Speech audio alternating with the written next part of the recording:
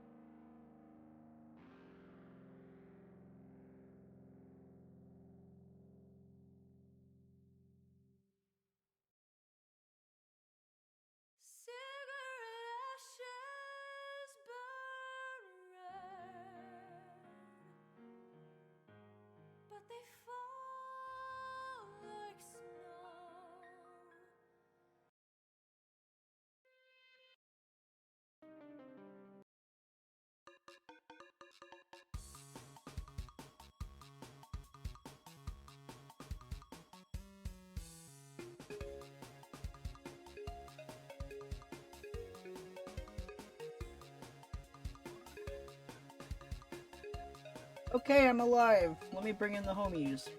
Hello, homies. Hi. How are we on this Saturday? Dying? Yeah, I feel that. Had my birthday yesterday. Oh, happy yeah! birthday. Sorry to hear that. I forgot it was your birthday. I mean, I wished you happy birthday in Discord, but like, holy I believe shit. I did as I thought I did as well. Hopefully I did. If I didn't, I apologize and wish you one now. Yeah. I got birthday ramen yesterday. Hell yeah. Was that your favorite part about your birthday? Yeah. Your wriggling day. Yeah, it was my wriggling day. Our beautiful fuchsia blood. Hello, CL and Shrapnel. How are you?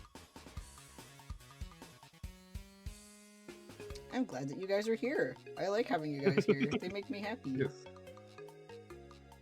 Alright, so... Oh yes, since you're here, I will say Andrew Hussey is a cunt. Yep, it's true. Alright, so... Orville, what happened last week? So, we reached the end of Mina's we did the final of Mina's quests. The final installment of Mina's quest to gather her army of ghosts, which for her to play Ghost Fire Emblem and failing to recruit anyone.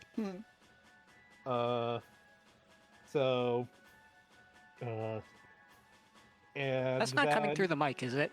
What? Okay, good. Okay, so then basically she butted heads with Vriska, and the two of them decided to throw down because they're at odds about their different plans to stop Lord English. Yep, basically. And then also we went and saw the planets for the rest of the Alpha Kids. Yes. It was hold on, let me scroll over there because I got the wiki open. The cool thing is that they're all the planets are named after ways to bury someone and a noble gas. Oh. So the Land of Mounds and Xenon. Where's the other one? Land of Pyramids and Neon, and Tombs and Krypton.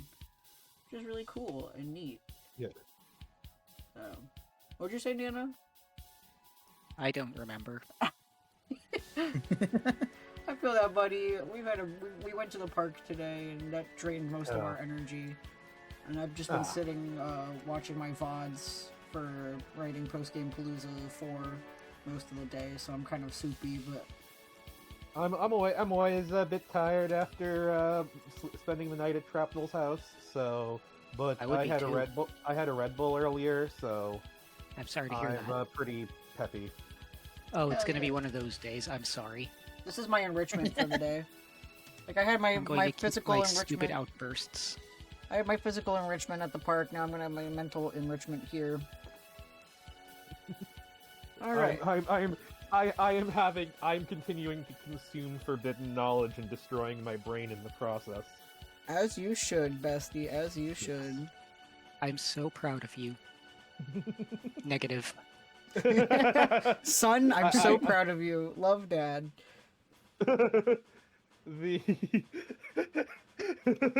What?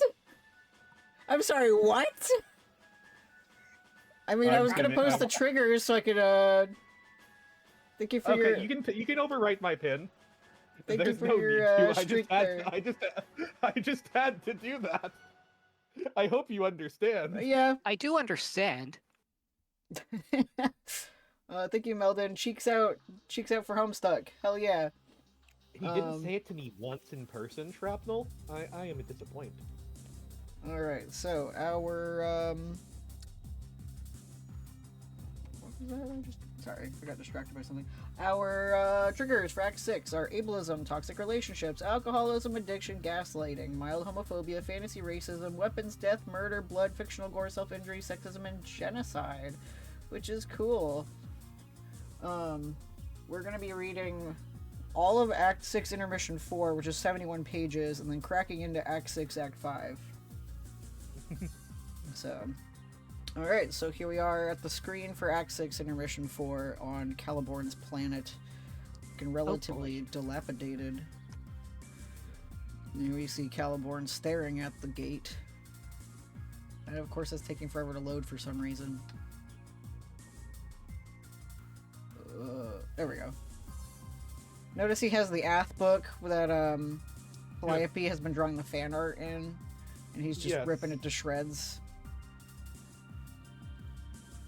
That. Alright, go ahead. Yeah, I was to say, that tracks, is what I was going to say. You are now Caliborn!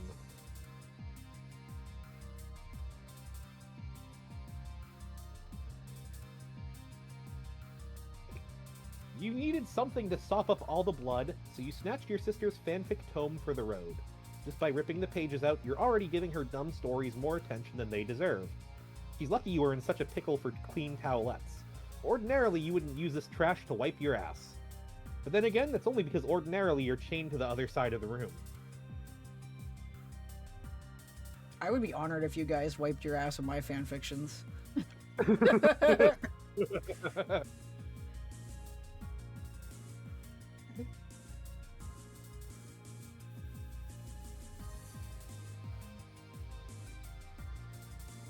Keep going, buddy. I'm writing. I had to record something. Oh, okay. Oh. You captchalogue the tome, savoring the recently acquired freedom of having a fetch modus all to yourself. The idea of storing an object and then freely being able to retrieve it any time, without having to barter with a truculent sibling over a series of inconvenient naps? It's almost too much liberation to fathom. You truly are a free adult man, and you are so proud of yourself.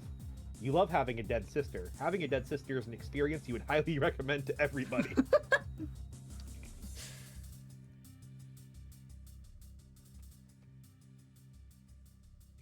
You are already so far from home. You've never walked so far in your life, at least not while awake. The immovable juju block keeping you shackled to your room was just one of the many banes of your existence.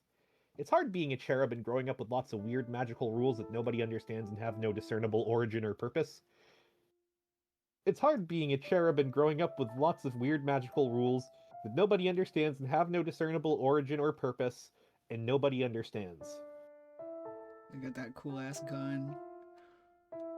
This gun. You peer at your former prison through the scope on your machine gun! You aren't really supposed to hold the gun by the magazine like that. Whatever.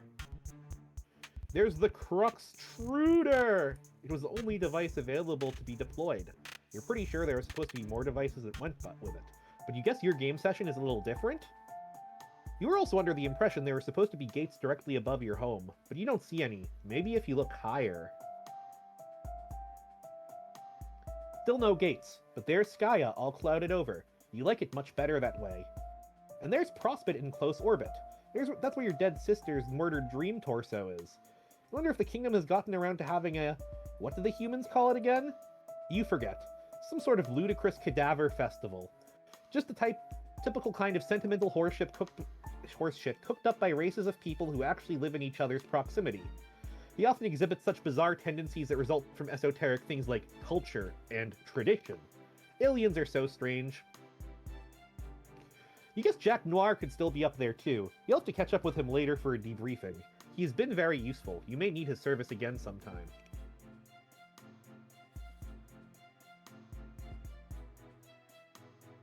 Until then, it seems there is nothing to do but keep exploring. There are no signs of anyone or anything interesting on this planet, except of course the same hideous statues which littered your homeworld. You can't seem to shake these god-awful things, even by fleeing to another realm. You don't know what they are, but you suspect that once in an ancient civilization they were probably symbols of tyranny and oppression. Now that you think about it, you believe your entire planet may have been sucked into the medium, not just the cruddy statues. The landscape is very similar, minus the bright red glow from the supergiant. Add one more item to the list of things you don't understand. You thought you were going to be sent to a cool new planet, unique to you and your adventure. Some sort of amazing new magical place you could conquer, not the same old barren ball of shit you grew up on. At least that is what Calliope had you believing. You think she was probably a liar, or just really stupid, or both times infinity.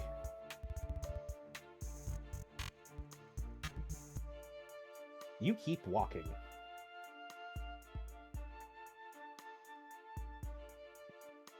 Walking. Yeah. You're not going to lie.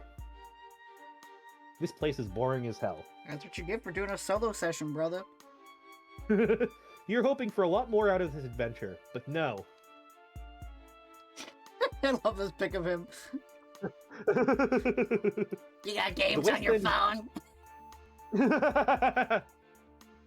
I was gonna say it's very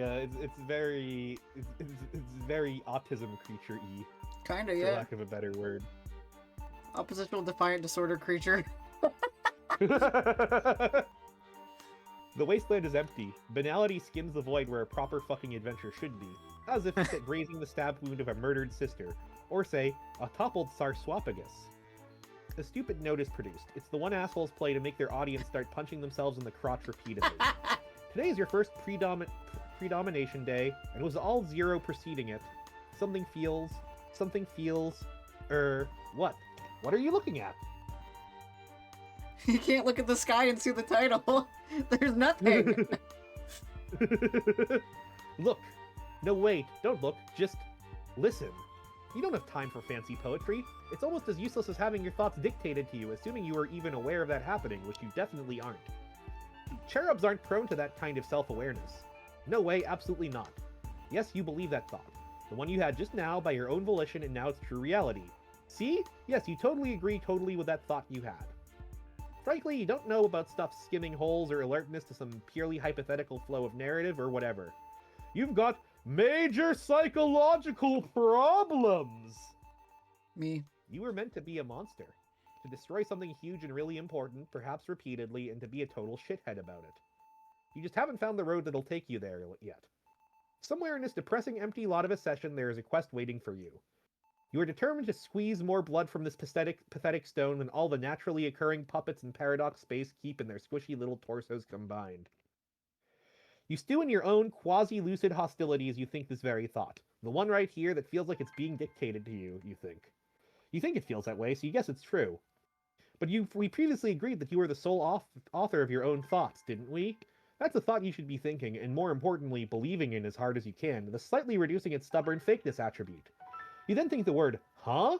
Doesn't sound like a thought you would have, you think to yourself thoughtfully. What the fuck? But seriously, you've got to stop this. If you keep thinking thoughts like this, you'll probably start going crazy. And if you start going crazy, this desolate one-player session will start to feel a lot longer than it's already going to, and more specifically than it already did. Still, you can't quite shake the feeling. You have a feeling it's already been a long... Hey!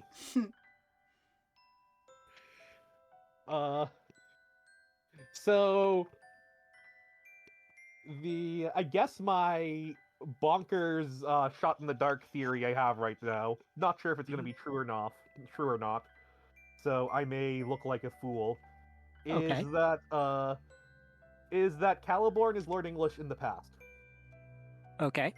Is a young Lord English, since we've specifically seen that the cherubs do not have any knowledge of him, as if it has been purposely and deliberately removed, and there has been all sorts of wibbly wobbly timey wimey shit. I won't shut up about it, trying to figure out the implications of that on So you free think will. that he's more likely to be younger Lord English than to be alternate universe Lord English, like the way that Alpha that is Trolls... also that is also a possibility. Yeah, because keep in mind this is a different session, but then again, he says in the end of Act 5 that he's been here the whole time. So yeah, he's already here. That's why I was thinking it was because yes, it could be a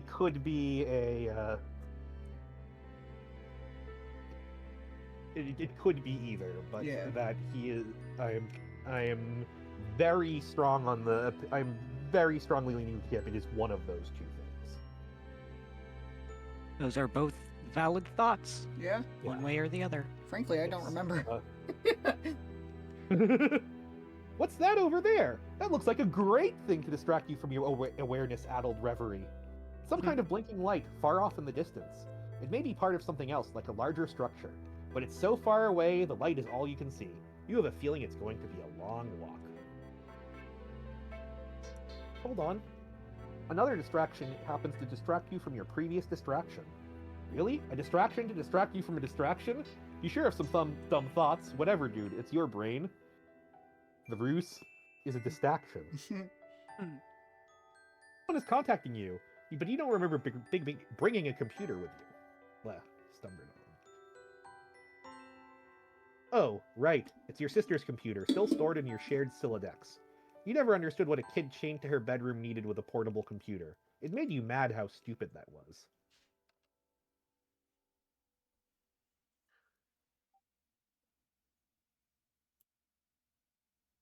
You take a look at the message. Yes, just as you thought, that plastered floozy is spouting her nonsense again. It looks like your sister told the human her name. That is a clear and egregious violation of the rules. She must have been getting really desperate. The joke is on the human, though. She's trying to wake up a dead girl. It seems their session is still completely blacked out. What a bummer. Where's the fun in harassing these losers when you can't see them? Maybe it's time you left them all behind anyway. You don't have the patience for games with idiots anymore. There are much bigger things on the horizon for you. All right. It's blood time.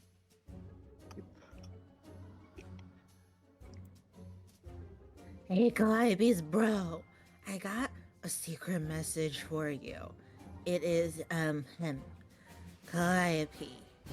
So, did that work? Calliope, Calliope, Calliope. Is 3 times the charm? Come on. Wake up, sleepyhead. Listen, maybe you're just AFK. Hope your dumb POS brother doesn't wake up and doesn't end up reading us instead. Yeah, I wish you would wake up. Really want to talk to a friend about everything that just happened. I mean, another friend who is not part and parcel to my 3 BFS ridiculous nonsense. Guess I'll give you the scoop on the haps for whenever you wake up. So yeah, we all finally entered our game.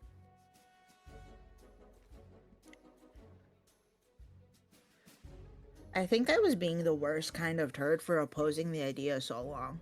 Guess I thought I was being noble. Like sacrificing something that was important and we all wanted anyways, just so I could fuck with the witch and her plans. But I don't know what I was thinking. Because this shit here is be great, I've got to say. Now we're all of the sudden in this crazy place full of pretty green hills and black empty sky. I never actually seen anything like plants growing on or a countryside. It's so peaceful and quiet here. I mean, the racket my loudmouth pals are making notwithstanding. We're just chilling at Jake's old broken house on a mountain figuring out what to do. Lol, this all happened so fucking fast. I can't believe we're all together like this, suddenly just hanging out in actual person in our moon jammies. This is better than I ever thought it would be in the silliest and stupidest way. Feels so surreal and amazing just being here with my friends. I'm still not even sure how all this came together. Mostly a lot of Machiavellian heroic extreme strider bullshit.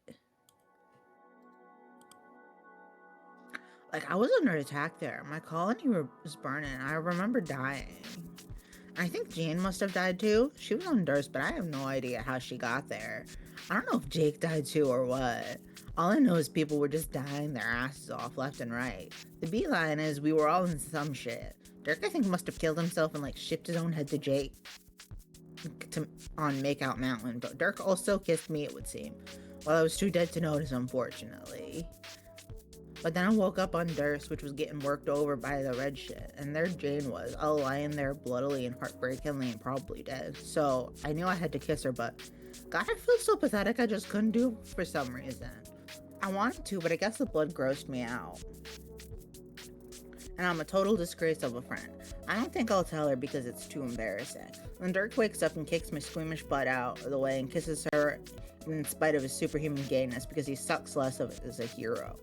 Then we were blasting off suddenly on his fucking rocket. I don't even know what's happening, but it's all so awesome. We scoop by somewhere and pick Jane up in her yellow dress, and now she's flying with us, screaming the whole time.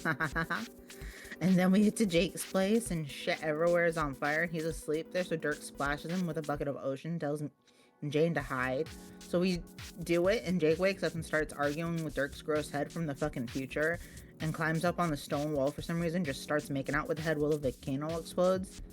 Jane and I are like, what the actual fuck? Well, Dirk's just out there with his bucket all like, yup. Then we all ate out of that popsicle stand, so now here we are. Wow, that story is a goddamn mess. What did I even just say?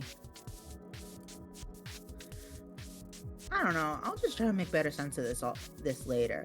I just wanted to tell you, and thank you for all you did to bring us together like this. It has meant so very much to me. Well, I guess I have a new lightning bug pal. He's toasty, cute, and friendly and blinky and as all get out.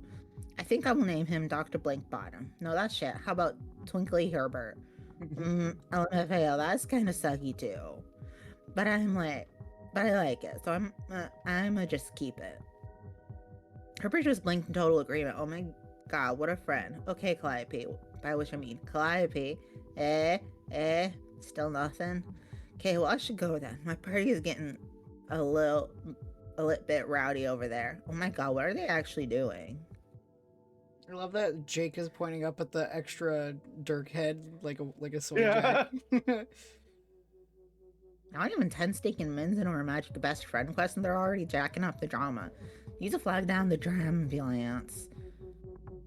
Haul these fuckers away. Wow, they're really being so absurd. Maybe it's just because I'm not tipsy at the moment, but this shit is like hells of amateur hour to me right now. Maybe if I wasn't sober as a nun getting slapped by a librarian, I wouldn't even notice. For reals though, I may just say, dying is a hell of a way to sober up quick. Got to remember that trick. So hey, wake up soon. I will try again later. Must deal with some shit now. Erg, I think I could use a drink. And back to Caliborn, who's angry as fuck. Uh-oh, who's that over by the tower? He's coming closer. Yep. And we get a sound page.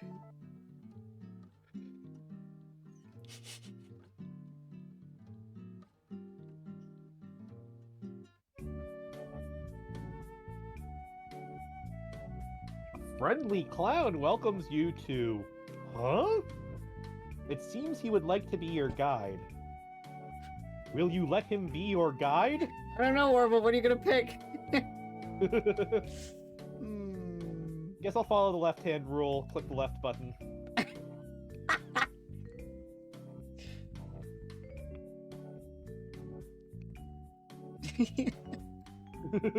Beautiful staring contest.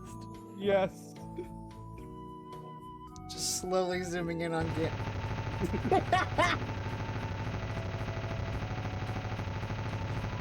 Bro just straight up getting shot to death. Like, I don't know. Would you react that way to a GMC? I mean, if I was on a solo world where I was aware I had to kill at least some creatures, And then I love on the next. He would be one of the creatures I would respond to with. He would be one of the creatures I would likely to be respond. I can't say for sure, but possibly. Yeah. And then I love on the next page. It's proof that he's not actually god tier because his wing fell off. He's just dressing in a god tier costume because he wants to. Yeah. Well, yeah. Gamzee is, in a sense, the biggest troll of all the trolls. Yeah. I always headcanon him as the tallest too. That would fit. It's again very. He has the tallest horns after all. Like, yes, he definitely has the tallest horns. Caliborn.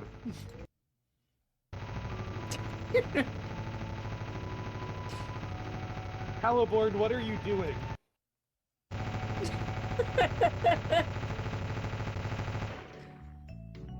Stop it! The wing floating down. Oh man. You finish brutally gunning down a semi-innocent clown for like 5 solid minutes and turn your attention towards this mysterious tower. What the hell is this thing? Maybe this clown could have helped you understand what you're supposed to do in this empty wasteland, but no, you had better ideas, and all of them were bullets. Pretty neat looking tower. Actually, it reminds me of a time me and a friend were playing the game House of the Dead, and I knew there was a creature there was a zombie that was gonna jump up soon that was a pain in the ass, so I'm like, I hate this part, but I forgot there's a civilian that runs out first, so I just shot him in the fucking face, which dings you points, so I was like, I just started laughing, we just both started laughing, because like,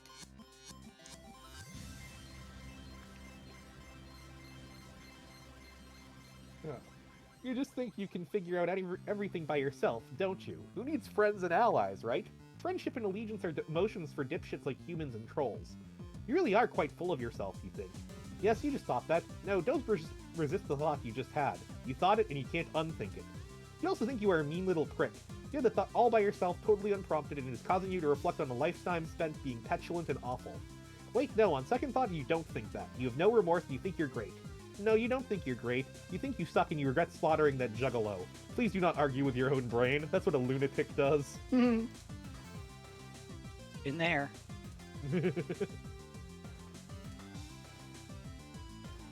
You really are upset that you killed that sweet, helpful bard. No, don't pretend you aren't. He only wanted to be your guide. Would that have been so bad, you wonder? You wonder this to yourself while a tear rolls down your stupid red cheek. You turn away so that nobody can see you cry, but you let out a muffled sob and everyone can tell how sad you are.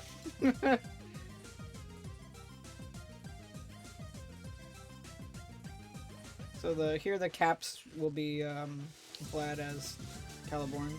Yeah. Yes, I see. Hey, voice in my head. Yes? Shut up. No way! Then who would describe what you're thinking and feeling? Nobody. I can think my own thoughts just fine. They're less stupid and condescending than the thoughts you tell me my brain to have. But your thoughts are shitty. You should be grateful to have someone spice them up for you. No, what's shitty is you. What's also shitty is the shitty piece of shit machine you live inside. Live inside this thing, you idiot. This is just sort of like a radio tower. It receives and transmits signals. That's kind of obvious? It's not obvious. It's dumb and confusing. I demand to know what's going on. Tell me. Gamzee could have told you a lot of stuff. Who? I can't believe you shot him like that. What's the matter with you? He was literally the first living being you ever met in your whole life, and you gunned him down without a single word? You got some problems. The clown. He was dreadful and purple and needed to be exterminated quickly. He was a huge fan of yours and was really looking forward to meeting you. He wanted to help you with your quest. This is my planet. No one else can live here. I don't need help. Yet you want me to tell you what's going on? Yes, tell me immediately. Nah. What? I'm getting frustrated both by you and this fucking keyboard. I'm kind of getting narrator Sims Slay the Princess vibes. Yeah, but also, how does it make you feel about free will? Yes, well, yeah, so it seems like it is very much a thing where, an all-knowing being can just rewrite your brain at any time. So, this would suggest that free will effectively does not exist, because it's the Christian dilemma of the all-knowing, all-powerful God, and yet they claim free will somehow exists. Despite the fact that one of the things God can specifically do is change your mind. Yeah. See also Pharaoh. This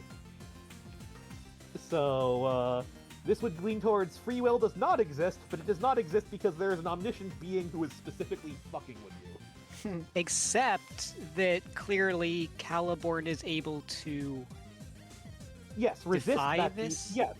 Yes. Which may suggest So- that free will does exist, because there's just some sort of inertia. I guess that goes back to my determinism demon theory.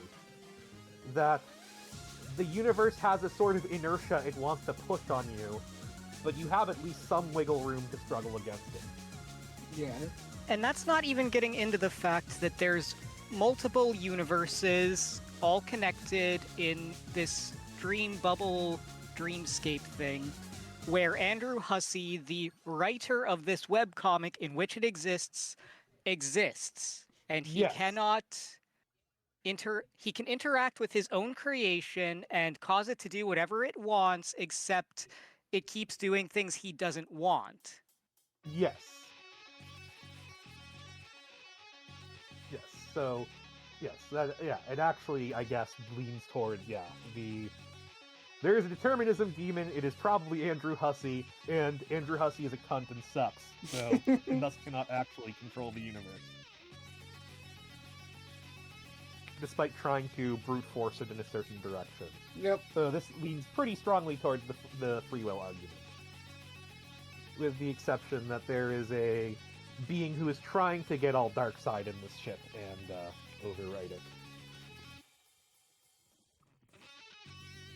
Trying to figure out exactly what's going on with that is going to take you even longer. Yep. Because The only way it's through kind is... of Lord English, except Lord English is the Lord of Doc Scratch, and Doc Scratch clearly could defy the narrative, except he could only defy the narrative in ways that the narrative already dictated, except that the narrative doesn't exist because Lord English is destroying it, except that we already know how the narrative is going to go because wibbly wobbly timey wimey destroying the narrative is creating the narrative, the whole creating a map of the universe by destroying the universe, etc., etc. Yes. So the answer may just be that the answer may just be that it is a paradox. It is an inherent the paradox exists eating itself. After all, the universe is called paradox space. Yeah, interesting. Isn't that interesting? Huh. So yes, it may just literally be that it is unanswerable because it is eating itself. It is at war with itself. Anyway, yeah. Just remembering What's some the things. matter with it? Making it impossible to type my quirk. No, it's not. Yes, the caps lock key appears to be permanently depressed. How do I make it not like that? It's locked. You need a key to unlock it. You need keys to unlock a whole bunch of features on this tower. Where's the key? How should I know? Because you are an infuriating font of knowledge about many things, including my own brain behaviors. Why should I tell you everything? Find your own fucking keys. It's your quest, remember? No, but typing like this is bad. It's really throwing me off. I don't understand the problem. I can't make my U's little. No, I got that, but caps lock should make it easier. You realize that when caps lock is on, you can hold down shift to make letters lowercase, right? What? No. I don't use caps lock. I thought it was supposed to be like a training key for babies. A training key? Maybe also for girls when they get hysterical and make their letters shout. Okay, got it. Really great theories there. So, how do you usually type them? Just never mind. Hang on, are you saying you hold down shift with one hand while hunting and pecking for all the letters with the other? And whenever you type a U, you just let go of shift? I said never mind. Wow. Okay, look, I can acknowledge the method you propose is a lot more efficient and sensible. I just have my own style that I'm comfortable with, and also just never thought of that. How old were you again? Fuck you. Okay, the thing is, don't tell anybody I said this. I've always had a lot of trouble at learning stuff. Yeah, I know. Aww. Side effects. Fuck it, I'll just type in all big letters. Even the U's, who cares? Looks like someone just took his first big step toward growing up. Actually, typing this way is a lot easier. Looks like I win this round, asshole. With what? I was the one advocating the use of caps lock in the first place, Doofus. Don't antagonize me, you aren't a funny person. I can tell you think you're funny. I may have problems learning, but I know when a piece of garbage is trying to be funny unsuccessfully. You're right. I do think I'm funny sometimes. Maybe I'm wrong, though. Haha, you are just a wrong and unfunny guy. We all have our flaws to overcome. I do my best, just like you. Think of all you've done in spite of your learning problems. You don't let your disability hold you back, do you? I guess. You won that game of chess with that stupid gambit, switching the hats, remember? It was a lame ploy and totally not in the spirit of the rules, but it got under her skin enough to force a loss anyway. You also hired Jack to murder your sister, which was a dick move, but reasonably clever. Yes, those things I did were great. Well, they weren't great as much as terrible, but the point is you can accomplish anything if you put your mind to it.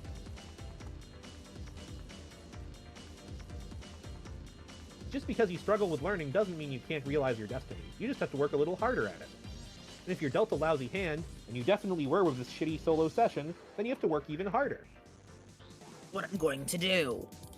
I know you will. You're going to prove all the haters wrong, exceed your own limitations by miles, and accomplish more than you ever dreamed possible. Yours is quite an inspiring story, actually. It's just a shame that all of your accomplishments will be so horrible. But that's really beside the point. Yeah, I already knew I was incredible and special. What are you trying to do? Inspire me? Save your breath, fuckhead. No, I don't give a shit about making you feel better about yourself. I'm not your guardian or your sprite or your exile or your fucking life coach. I'm just saying some things that are true through the narrative prompt. Take the facts or leave them. Most of your facts are boring so far. I would like better and more useful facts right now.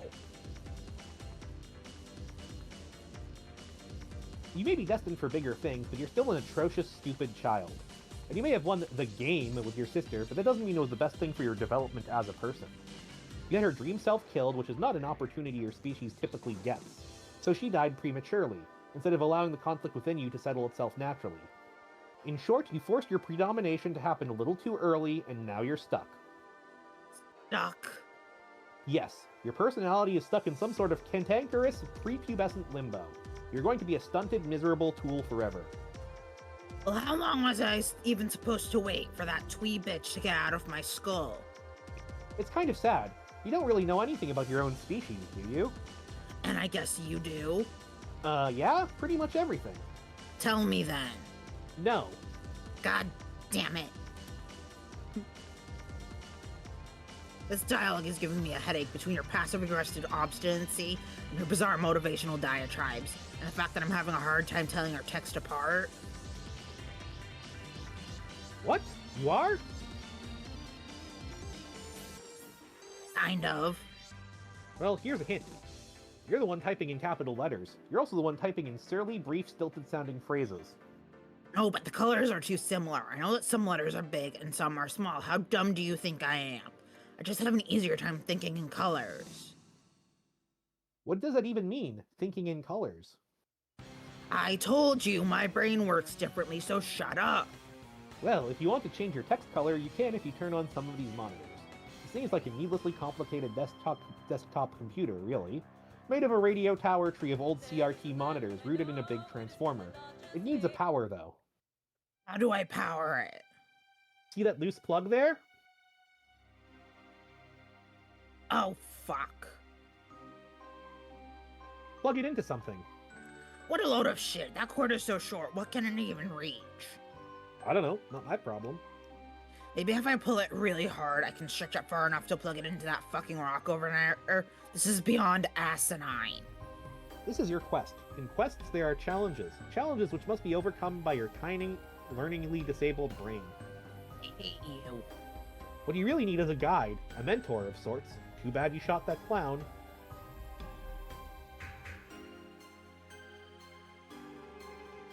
Stop doubting the wisdom of that imbecile with the disturbing underpants.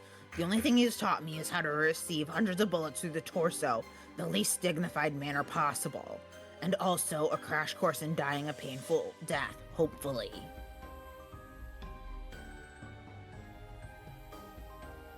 Sorry to disappoint you. He's not dead. What? What did you expect? He's clearly a god tier. Bullshit! Haven't you ever seen a god tier before? You do know what that is, right? Yes, I know what that is. Then you know that he's immortal and can only die under very specific circumstances. Guess there's no point in trying to kill him. But his wings fell off. I saw them fall off.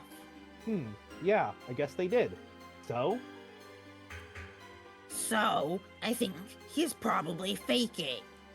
Oh, please. Paranoid much? Why would anyone go to that kind of trouble? What would be the point? He would have to be such a jackass to do that. I don't know why he's faking. I just know those wings were bogus pieces of shit that were like strapped on, which means he is a fraud. If you don't believe me, just see for yourself. Huh? You made the rookie mistake of turning your back on the body. Oh my god. So, dude. How can he possibly still be alive? See? Fit as a fiddle. Barely a scratch on him. Just please don't shoot him again, okay? Why? If you say he's immortal, then it shouldn't matter, right? Yeah, I know what I said. Alright, maybe he's not god tier. Who can really say for sure? Just try giving the machine gun a rest for a while. He really wants to help you. I don't understand why this fucker won't die. He's a hilarious, rascally clown. You know how it is with clowns. No. They're notoriously difficult to kill for reasons that basically don't make any sense. I'm personally not aware of a single timeline in which this codpiece-packing moron dies. What? What does that mean? It means you can't keep down the clown. Huh? Say it with me. You can't keep down the clown. No, I won't say that. You can't. Go fuck yourself. Just tell me what it means. It means crazy clowns just won't die for some reason. In adventures such as yours, they tend to linger long past their welcome. They linger and linger and linger, and just when you think they're totally fed up with their bullshit and you can't take another second of it, they just linger some more. And you never know what they're up to, and they're always scheming in the shadows, and it's quite possible that whatever master plan they're hatching just doesn't make the slightest bit of sense at all. But it doesn't matter. It doesn't matter how stupid the clown's schemes are, or how sick of him everybody is. He just won't die. This is, honestly, the worst sales pitch for a mentor that I have ever read. Granted, but come on, just let it slide this one time, please? Just no more shooting. You can slap him around if you want, that's fine, but shooting is off limits. Why? Because you can't kill him. He's the most important character in... In what? Well, okay, maybe not the most important, but he's still really important. I seriously think you've been mostly fucking with me. No way. Oh, hey, shh. He's approaching you. Come on, man, be cool. Let's just see how this plays out. It looks like he's got a present for you. Ooh, I wonder what it could be. Was, Gamzee, like, really hated by the fandom at this point? I don't think so. No, it's just that he was considered a inconsequential character, like just one of the less important trolls. And someone on Formspring asked Hussey if he was ever going to be important, and Hussey said, yeah, actually, Gamzee is the most important character in Homestuck, and just kept that running joke going the rest of the entire rest of the comic. Yeah. I assume that's before he killed half of the other trolls. You know, I don't remember. Yeah. Because that was pretty big. It was pretty big, except in the long run, did it really matter that much, since now they're almost all just here in Paradox space? Yeah. I suppose that is true. Yeah, because before we knew about Paradox Space, it was crazy. Because, like, that was all happening in the course of, like, 1 month, 2 months. And, like, you would fear logging in to... before you read the update. You would be like, oh god, I hope my Blorbo didn't fucking die last night. You'd have to log into Homestuck before you log into Tumblr.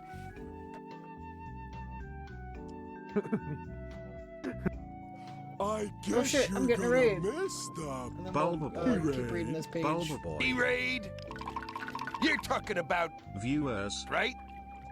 Viewers. Yeah. And you're talking about raiding their Streams. for their Viewership. right? Oh yeah. Hello, Tastic. How are you? What's happening, brother? We are, it's another Saturday, so it's another day of reading Homestuck. We're pretty late in Homestuck. We're, like, in the back 70%. I mean, the back 30%. Jesus Christ. We're in the back 30% of, the comic, I'd say. So, if you have every intentions of reading Homestuck and don't want to get spoiled... For some reason. Yeah, for some reason.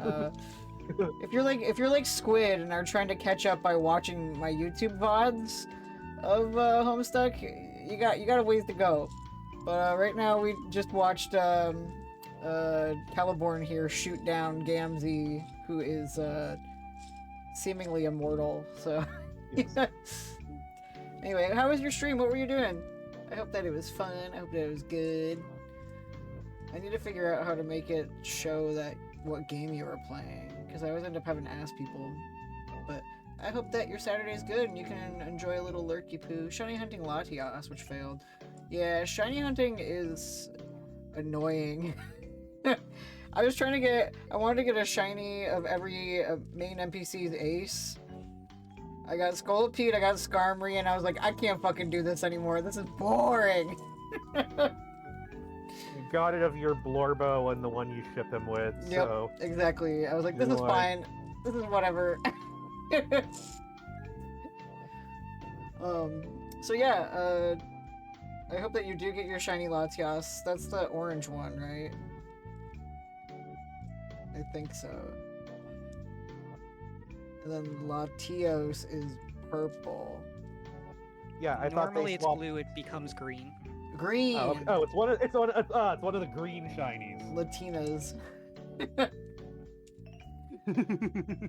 Like, I'm shiny hunting Latinas. Shadow the Hedgehog. Where? Well, Tastic, I hope that you can relax, because streaming, yeah, I know takes a lot out of you. So, if you want to just chillax, work on sipping some water, doing some stretchies, having a snacky, lurking, whatever you need to do to take care of your body, I hope that you can, feel good. IRL before URL. We'll keep chugging along on this wonderful, delightful multimedia masterpiece. Yes,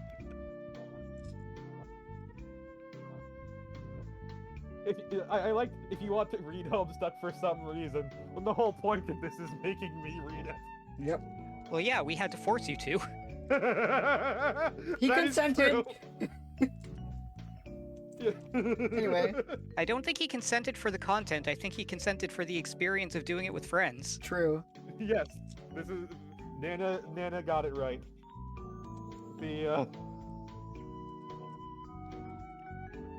You motherfucker! He looked at me funny. Yeah, want to know why? Because he's a fucking clown! Do not type in big letters, it confuses me. Why do you have to be like this? Why can't you just be down with the clown? I don't know. I like shooting him. He just has this perfectly shootable torso. Hey, what the fuck is this horrendous music? What? You don't like it? It is without a doubt causing me more pain than whatever this unkillable clown is feeling right now. Well, whenever you shoot the clown, I play the elevator music. Oh, fuck. No! That's the deal. Either shoot the clown and face the music, or put on your fucking big boy suspenders and stop trying to murder him. Alright, whatever. I find your stipulation to be tyrannical, but fine. Just plug the thing in the goddamn box already. I like the elevator music. That's one of my favorite songs. As far as elevator music goes, it fucks. Yeah. Alright, now what? Your sister. Now all the monitors have power. Each one is set to a different channel, but they won't display anything unless they're unlocked. You unlock them by finding the right keys and using them on that little model of the radio tower next to you. One of them is unlocked for you already. Can you see it up there? Yes, I can see it. It is a view of my dead sister. What a beautiful sight. She really makes a more breathtaking corpse than I ever imagined. Whatever you say, weirdo. Anyway, it's like I said, this is a glorified computer. If you want to change your text color, you can sample from pixels from the display. This is perfect. I was intending on using her putrid green blood to color my text. Were you? Yes, it was going to be like painting my words in her blood, as a token of my ruthless triumph. And then on the next time I was going to harass somebody, it was going to be all like, look who won, it's just me now. And I would just be like, now what's up, bitches? It was going to be so badass. Okay. Also, this is a funny coincidence, but I was also batting around the idea of stealing her big U's anyway. I mean, as another kind of trophy, to let people know I'm whole. The best sibling is in charge now. I was on the fence about doing that though, but I guess your stupid locked keyboard maybe forced the issue. But I'll just say badassery was the reason, and omit the tedious anecdote about the keyboard, so yeah. Then let's consider this a serendipitous facilitation of all your most juvenile typing fantasies. Let nobody henceforth mistake you for a guy who isn't trying as hard as he can to type like a cold-blooded motherfucker. Yes, that's what I want. Great, now grab that mouse there and pick a new color. I hate those mouses. They're terrible. Yeah. Mouses? Yeah. Excuse me, what the fuck is this? It's a wireless mouse. No, it's this awful kind of mouse. The kind with the glossy orb. I hate these. Yeah, trackballs are pretty terrible. Can't argue there. My thumb claw is kind of slipping on the shiny ball. It's incredibly difficult to operate. I really don't envy your situation. Also, this is an awkward vantage. If I want to use the mouse and look at the screen, I have to stretch my arm really far and kind of twist my body to look around the corner like this. Well, maybe that's why it's a wireless mouse? So you can pick it up and walk around the tower and use it on whichever monitor you want? But I can't move it. Pardon? It's stuck. Why is the mouse stuck? Probably because it's welded to the counter. Are you fucking serious? Yes. I cannot believe this. What sort of asshole would set up a wireless mouse then and weld it to the counter? That's a hell of a question. Oh, I am so pissed off at this. Who was responsible for this nightmare? I don't know. Someone who thought it would be funny watching you struggle with a shit-ass trackball mouse? Welded to a counter? I demand to know. Was it you? It was you, wasn't it? Maybe.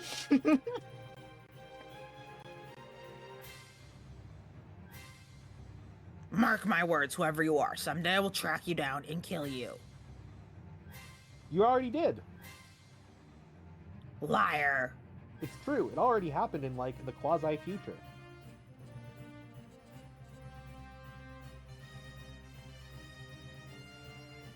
What?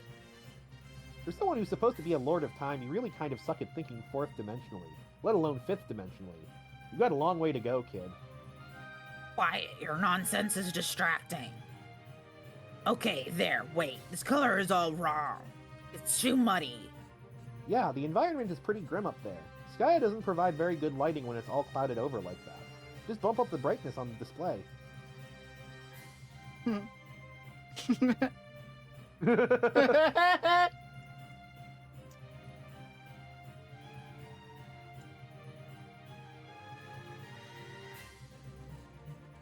Okay, how's this? That looks better. Wait, let me check. Okay, yeah. Hashtag 2ED73A. That's correct. What? That's the hex code for the color. What the fuck are you talking about? It's the numerical representation of the color in hexadecimal format. Okay, so? So I was just double checking to make sure it was right. And? It was right. This is a particularly aggravating tangent to an already ghastly conversation. I'm definitely going to figure out who you are and how to kill you. But Caliborn, how do you expect to kill me when I am already dead? Oh, man. How is it actually possible for someone to be this obnoxious and unfunny? I don't know. Maybe it's a miracle? Stop fucking with me. I'm serious.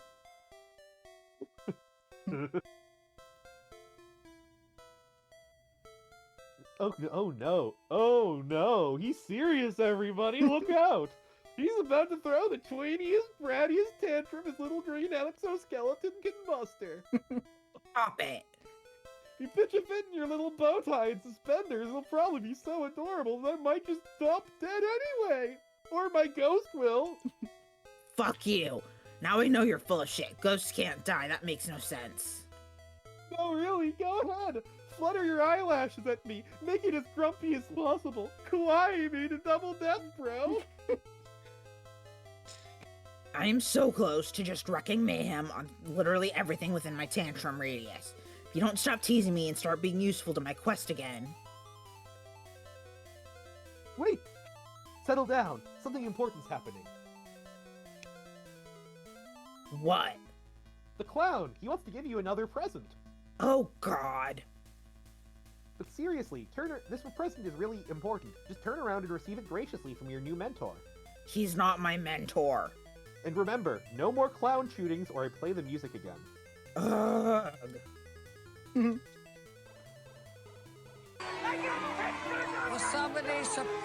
What is that?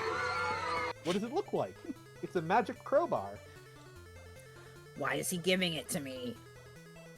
I'm not sure. I thought you knew everything. I know a lot of things, but I don't always understand his motivation for doing the stupid things he does. Why not? I just don't. Like, one time, he sold a girl some potions. I have no idea why he did that. Potions? Yes, potions. He also threw some corpses into a sprite to revive them and fused their identities to create a disturbing freak of nature. Still not really sure why he did that, probably just to fuck with everybody. What corpses? It doesn't matter what corpses, just some corpses, okay? The point is, he probably didn't even have any reason for doing it. He was just being weird and capricious. But that doesn't mean it didn't end up serving an important purpose anyway. After the fused corpse sprite exploded, both of their ghosts got fed up and decided to start working together. And now they're doing some important stuff in the afterlife. But I kinda doubt this clown had any idea that would happen. Or maybe he did? Who really knows with clowns? Holy fuck, who cares about this? What about the crowbar? What about it? You said it was important. It is important, but I don't know if he knows that. I bet that crowbar is a useless piece of garbage. I will not accept it. Maybe he heard you bitching about the wireless mouse being welded to the counter and he's giving you something to pry it off with? Oh, right. Maybe that's it. But that's not why it's important. Then why? You know how at the start of an adventure you find some seemingly trivial thing that turns out to be important later, but at the time you have no idea why or how it'll turn out to be important? Yeah. It's like that. That doesn't explain anything. It explains everything. What's magic about it? What does it do? I'm not telling. Tell me what I'm supposed to do with it. No. Yes. Just take the damn crowbar. Okay, fine. I think I'm developing a premonition about why this is important and what I'm supposed to do with it. Really? Yes, it's going to happen really soon. I can feel it. Wait, what are you?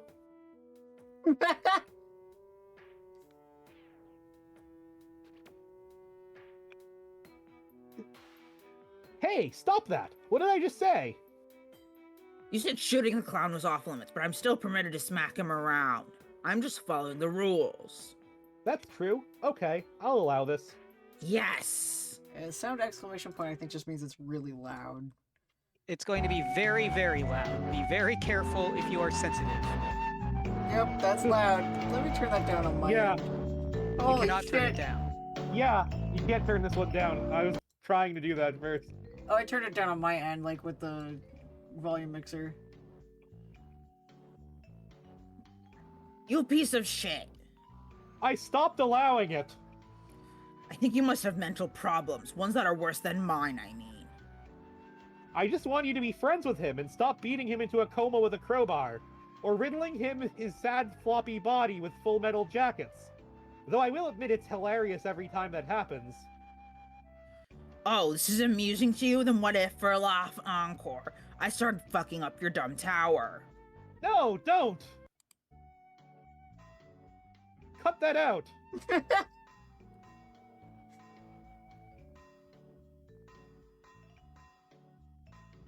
Oh, is it not loading for you, Vlad? Yeah, it is not loading. Understandable.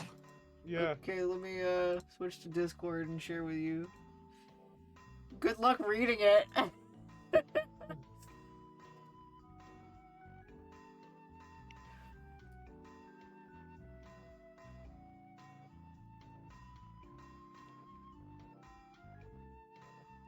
Make me. You're going to cause huge problems for everybody if you keep that up. Mostly for yourself. Then shut off that music and be useful to me again. How? Tell me about my quest. You brat, I'm not telling you shit. I could do this all day. Wow. This is just the most fun thing. I love this magic present. You know what? That clown, maybe he's not so bad. I mean, once I broke him in a little. Okay, fine. I'll tell you some stuff. Just quit it. I love at the bottom, there's Andrew Hussey being flopped around. He's like, you go, wee! Yeah, wee! Alright, let me try to... There we go. Okay. Maybe Caliborn isn't too bad if he's causing Andrew Hussey pain. Yeah, right? Thank you. Now what exactly would you like to know? Everything. Everything is a lot. Care to narrow it down a little? Obviously not the boring, irrelevant things.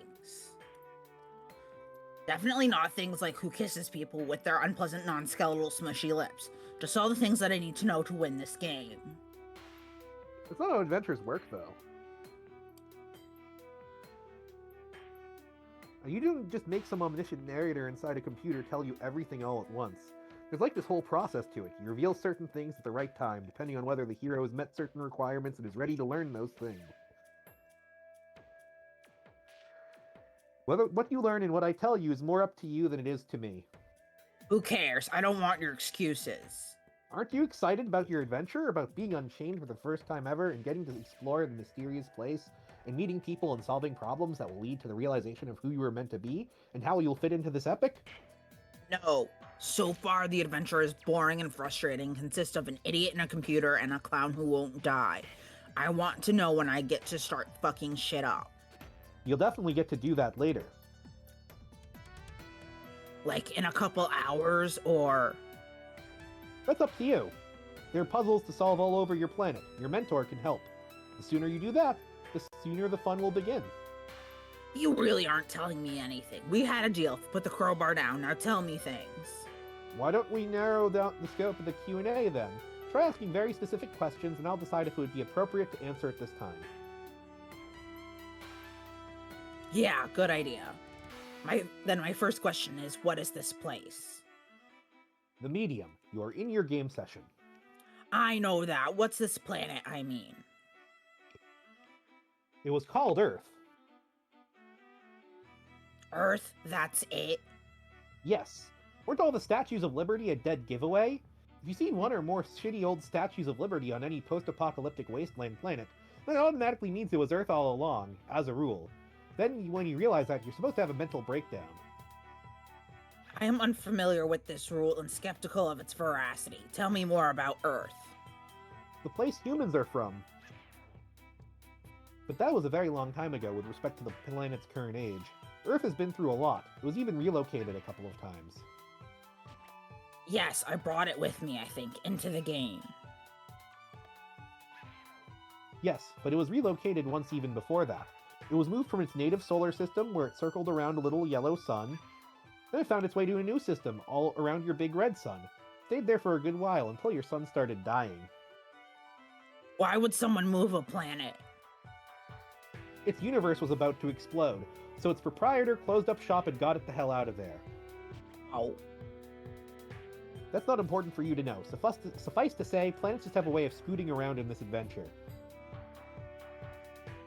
Okay, why is this my planet in the game, though? Because your kernel sprite turned into a black hole and sucked it into your session? No, I mean, I thought I was supposed to have a cool and special place, like a land of something and something. You do. You just have to unlock it. That is when your real quest will begin. How do I do that? You know, finding keys, solving problems. All the potential for extraordinary achievements in your quest must be unlocked first. We've been over this. Where do I find the keys? I don't know. Lies. Why would I know that? You think like I'm an encyclopedia on key locations? I got better things to think about than where all your stupid keys are. Find them yourself. Better hop to it. No, more questions first. What am I ultimately striving to unlock to make my real land appear? Is it some sort of giant fancy keyhole? No, more like a big door. A door to what? Treasure? Kind of. If there's any treasure in there, it would be guarded by your denizen. What's that? A powerful monster that rules your planet. He's asleep in the core. He appeared there the moment Earth got sucked into your session. What kind of monster? Is it a deadly challenging monster? Yes, he is the deadliest, most challenging denizen of all. He very rarely appears in game sessions, and is usually designated for the most naturally gifted warriors. His name is Yalda Bayoth.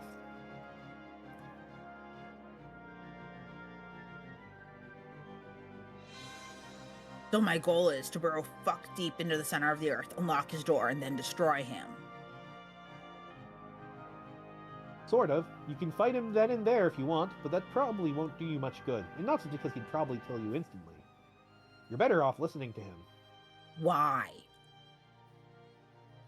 because he'll make you an offer, by which I mean he will give you the choice.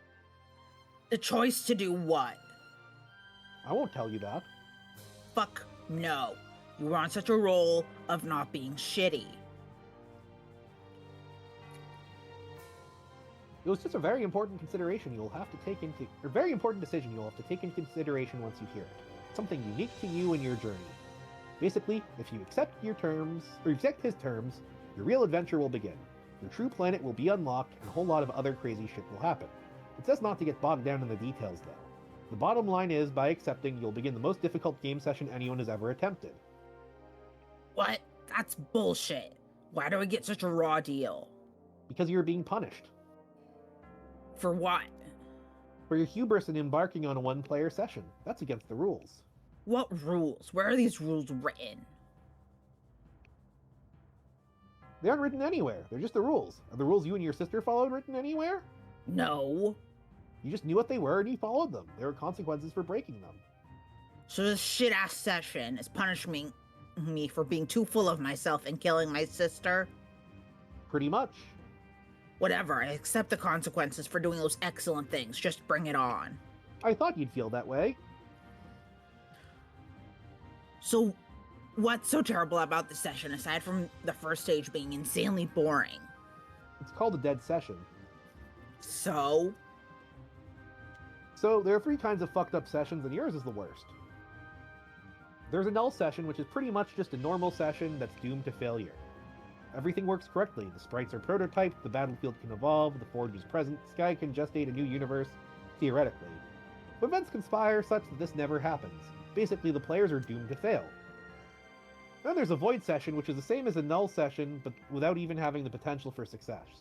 Nothing is prototyped, the battlefield doesn't evolve, there's no forge, it is completely inert. There's no chance of bearing fruit, at least not without some kind of miraculous external intervention, like a Deus Ex Machina. And then there's a dead session, which is a void session but worse. Started by a single player, the kernel sprite collapses into a black hole, sucking the planet into it, and eventually the sun and entire solar system. There is no hope of creating a universe in such a session under any circumstance, not even with outside help. Victory and defeat in a dead session are dictated by totally different terms. One way of looking at it is, if you're fortunate enough to even get your quest started, it will be like playing the game on the most extreme difficulty setting. Hope you're up for that. Of course I am. Let me ask you, if you were the most deadly denizen of all, would you want to mess with this? Hell no. What? Gamzee again. Oh. Wonder what he's up to now. He doesn't look too good. Want to do the puke?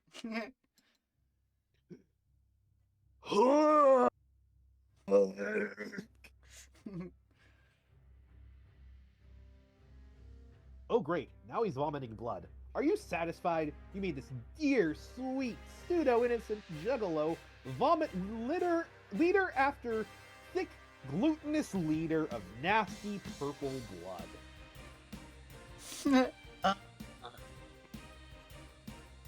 I'm debating whether I should play the elevator music again. Would that be funny? I'm not sure. Kind of borderline, really. Hold on, what is that? What? He's puking up something up. It looks like, are those keys? What? He puked up some keys. That's weird. What kind of keys? Just some regular looking keys with some kind of clowny key ring. Do you think they might work on this tower? Why the fuck are you asking me? How could this be something you don't know? Don't be that way. I'm just thinking out loud here. So you had no idea this wretched fool swallowed some keys, intending to later regurgitate them in front of me, probably as another present? He's kind of like a loyal pet, isn't he? Dragging ridiculous stuff into the house as gifts for his master, barfing up disgusting things on the carpet and beaming with pride over his generous offering. Isn't that what you want from a devoted minion/mentor?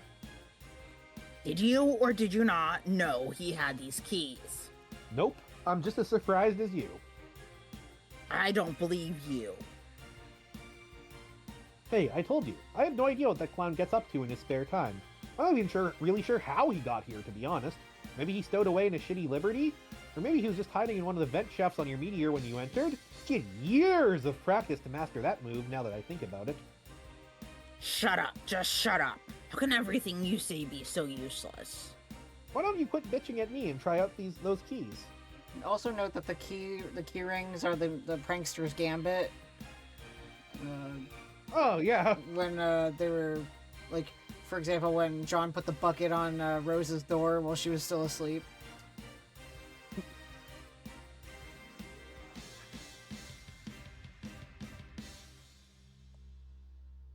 How do I know which key goes in which hole? You don't. What? There are no labels or numbers or anything. Nope. You just have to try them on every keyhole until one fits. That's so terrible. I literally cannot even think of a single thing more terrible than than that. Welcome to your quest. Okay, I guess I found one that fits. Jake. Ah, yes, it's this bubbling twit. Where is he? He's in his game session, exploring his land. His land looks cooler than mine. It is cooler. That fucker, I'm so going to mess with him now that I can see him. Hey, why can I see him now? Their game was blacked out last I looked. You are looking through a standard chat client viewport. This tower signal bypasses the field of void permeating the sector. As long as you find the right tower, the right monitor, and have the right key, you should be able to see anything in existence from this planet. Interesting. Try another key.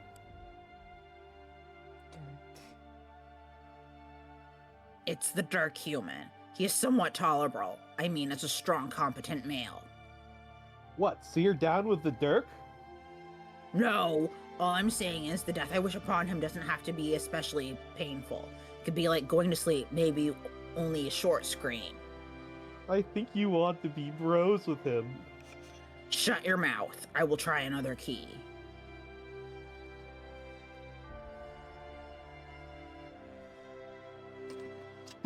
Oh, here it would seem that we have an exemplary pair of saucy bitches. Do you think? What? No, never mind. It was a frivolous question.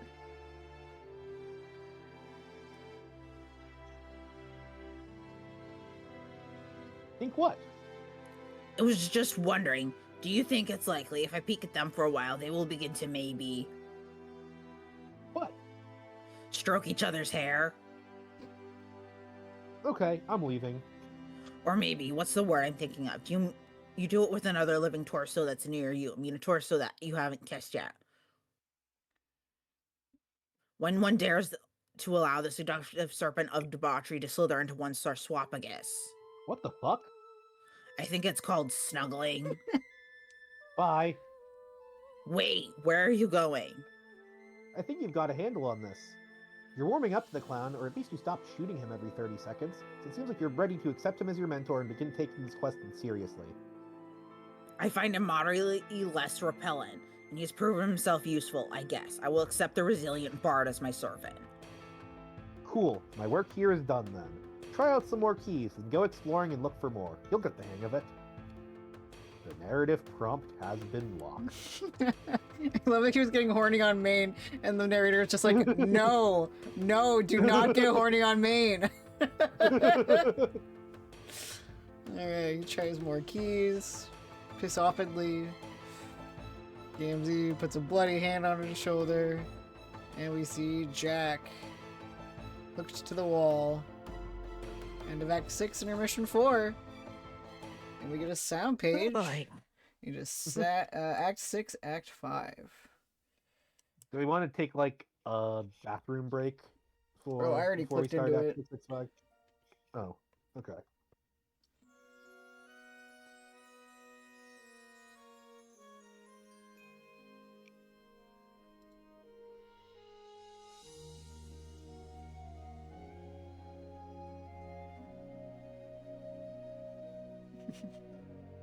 This fucking Titanic ass music.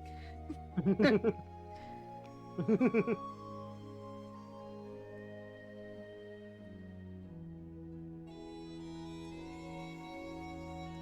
at his little suit. He's so cute.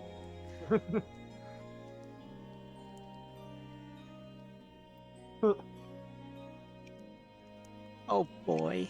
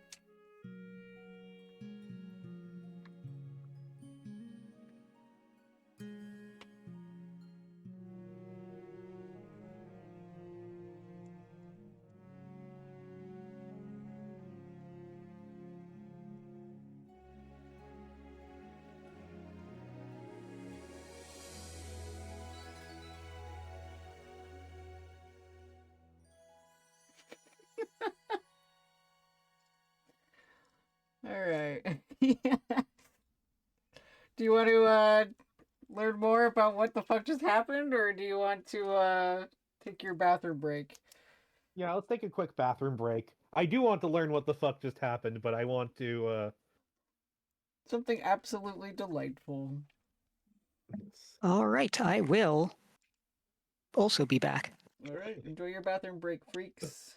Yeah.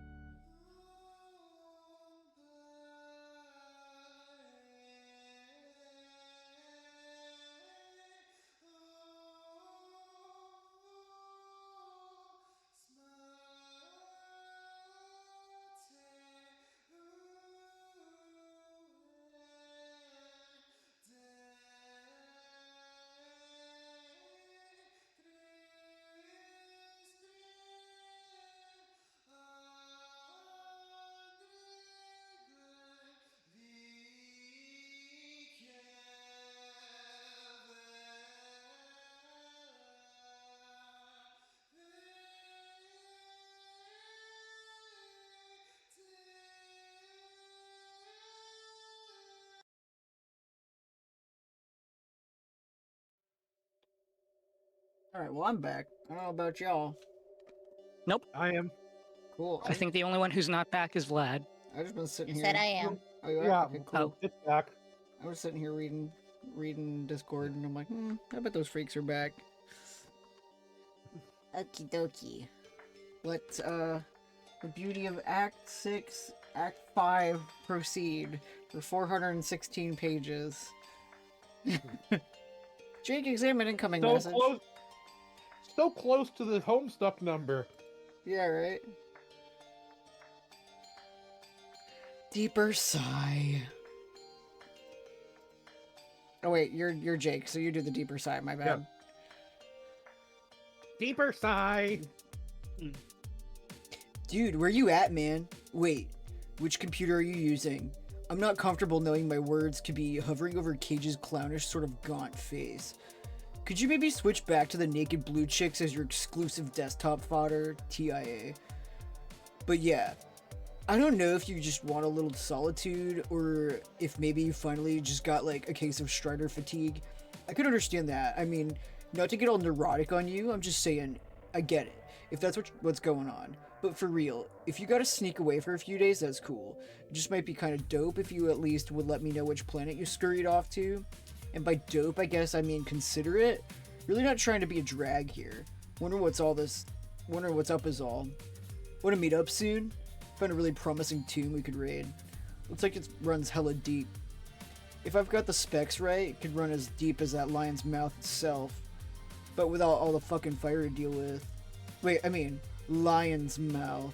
Gotta underline that key shit. Always forget.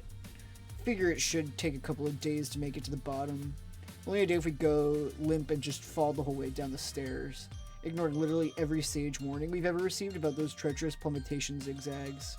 Just tumbling on down in a floppy limb trance like a couple of puppets in a race arranged by some drunk gamblers. If you're into another expedition, head to Low-Tac and hit me up.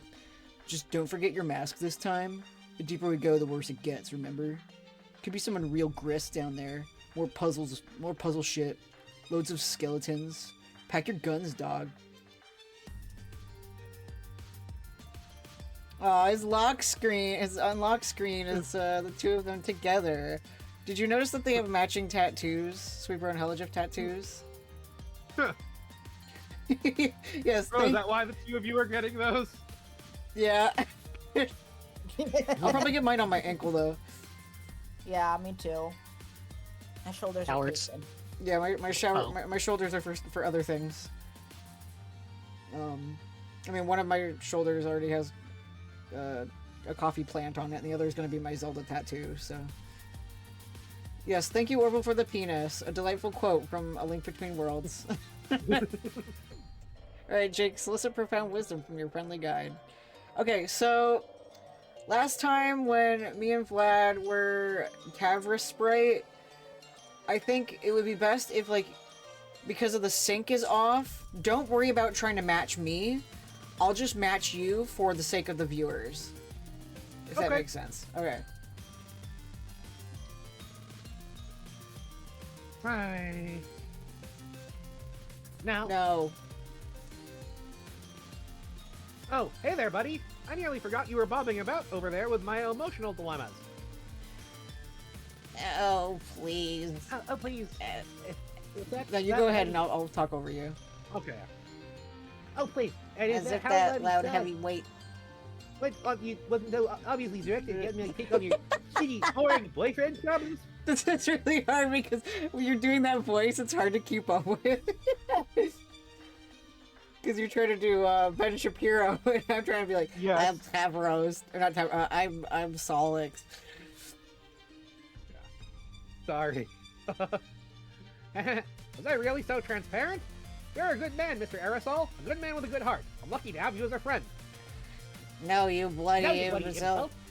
I am not a I good am not man. a good man. I don't have have a good heart. And I'm And not I'm your not your fucking fucking friend. friend. I think you may I be think the you- dumbest you- living the being dumbest I've living ever being I've ever encountered. encountered. I don't even know why I bothered bothered floating down this little drainage grassy belt gulch until to you flip flipped down the the daily daily bird. I must be out of It the must be out of my already tortured torture brain to bother with any of you emotional fuck fuckbags. bags. I suppose it's true. You can be a bit of a surly customer. I don't hold it against you, though. You've always been a wonderful source of amusement and companionship in this desolate place. Wow. Well, it's It's cool so to cool amuse, to I amuse amuse you. you.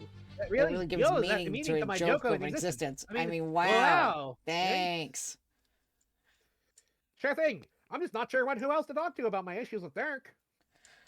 Okay, Why don't you give this person a whirl? Not me.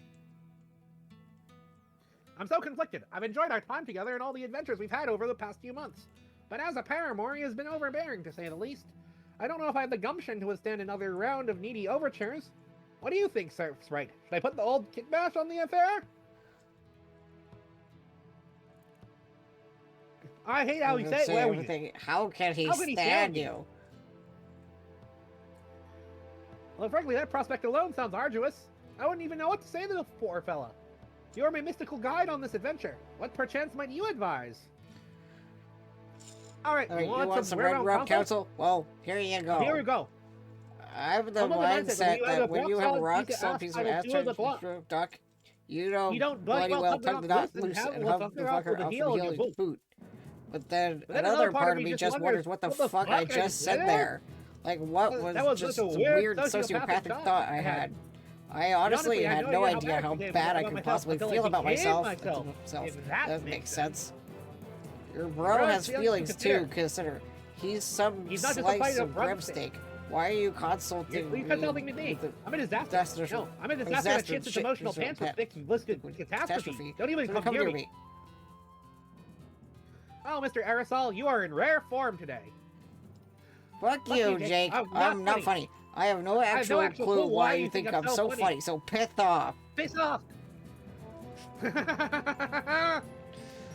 I should have exploded myself the moment he spawned me. Every day I'm wondering why I haven't blown myself up yet. One time, I think I almost did, and then I just thought, meh. Meh. I think the truth is I'm dumping the rest of suffering. Just like you want his face and your train wreck of a mate sprint ship. Stop, my sides. Your act is a little too rich. Thanks, buddy. This is cheering me up at least a little. Shut up. Oh, and you know what else is flipping bullshit? This hoax that you're implying. There's no one else to talk to about this. Talk to him about your own fucking species for a change. What about Crocker? What about Crocker? Try remember the other day with your wishy-washy rubbish. You're right. I really should catch up with Janie. It's been a while since we spoke. It does seem like more and more I'm the one to get in touch with her. I do hope she hasn't tired too badly of listening to my problems. The last thing I want is to give the impression that everything revolves around my various romantic hurdles. Wait, while we're at it's a bit late for that, Jake. Your flushed quadrant is a black hole, and we're all being dragged screaming through at its event horizon. Event horizon. Just talk to Jane and never fucking look at me again the rest of your life. I'm leaving. Hey, here's one for the road. Ah, there she blows. Your favorite finger of all. You sure do love showing that one to people? It's actually become a vaguely comforting gesture. You know what you've done, Jake? You have totally ruined the act of flipping people off. It was the one joy I had left. I hope you're happy. Why, howdy. It works completely unintelligible, but that works. Especially if you assume Jake really can't quite understand aerosol spray, so he's just going by one or two words he understands. Yeah, that makes sense. So yeah, that was the beauty of aerosol. As Tavros as painful in existence as Tavros and Vriska are, they actually have a lot more in common. A much more. They seem like they would be a slightly more in harmony being, albeit one that has the good sense to realize that they cannot physically coexist as the same person. Yeah. I think because it's like an opposites attract shit. Yeah. Alright, so now here we are on Roxy's planet. With a cute little birthday sign. Says, happy birthday, Janie. Fuck. And we have another one here. It's all Vlad, unfortunately. We can't do 2-on-1. Vlad, use both your voices. Alright, Jane, answer.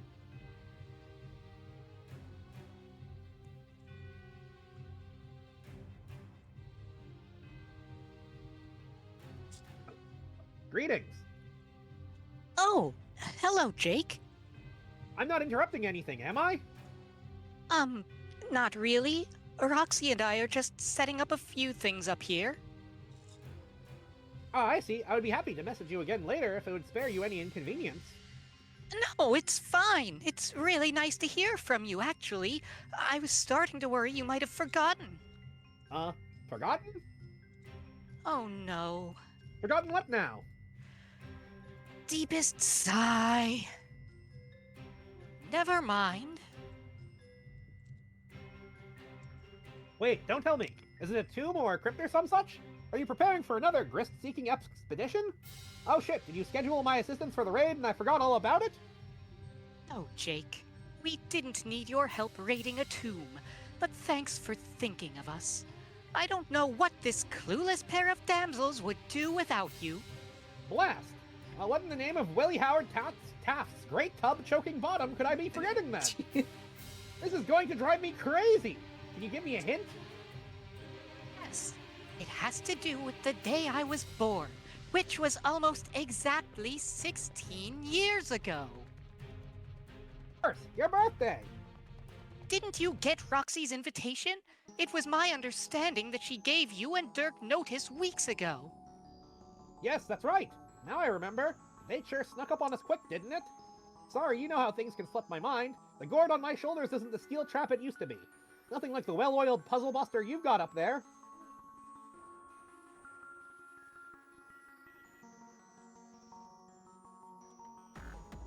They said, Oh, okay. Well, damn. Looks like the egg monster took quite the spirited dump on my face this time. Jake, What? I feel so dumb. I'll be right over. Well, if you recall, the party is actually tomorrow. Like I said, we're just setting a few things up. Roxy is putting up some decorations. I baked a cake. You were, of course, free to join us early, too. I just thought, since I hadn't heard from you in quite some time, you had better things to do. You baked a cake for your own party? Yes, so? I don't know. Something seems amiss about that. Isn't that against tradition or inviting bad luck or something? I guess it makes sense since you love baking cakes. It's like a present you give to yourself. Jake, what was it you actually wanted? Oh, I just wanted to get your advice on some stuff. But since I've been a heel and forgotten about your party, maybe I shouldn't bother you with that? So, 16 big ones, huh? The old Sweet 16. Last one of us to notch the vaunted 1/6er. It's a big step. I knew you'd make it. I always said I believed in you, didn't I? Just kidding. The inexorable nature of time's passage virtually assured you would get that old, so you didn't really have anything to do with it. I mean, not that I don't still believe in you. I do. I can't believe it's already been. How long? What, like a year already since we entered? Holy moly, where does the time go? It's been more like 5 months. Oh, well, that's still a pretty long time. I have to admit, it's been a longer stint than I expected. Certainly one involving more downtime than I would have guessed. I really thought we would have been treated to more action, what being legendary players of a mysterious cosmic game. But no, it seems the primary duty of the so-called nobles is to wait around twiddling our thumbs. I'm really beginning to wonder when these fabled heroes will arrive? And are they really going to be those who we have been led to believe? I sure hope so. I'd so love to meet my pen pal, dear-old departed grandma, but as a feisty youngster. What a hoot that'll be! And you with your pop-pop. Let's not forget about him. Not to mention the young Strider and Lalonde relatives. I bet they're a barrel of laughs. I met them once, but I was too shy to say anything. Then I got in a fight. Did I ever mention that, Jane? Yes, many times. Not to say it's been all downtime in doldrums. Exploring has been great. Finding treasure, solving riddles, becoming better friends, and I wouldn't trade that for anything. And maybe we're getting closer to something big happening regardless? Every day it seems like more and more undead creatures crawl out from out of the shadows. Bigger ones and stronger ones. Does their presence herald something worse coming? Just as the legends indicate our presence heralds something better? I just wish we could actually kill the fucking things. Even the little ones can absorb so much damage before yielding any spoils. Remember, Jane? Remember at the start how we kept trying to kill them? Mm-hmm. We'd all gang up on like an imp skeleton for an hour, just clobbering it repeatedly, knocking its bones down, waiting for it to reassemble and keep coming at us, only to be finally rewarded with a shitty pittance of grist. But I guess the silver lining was it forced us to explore ruins more often and scavenge for loot there. So I think we've learned a lot more this way. But sure makes resources hard to come by, having to get them exclusively from chests and whatnot. Sometimes I wonder if we've been missing out on a really rewarding part of the game by neglecting to build up on our houses. Makes you wonder. It just costs so much. Better stick to making more practical stuff, don't you think? Sometimes I wonder if the heroes had the same problems in their game. You think they found an easier way to kill skeletons? Or are they just as shameless as us when it came to splurging our precious grist on swanky new duds? Did the same enigmatic bard haunt their game? And if so, which hilarious dead trolls did he throw into the flashy blobs? Mr. Aerosol tells me he knows many things about the heroes because he saw them in action when he was alive. But he won't tell me a thing about them. These troll sprites sure do love keeping their secrets, don't they? That's nice, Jake. I'm kind of busy, though. What did you actually want to talk to me about? Actually, why don't we just talk about it tomorrow? Yeah, we can talk about that if you insist. Really, Jane, you sure know how to twist a fellow's arm. I just want to get your take on what you might call my own personal ultimate riddle. It involves Dirk. You don't say. It's true. I haven't seen him for a couple days. I've been laying low for a while, but I just received another series of pushy inquiries from him. Maybe I shouldn't be too hard on the guy since he was probably just concerned, not having heard from me and all. But I still couldn't help but detect a tone of desperation, like he could sense I may be having doubts. This kind of thing has been all too common, unfortunately. I'm not sure it's going to work anymore. He can be so needy. If only he could relax and trust that I won't spontaneously tire of his company. Although the irony is, I guess, is that his overbearing tendencies are beginning to fulfill his own paranoid prophecy. It's such a shame. We've had so many capital adventures together. I don't know why he has to be like this. He always was an intense fella, but in person, holy cow. I have to wonder if it has to do with the fact that he grew up alone in the middle of the ocean? And now he doesn't know how to deal with people without suffocating them? Then again, I grew up under similar circumstances and I think I turned out pretty much okay socially. At least I hope so. Do you think so, Jane? Actually, it just occurred to me. It's funny he didn't mention your party in his text. I'm sure he wouldn't have forgotten.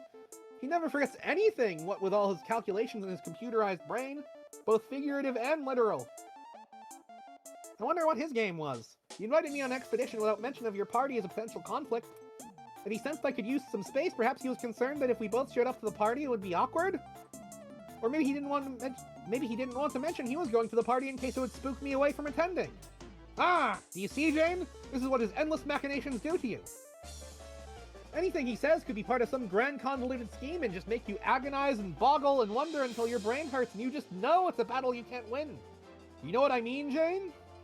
Do you think I should bite the bullet and end it? Probably the right thing to do. Boy, I am not looking forward to that conversation, though. It's going to be a doozy. What did I get myself into here? I think I've made a lot of mistakes, honestly. Not the least of which was getting this shitty tattoo, now that I think about it.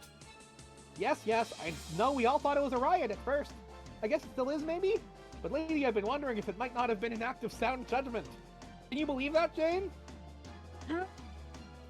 I don't know. It's a real pickle I'm in here, but I do feel better just trying to get it off just being able to get it off my chest. You're such a good friend, Jane, always ready to listen to my relationship woes. What a trooper! It never ceases to amaze me how excellent you are at this friendship business. Where would we all be without you? In a way, you really have been the glue holding us all together on our adventure. Gosh, you're a stand-up gal. Oh, which actually reminds me about another thing that's been bugging me about Dirk. He can often be almost hilariously self-absorbed. Don't even get me started on when he starts going off on these long monologues about his philosophical gobbledygook. I'm not sure he actually has much of a filter when it comes to what others regard as interesting points of conversation. Not to rag on the guy too hard, but I guess at times I would just like to see a little more self-awareness from him is all. Jake! Did I tell you what happened on our last expedition together? Jake! I can't remember if I mentioned. Oh man, but thinking back on what happened, it's even more ridiculous in retrospect. Where do I begin? Jake! What? Up! Huh? Shut up! Did I say something wrong? Jake, please stop talking. I don't.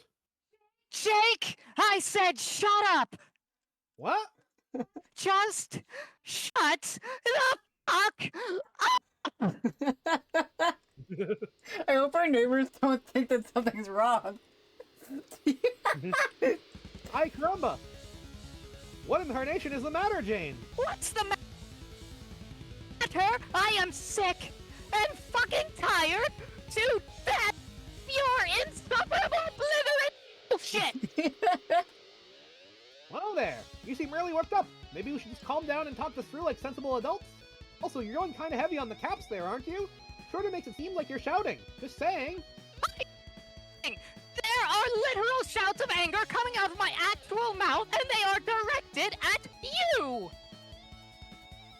Yikes! Well, okay then. Can you tell me why you're so upset with me? Is it because I forgot your birthday party? Because I do feel awful about that. God, why are you so clueless? I can't stand it! I need to close Really? my I feel door. Really, I feel like a tool about forgetting. You know how I am. I forget stuff. I mean, shucks, Buster. If I knew how to make it up to you, I would. To ameliorate matters, I am sighing pretty much the shucksiest Buster of contrition I can manage. Out my birthday! The fact that you forgot certainly doesn't help, but that's not it. See, you just don't get it. Oh, and could you please just stop saying shucks, Buster? Shucks, Buster was my thing, and you stole it. I thought Shucks Buster was sorta our thing? It was my thing, but I allowed it to be our thing back when you used to give a shit. But now it's just mine, and you can't have it anymore. Okay. I suppose I could go with Shoot Buddy or Fudge Jr. Or maybe forego an analogous catchphrase altogether. Heh. But I clearly stepped in it big time with you, and I'd really like to know what I did. Jake, let me ask you, do you even remember the last time we talked? Wasn't it a few days ago? A few weeks ago. And even then, you messaged me just to talk about some stupid shit that happened with Dirk. A tedious gesture which you then saw fit to reprise on my birthday of all days while considerately forgetting about it. And even when I reminded you about it, you still barged ahead with your self-indulgent relationship claptrap anyway. I didn't realize it was so long ago. Sorry about that. And again, all I can say is, where does the time go? I guess I have trouble keeping up with everything I'm supposed to. Which would seem includes personal relationships as much as it includes calendars. Not much of a leader of people, not like you are, James. I think when it comes to adventuring, maybe I'm more of a solo act. Which, now that I think about it, might be contributing to my problems with Dirk.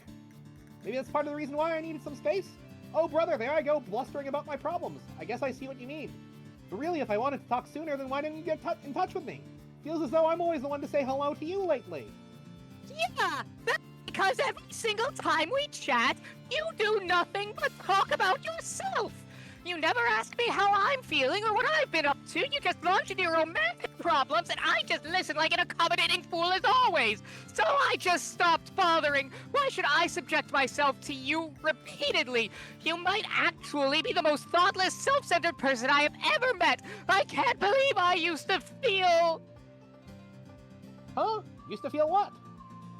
Jake, has it ever occurred to you how it must feel for someone to listen to her friend go on and on about his boyfriend problems when all along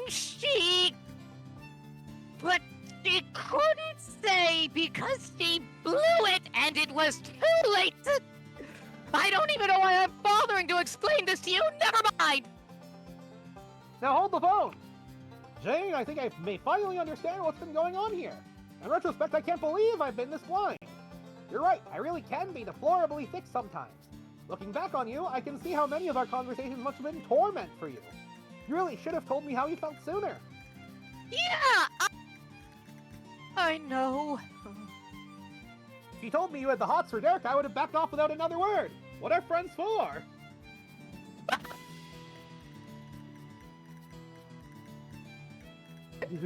I do. The microphone didn't hear. There, do not scream again. Especially when Sorry. But the way the I heard microphone, it. Nana's microphone, Nana's microphone didn't even pick it up. But like, I've had my OBS muted so that my mic didn't pick up their screen. But they No, I love their blood performance. curdling I love their performance. scream. I don't think I've been matching it.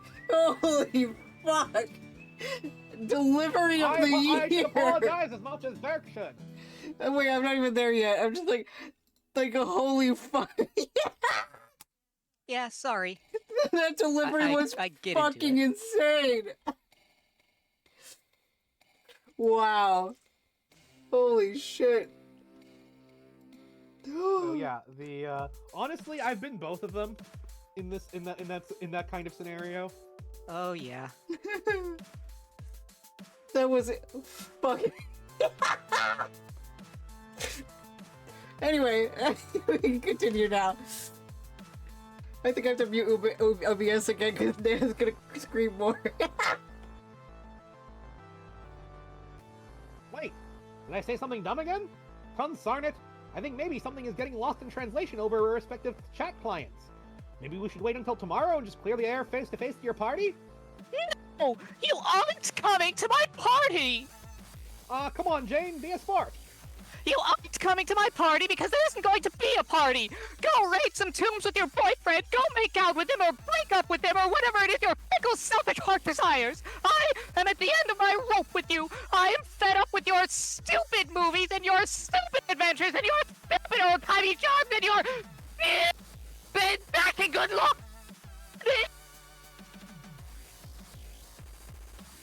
I say, Jane, before you do anything rash... Oh, you please. Just... The microphone didn't pick that up either.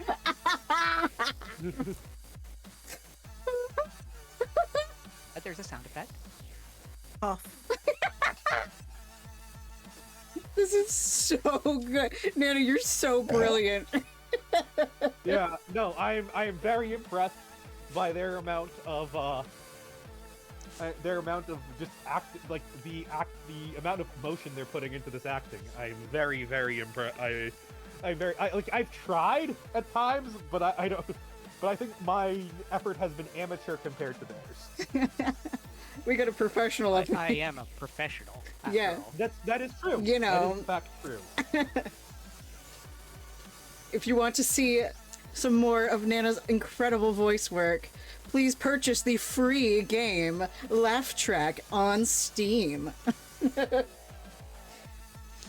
Oh, that's fantastic! How do you turn your face so red so fast? It has their excellent voice acting talent, and maybe another familiar face or two. Yeah, me. For like a little bit. I honestly forgot. A bit. I was like so focused on making sure that Nana's delivery was perfect for the game that I kind of like forgot that I did my own little gibberish script, and I was like, oh, okay.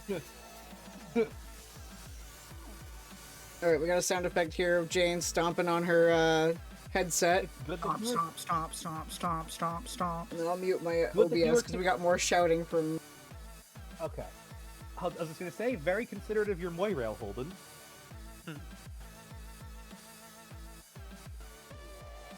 Jane, Janie, you okay there? Peachy fucking keen once I stomp this novelty mustache headset into oblivion, and not a moment sooner. Janie, that ain't a reasonable thing you said. Au contraire, I believe you will find that once this piece of shit has been reduced to subatomic particles, we will all come out smelling like fucking roses! Jane, stop it. You're upsetting Fefida. Just think of Fefida's all I'm asking. Poor Fefida. Holy fuck. So yeah, we got Fefida now. Yes.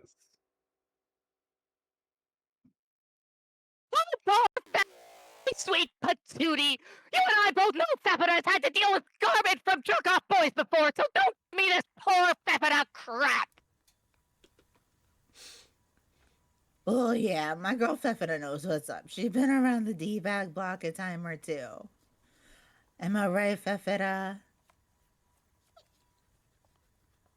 Shit, yes, give me a paw bump. Bump. Jane, you want to end on this action? Come give us a fistful of sugar. Complete the three-way for max girl power plus solidarity against dumb dudes. Janie, geez, don't leave us hanging here.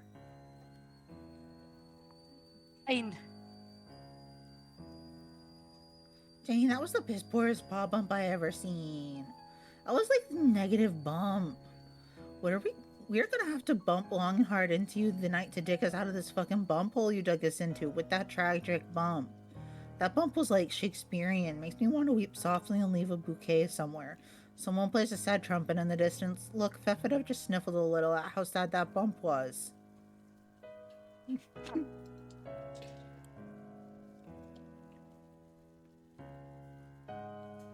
Okay, God, I was just trying to cheer you up. Take your mind off whatever the hell that was. You weren't serious about calling off the party, were you? Here, let me just get the chest guys to help put the table back on the roof. Maybe salvage the cake out of the sand dune over there, and nope, the chest guys just finished eating it. Let's just make another, okay? no! I'm serious! I'm not in the mood for a party anymore. So it sounds like you got jaked. Uh-huh. Why, yes, that is the face of a girl who just got Englished with extreme prejudice. He was a blockhead and forgot your birthday, didn't he? I'm sorry, Jane. Yeah, me too. Can we maybe not rehash the whole terrible conversation, though? Yeah, we don't have to. Just maybe try not to hold whatever dumb shit he said against him forever. That's just how the guy is. It's like, he doesn't mean to be a douche, but it's kind of a byproduct of the whole ridiculous Jake English experience. Like, his dunk-ass shenanigans leave behind a residue that looks like douche and tastes like douche, but it ain't the real thing. It's like douche substitute. I can't believe it's not douche. I'm just trying to not say terrible things about him in hopes you don't start hating each other, but I guess this isn't what you want to hear now.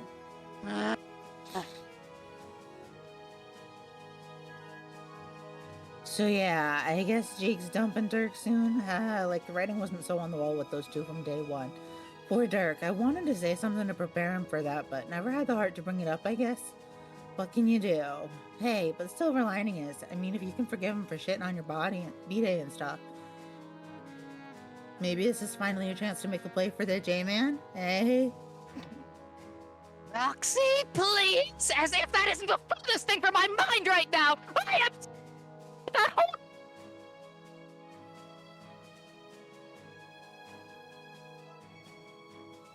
So you really think you're just completely over him?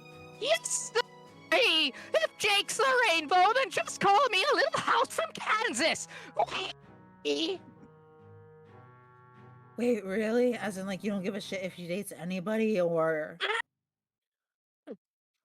I see. Interesting. Dates.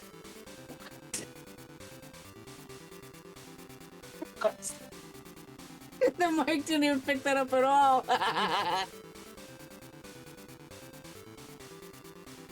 Nothing. It was just a joke. Okay, maybe not a total joke, but still mostly a joke. I'm only trying to flirt. I don't know. Say, I get you're trying to make me feel better, but a lot of things you're saying here aren't really helping. Even what you're saying half the time, I thought I liked you better when you were drinking. Jane, no, don't say that. I had a problem. Hey, yeah, it's way out of line there, and I'm sorry. That stupid conversation with Jake just pushed me over some kind of edge, and now I am feeling really, really distraught. This game is so much more depressing than I thought it would be. Everything is dead and empty and full of graves, and all we're supposed to do is just keep waiting and waiting and waiting. But for how much longer? And I still don't know where my dad is, and you still haven't been able to reach Calliope, and one of their boats. And now on top of all that, I may have permanently destroyed friendship with Jake, and now, I just want to be alone. Wait. I have to go. Where are you going?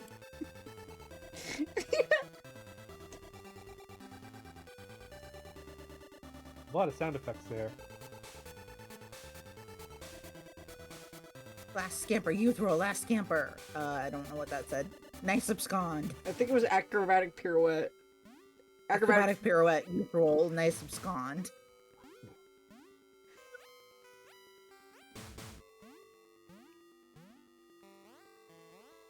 Bro, they shouted home. So- Sorry.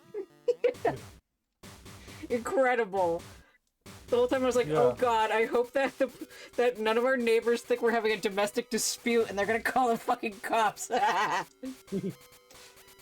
I heard our upstairs neighbor playing D&D and also getting into it, so I don't care. I've heard our upstairs neighbor jerking off before, so whatever.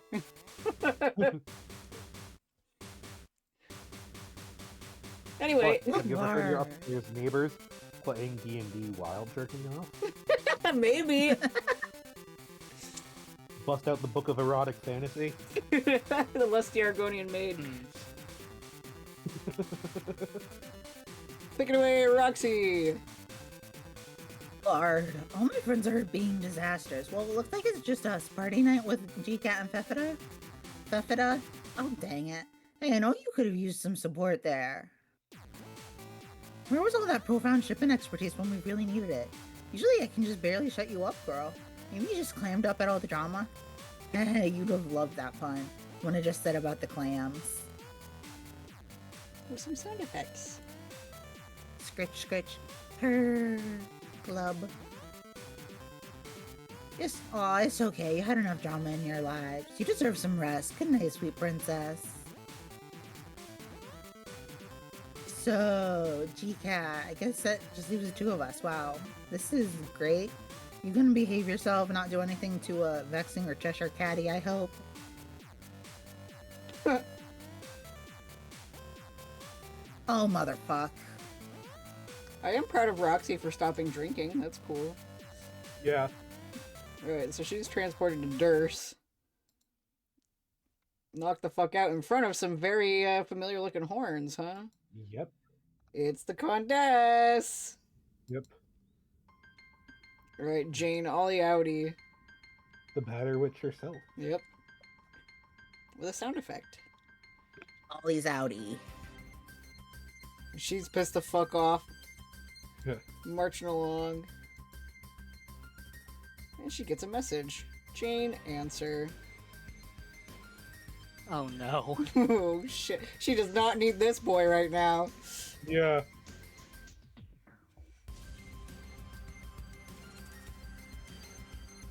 Crocker, hey, it's me. Remember me?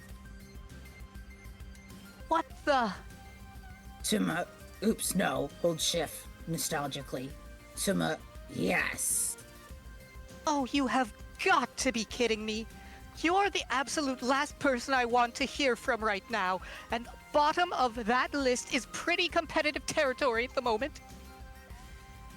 Don't be like that, you stupid earth cow. How are we supposed to become friends if you recoil from my olive branch? Like I'm flailing a withered mummy's severed limb in your direction. I don't want us to become friends. We all thought you were gone for good, and we liked it that way. Please don't tell me you found a second wind of petty trolling in you. Hey, I don't troll, I jeer. Get it right, trolling is for losers. Losers specifically who are trolls. Whatever. And what's with the ugly green text? Reading your malformed sentence fragments was unpleasant enough as it is. I borrowed it from my sister, and shut up, it looks great. It is no uglier than you, who I can see now with ease, for the record. You can see, moron. And no, you can't. Calliope said you couldn't see us at all in our game session, so I think you're lying. Am I really when right now I'm looking at a homely female in deep, dumb blue pants, sulking in gray place, typing on a computer with a strange human face? Dear God. Why? My power has grown considerably since I last jeered you. I have made remarkable strides on my sacred journey towards important adulthood on this bullshit planet which used to be your home. I've found many keys and unlocked many holes, and now I can see more and learn more than you could ever fucking dream. Oh, wonderful for you. I don't care how all-seeing and all-powerful you think you are. If your intent is to waste my time with more of your pitiful bullying, you are out of luck. Because that is exactly not the sort of crap I am in the mood for today. Toodaloo. Wait, I think I got off on the wrong foot. How about we gnaw that one off and start over? I was trying to pay you a compliment. Uh-huh. My people aren't meant to like anybody, get it? I mean, not the way humans do. We don't have the human emotion called love. And we don't spontaneously start mashing keys when we are forced to... We start spontaneously mashing keys when we are forced to type the word. All our relationships are dictated by the miracle of hatred. So when I use bad words towards you, that's just like me saying things to try to know you better. Kind of like social, as a shutter. A friend. Bottom text.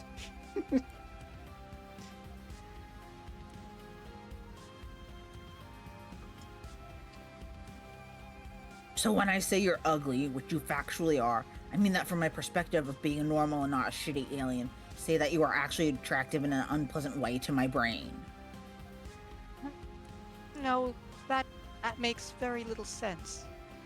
Fuck, try using your supposedly better smartness than mine, and think somewhat laterally about, like, fucking culture that isn't yours, you dumb bitch. Yes, I see it all too clearly now. You're really quite the charmer. No, come on, dumb bitch is another great compliment. It's in the same vein that which I just described. It's a term of endearment that I used to talk about girls who, in my view, have managed to avoid being utterly beneath my personal acknowledgement. This isn't complicated. So you're actually trying to claim that you find me attractive from the alleged bad means good point of view of your hate-driven species? Definitely. I'm not joking around, Crocker. I've logged a bunch of your screens and spent a lot of time watching you. While thinking just the dirtiest thoughts. Hee hee ha. Ew, you pig! The other female too. Let's not forget your squad's backup bitch. How nasty is she? Just so foul. And things you get up to with one another. Oh my. Need I even cite the altercation with your puffy slumber loaves? Excuse me? My compliments in particular on your colorful undergarments while bouncing up and down on the soft human sarcophagus. Oh, that's just great. The one time we had a generic girly pillow fight, and it turns out some pervert was watching us. I think I need a shower, assuming I can even take one again in peace. Don't worry, you can't. But seriously, Jane, can I call you Jane? Bitch, listen. You were one grody harlot, which means good, bad things to me. Let's remember, when I unlocked you, I don't know, maybe I've changed, or maybe just you, since you've turned older, but you've really filled out since I last saw you before. What? Really? Hell yes. Do I enjoy a meaty bitch with a little clout? What do you mean exactly by clout? I think, you know, when physically proportions of the bitch just jut out exuberantly. Do you mean why am I even having this conversation? I just have weeks off for the above average heft of your parts, which wobble the most. Now do something nauseating for me to watch. I want to see a tawdry act of hardcore schmaltz. See that rock over there? Pretend it's the other insolent bitch. Act a little nervous with your idle hand, graze one of your more bulbous locations incidentally, and ask the rock if it wants to fall in love. Ooh. What? No! Are you insane? I don't care where you are or whatever the hell it is you unlocked to spy on me. You aren't allowed to sit there all day leering at my boobs. Your what? My... What? Wait, what are you talking about? No, tell me what those things you said are. I'm so enticed. Screw you! Tell me what you were getting at with all that. The stuff about clout and my bulbous locations. I was just saying my taste prefers when the buxom shrew's physique puts a healthy dent in space-time. It's time.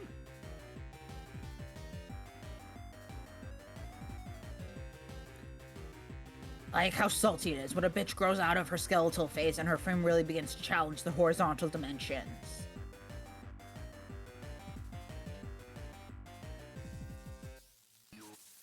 When the female rump starts getting more mileage out of its wideness attribute, more bang for its boon buck, it excites me better when bitches punish the ground with each megalithic footstep. Shut up! I'm not fat! Jane bitch, I have no new orders. You will strip to the scanty pair of party pants and the clothes chest piece which you wear under those plain rags and find a naughty patch of mud and roll around in the mud like an earth pig, flaunting from me your slippery and swollen porcine physicality, and maybe grunt some decadent poems through your snout about some shit face you adore. Ugh. Ooh, yes, that would be wretched. Yourself! Wait, don't shut me out. Remember what I said about our different cultures or whatever? Have a fucking open mind, Jane. I made you a present for your birthday, whatever that actually is.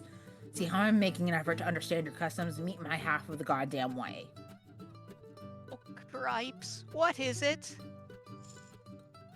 A sublime artistic portrait. Remember how I said my power is growing with each day? This applies as well to my prowess as a draftsman. Oh, goodness, no, you poor delusional thing. I don't care what progress you think you've made. You will never be a good artist, dear. Or shit, my illustration is stunning, is nearly a photographic representation of your odious milkshake.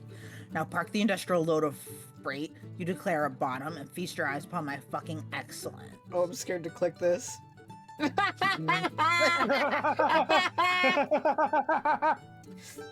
What's it say, Vlad? That ugly whore. Groan.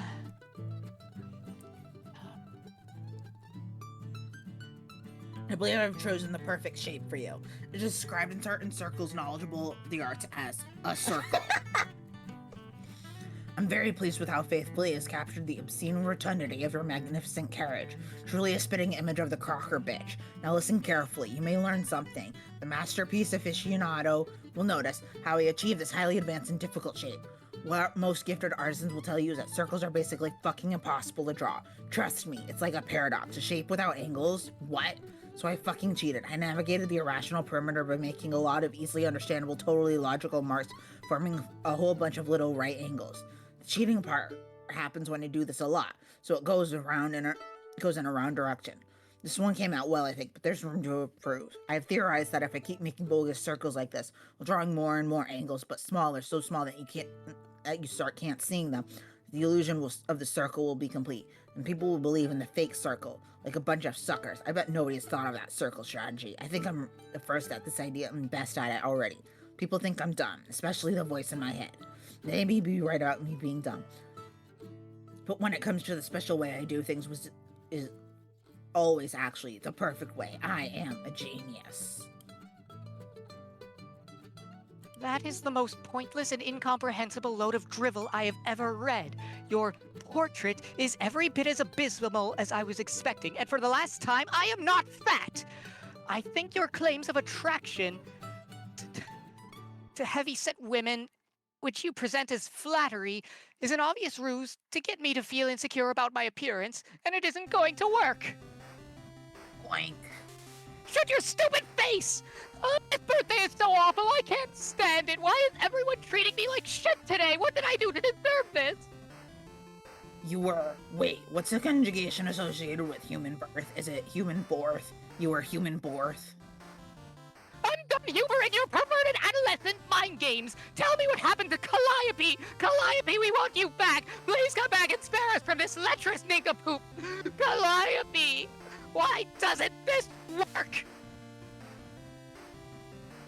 Saying her name only wakes her up if she's alive, so your hog face can snort the dirty syllables all at once. Hell, I will even give you a hand. Calliope, wake up, sis. Haha, whoops, she can't. The bitch is dead. They shouted, "I don't believe you," but it wasn't picked up. I don't believe you!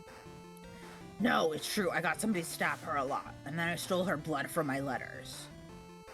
Oh, that can't be true! I refuse to believe even you would do something so terrible! Jane, bitch, your preposterous female emotions are going earth bananas again. Settle down and listen to boy reason. Do not make me demonstrate the veracity of my facts yet again. That saccharine tramp is a goner. She's never coming back, just like your dapper human guardian.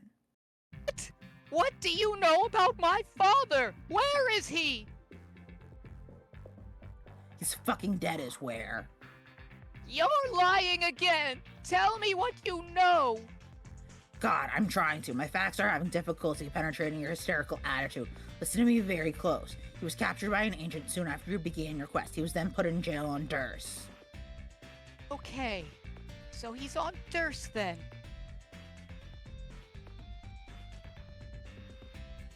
Bitch, aren't you paying attention?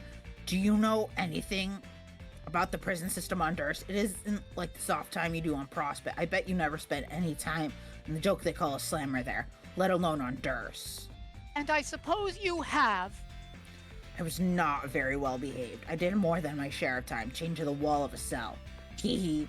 Like, I wasn't so used to that. I was like, do your worst, and then they did. Dursites do not treat their prisoners good, to say the least.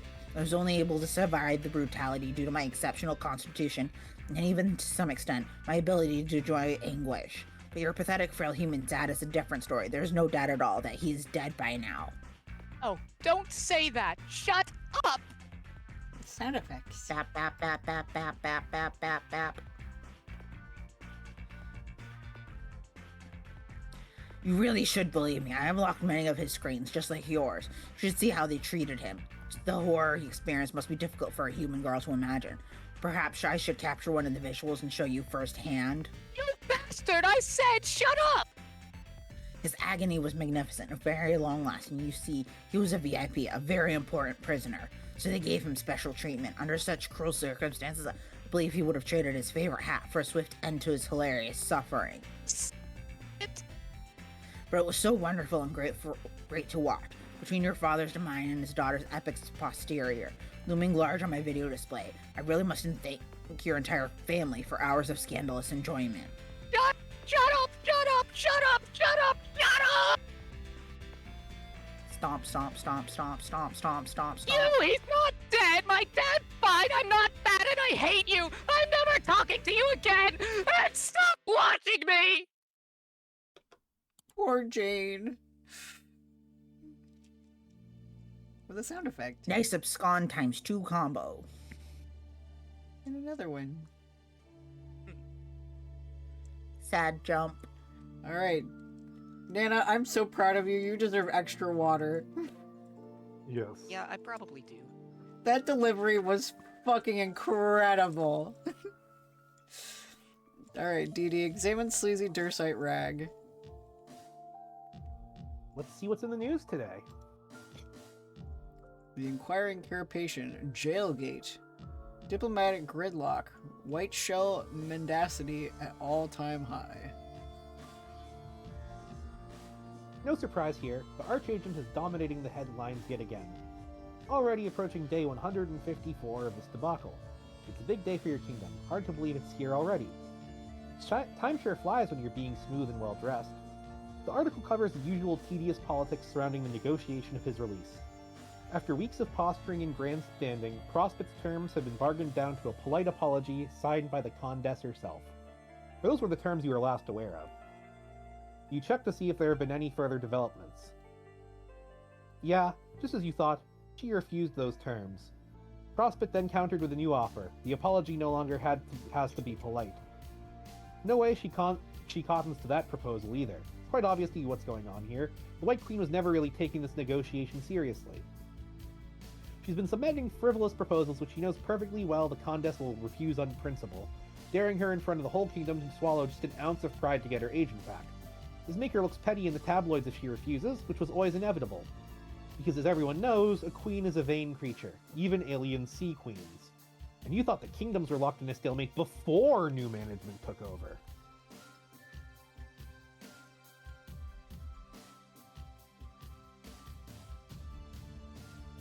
The press has run the story so far into the ground you can barely bring yourself to keep up with it anymore. Sensationalism at its finest. Not that you're really itching to see Noir get his old job back. Talk about a high-strung boss. Time in the clink should do him good, like a forced vacation with accommodations nearly on par with a five-star hotel on Durst. Frankly, things run much smoother around here without him blowing a gasket every other day. You will say you could really use his expertise as a pencil pusher. You never knew anyone who could file paperwork quite like Noir. Sure, he complained bitterly about his desk job, but in truth he was always a reluctant savant of bureaucratic procedure and red tape. Now you're getting buried in all these damn tax forms and parking tickets. Maybe you should have them shuttled to his jail cell on Prospect so we can catch up? You have a feeling the Prospedian authorities would be willing to oblige. Actually, that's such a good idea you can't believe you didn't think of it sooner. You'll have to get the droll on that pronto.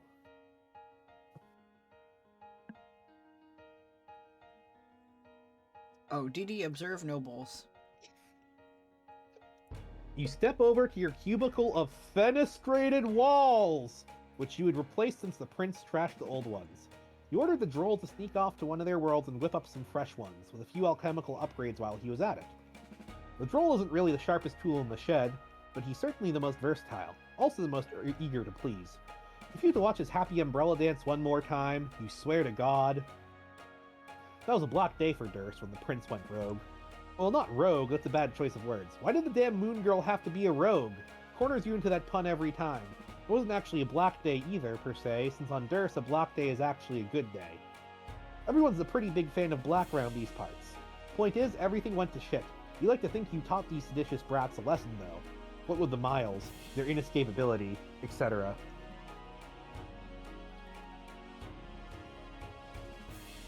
It's a good thing you taught them a lesson when you did. Because the next day, the Condesce had new orders for all agents. Engaging the nobles was thereafter strictly forbidden. No more sabotage, assassination attempts, any of that good stuff. Not until the heiress's wiggling day. Then all bets are off. Who's the heiress and what's a wiggling day, you ask? The heiress is the maid. Okay, you said. And her wiggling day? That's just her birthday, but phrased in alien. Like the anniversary of the day she was spawned, with cake and all that jazz. Come on, use your brain. Alright, got it, you said. Anyways, that's tomorrow. Your guess is the orders came down from her boss, who from what you've gathered is even more of a head case than your presently incarcerated superior. When she starts kicking up a fuss, yelling at people, forking any poor slob unfortunate enough to make a misstep while grooming her hair, you know too well it's the frustration of an exasperated first officer. It would almost make you feel sympathy for the witch if you, like she, weren't clinically psychopathic. She's never copped to it, but you just know she's got to have some schemes on the side. Every good right hand is gonna have something up its sleeve, some sort of contingency plan the boss doesn't know about. Trust you on that one. She's cooking something. Probably something to do with the new prisoner she reeled in. You don't know what she wants with the girl yet, but she's always got something cooking. Or baking. Whatever. Point is, the woman spends a lot of time in the kitchen. Just gonna let my cat in. Again. Hello, cat. Poor kitty. Nana, we couldn't hear what you said. Oh. No, to Nana. Yeah, Oh, that's okay. okay. I was talking to myself. Okay. DD, check on prisoner. Speaking of the new prisoner, you wonder how the old one is doing. You're not going to check on the new one. She's out of your jurisdiction. Like you said, the witch has her schemes. Whatever they are, you're going to leave that alone. You're more curious about the status of the fellow you captured 153 days ago. You take a stroll through the Durst Penitentiary. This is where the Gen Pop is housed. For inmates, life is usually unpleasant and short down here, but the moment you laid eyes on the human prisoner, you know you could never in good conscience lock him up in the dungeons and gulags with the common thieves, tax cheats, and parking fee delinquents. That would be a crime worse than those committed by all the inmates combined. No, a man of such distinction and strong fashion sense needed special accommodations. A cell reserved for very important prisoners. DD, proceed to solitary confinement suite. Going up!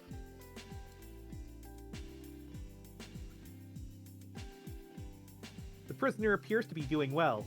You ask if you can get him anything? Coffee? A newspaper? Additional smoking apparatus? He indicates that since he lost his wallet, he's been running low on pipe tobacco. You say you'll see to it at once. While this is a maximum security suite that is virtually impossible to escape from, made clear to all personnel that anyone who harms a hair on this man's head will have to answer to you. They are all fortunate that his head doesn't seem to have any. God damn, he is good at shaving. You're not afraid to admit your envy when it comes to his prowess with a straight edge. Not even to speak of his natural ability to grow whiskers in the first place. Lucky stiff. DD, ask what prisoner is doing. No need to ask. You can plainly see he's conducting some rather serious business with his mobile device. The network restricts access to within Durst only, so you can't contact the nobles and do anything sneaky. But at his request, you have set up a kingdom-wide network to trade online tips with other Dursites pertaining to his interests, notably fashion. In the weeks since his arrest, the captive has become something of a celebrity on Durst. His impeccable sense of business-like attire has taken the kingdom by storm, and now trends feverishly among social networking groups. Okay, there's only one social networking group, but it's trending feverishly in that one. You can't say you've been totally impervious to the craze yourself, nor can you say you weren't shamelessly complicit in promoting it. Hell, you can't even say you didn't mandate certain dress code modifications throughout the kingdom enforced under penalty of death. Nope, can't really say you can say any of that stuff.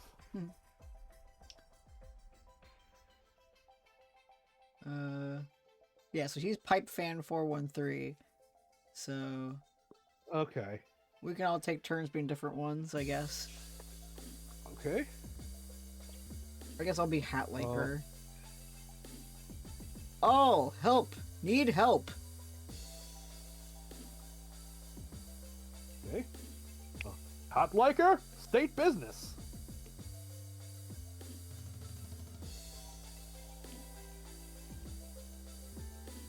I guess Finery Fiend can be Nana? I don't know. Question mark, question mark, question mark. And No Need for Pants Thanks can be Vlad. Like her, I'm very concerned. Tell me what is wrong. Who gets to be Dad? We didn't have a canon Dad, did we? I thought you were this dad. I was Dad 2, which was the other... Oh, this is Dad 1. I think I was Dad 1. Yeah. I think this is Dad too. Because Dad... I thought Dad 2 was the one who drowned and drank his own pee. Did this dad drink their own pee? No. Dad 1 did not drink his own pee.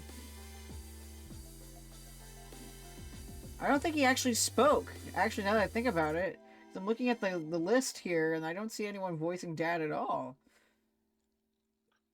Who wants to be Dad? Give me a second. The document is literally what's written, copied from what I write right here on my notebook. Yeah, it says I'm Dad. Oh, and you're Dad? Dad? Too. Okay. All right. Yeah. Dad it You're up. Dad. I'm Dad. You're Dad too. Yeah, Dad 2 is the piss drinker. Okay. Yes, Hat Liker. We are here for you. I sat on my favorite hat.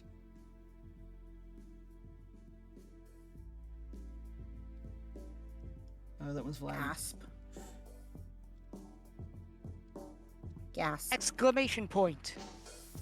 I can also be chuffed about duds. This is not a black day for you. My condolences.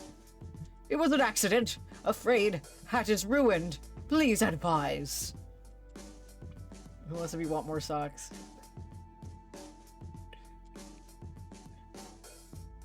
Sure. Are at least socks okay? Yes, socks are okay. Did you sit on socks too? No, do not sit on socks. I do not think sitting on socks would be a problem, though. No, it is doubtful. Fair enough. Okay, I think this one was Nana. I think. I don't remember. I think I was Dapper Oh, you're Black Dap- Shell. yeah, Nana okay, was go ahead. Binary Fiend.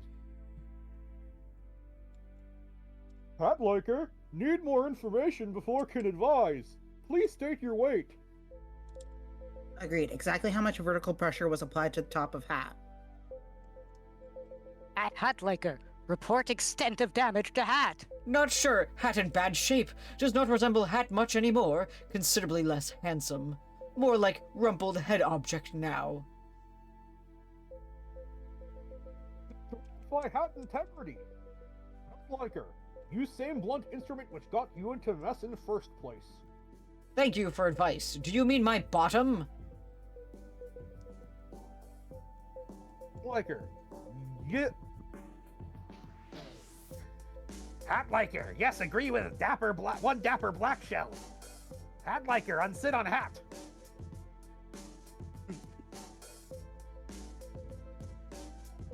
I want more socks. Can one unsit on a hat? I don't know. Oh, is Chuck me? Yes, I believe Okay. so. Hat liker, turn hat upside down, then sit on hat. Hat liker, yeah. Agree with Scout about duds. Sit on upside down hat to unrumple. Hat liker, these men are leading you astray. Sitting on the hat again will only cause it further damage.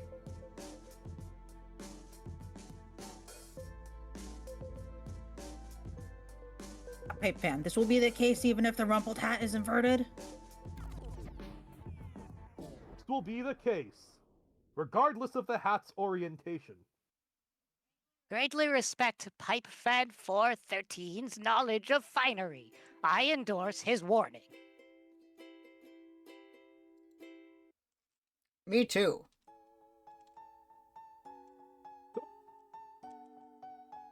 I withdraw my motion to unsit on the hat. Want more socks changes status to apologetic. Oh lord, it keeps going.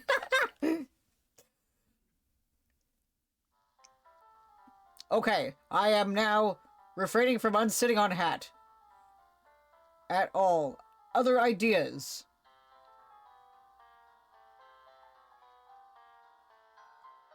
Oh, yes. Go on, Shuffed About Duds. At Hatliker, do you suppose it is possible that rumpled head object may have intrinsic value? Shuffed about duds, I do not understand.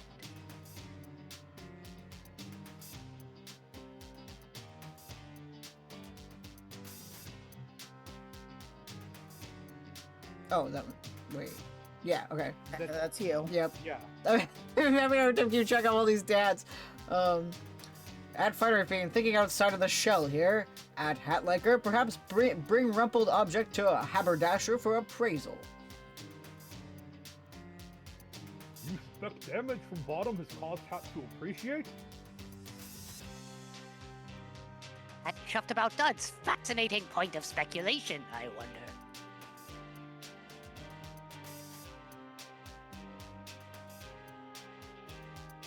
This one flagged. Shuffed about duds. If that is case, perhaps sitting on hat has released fashionable properties heretofore unconcealed by unrumpled condition? No need for fancy thanks. You're suggesting the damaged hat will look more dapper? It is a possibility. But what if Hatliker struts in public wearing new rumpled head object with pride? And all, what if Hatliker begins new fashion sensation? And once more socks, what an exciting thing it would be. And want more socks? I want to be popular and famous, but I do not think I have the courage. Hatliker, what if you were to have company in wearing a damaged hat? Yes, maybe I will sit on my favorite hat as well. No need for pants, thanks. Yes, me too. At Finery, let us all create rumpled head objects. Wear proudly. At all, I cannot condone this activity, gentlemen. Why not? At Pipe Fan 413, why not? Why not?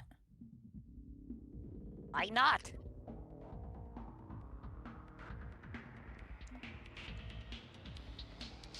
Go ahead, Orville. Vlad went first.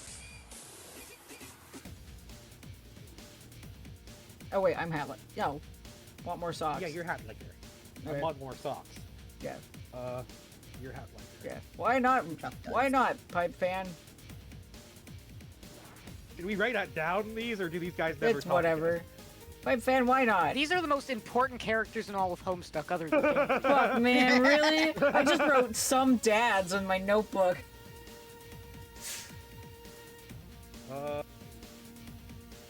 So who are we on now?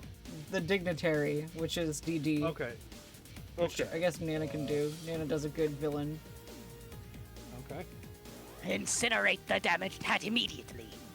At Hatliker, do not ever wear such a thing in public. Burn the hat! Burn the hat!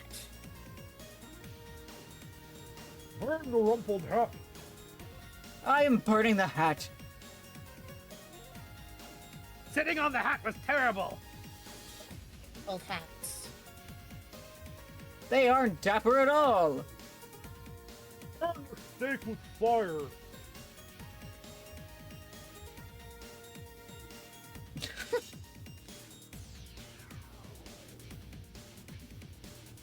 Yo, I can't deal with this prissy hot chat no more. Public whips my ass. What a waste of royal gold. Talked about duds, want more socks, no need for pants, thanks, fiery fiend, hat liker, and dapper black shell. Change their status to bowing. It's what I get for letting old proper dudes run shit instead of nasty The clowns. dignitary changes his status to doffing hat. At the dignitary, I want my ring back, motherfuck. Years in the future. That was the most important thing we've done the entire Homestuck. It is. Jesus Christ. Totally.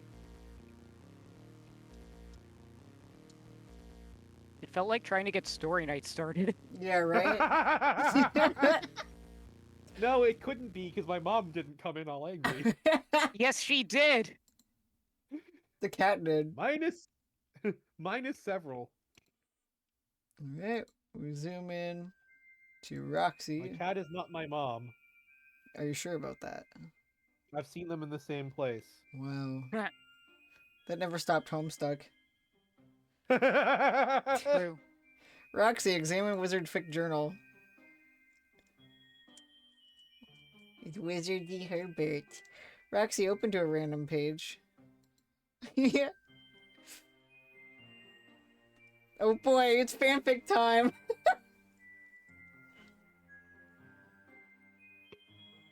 So who reads the fanfic? I do. Yep. Okay. I think you were supposed to just tackle him, Beatrix said, looking all kinds of put off. Wizardy Herbert reached down to the body of the fictional camper he just shot and picked up the flag. Same difference. Is it? This is some lame magical version of capture the flag. The book wanted me to capture the flag from him. The flag has been captured. Anyway, he's just kind of a brainless puppet. Then what are we? She asked. I don't know, brainless puppets who spent a few years in the real world. Kind of like everyone else, I suppose. Geez, that's cynical. Anyways, you're the one who said we should let the story play out the way it's supposed to. I'm just pointing out your own rules. Herbert made him a dismissive gesture with his smoking gun. These punks were starting to get on my nerves. We're making progress anyway. See? Listen to that. Russet's scene is coming up. If I remember right, this is the one that introduces his recurring love interest. Also, I guess the chief bad guy, sorta. She listened. There was yelling through the woods. It was coming closer. Help! Herb! Bee! Where are you? The three Serpent Nook scoundrels flew through the woods on their magical flying wooden horses. They were chasing poor Russet. Russet held onto the fort crown nest flag for dear life. He was a little scared, but mostly brave, not afraid of those Serpent Nook cowards. They caught up with him and then they knocked him down. His wand flew out of reach.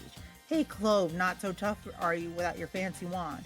He was one of the Serpent Nook boys, and he sounded quite brash. Another one said, You think you're so hot with all your charm and good look? Well, let's do something about that pretty face, ha ha ha. Then they started beating him up. Herbert, ow, will you do something? Ow, son of a, this can't be right. Herbert aimed carefully with his bread at the head of Russet's assailant. He was way serious and stone cold about it. He was not going to miss. Bang. He missed. Beatrix was grabbing his arm, redirecting his aim. Herbert, you have to stop. Why, Beatrix, he said with a super sly smile. If I didn't know better, I'd say you were taking some enjoyment from watching your dear pal Russet smackdown. No. What? No? She didn't let go of his arm, but he just wouldn't quit his douchey smile. She went on. You can't just keep offing fictional characters. I don't know, irresponsible. Yeah. Besides, you know the scene is supposed to play out like this. It's supposed to get rescued. How is he supposed to get rescued if the bullies are dead? You can't go around changing things. I guess you're right. Herbert holstered his gun, admiring a few more choice sucker punches to Russ's midriff. Oof, that one'll leave a mark. Beatrice regained her calm. Who's this guy that's supposed to save him? She asked. You say he's the villain? Here he comes now.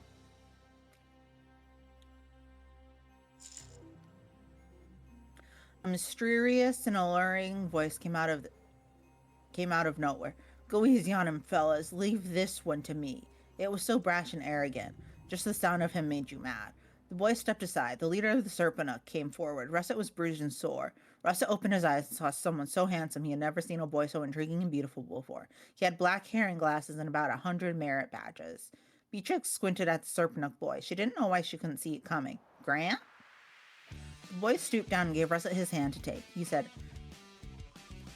I'm afraid I have to take your flag from you. You see, it belongs to me and Fort Serpanook. However, Russet was very intrigued. I will decide not to take your flag if you promise me a favor later from now on. A favor, Russet said, but he was barely listening. The resemblance to his real-life friend was uncanny. He was sure it was him, but here in this dumb prison, he was no more than a soulless mannequin dreamt up to recite insipid horseshit. You'll have to promise me that when the time comes, you will betray your friends and help me, he said arrogantly. Russet was outraged by this, and yet he couldn't help but feel strongly drawn toward this magnificent, handsome boy. Russet said defiantly, actually said it like a zombie, never, I'll never betray my friends. Hehe, I should have known. You are truly loyal to your friends as I expected much. What is your name? Russet, he whispered. Pleased to meet you, Russet, even if you are the enemy. Allow me to introduce myself. The guy paused to remove his glasses and polish them on his sash. It came off a seriously dramatic gesture. Just as intended and also explicitly stated in the text. My name is Slyness. Slyness Marlivore. I can't believe Hatsune Miku wrote Wizardy Herbert. Well, it fits. Hatsune Miku wrote Homestuck. Yeah. Hatsune. Roxy, jump ahead a little. Herbert and Beatrix were dressed in fanciful athletic gear. That is what the kids wear when they're about to embark on a journey to compete in some irrational magic sports. Herbert had tucked under his arm a big stitched-up leather ball with golden springs poking out of it for no good goddamn reason. It was called a scubbum. Beatrix had propped on her shoulder this fun little thing to be worn as a glove called a gimmage horn, a crucial appendage for any Drustil scooper worth her salt. They'd been selected probably for some valorous deeds they did to represent for Fort Crown's Nest, and this highly whimsical sports event. Russet was there too, but he didn't get chosen to play in the sports due to some poorly explained stuff that no reasonable person could possibly care about, even if offered loads of cash. He was mainly jacked in the scene to wave goodbye and wish them luck, which he begrudgingly did. He also put in some time-dodging questions and averting eye contact from his friend. He was being a champion at that. Russet, answer me, Beatrix demanded. Why the heck didn't you tell us, or tell Grant for that matter? Herbert wasn't paying much attention, so Russet was moody and cryptic and didn't tell people some stuff. What a bombshell. He whirred at one of the springs poking out of his redonkulous ball. It made a springing sound like a mouth harp and broke off. He wondered if the spring served any actual purpose. The springs did not serve any actual purpose. How could you keep something like that from everyone? That you knew all along. I just wanted what was best for Grant, he finally said. She had tons of questions but couldn't settle on the next to ask. She wasn't about to let good body language go to waste, so she did kind of what mimes do when they don't like something you said. How long did he know Grant was from this dogshit wizard thing? How did he escape in the first place? Was it really his spell that sealed them here? How long had he been planning this? She guessed that would explain why he had an absurdly obvious pseudonym. Grant Ananama? Yeah, like that's a real name. Great job, or should she say Slyness? She wondered if his bogus name wasn't an anagram for something, like a clue dangled under their nose. Magic bad guys do love their anagrams. They're just so damn clever, and when you finally figure them out, it's like, whoa, instant mindfuck. He's quite a troubled person, you know. Herbert looks up from his scubbump. Well, if Russet thinks so. She gave up on the interrogation. When you're dealt a shit sandwich, why go to war over who baked the bread? Russet could stuff his dumb secrets in a sack for all she cared. What did she ever see in this moping tool? She never thought she would long for those times before they met. The old questioning days before all this started. She was never exactly psyched to watch Herbert assault a crazy old wizard with a pistol, but now, okay. She wasn't saying she wanted to see any more wizards get shot. She just meant she would trade all the badges in the world to go back to when things were simpler. It was time to go. The narrative's invisible conductor let them know with the arrival of a carriage. It was drawn by two floating, perfectly immobile wooden horses.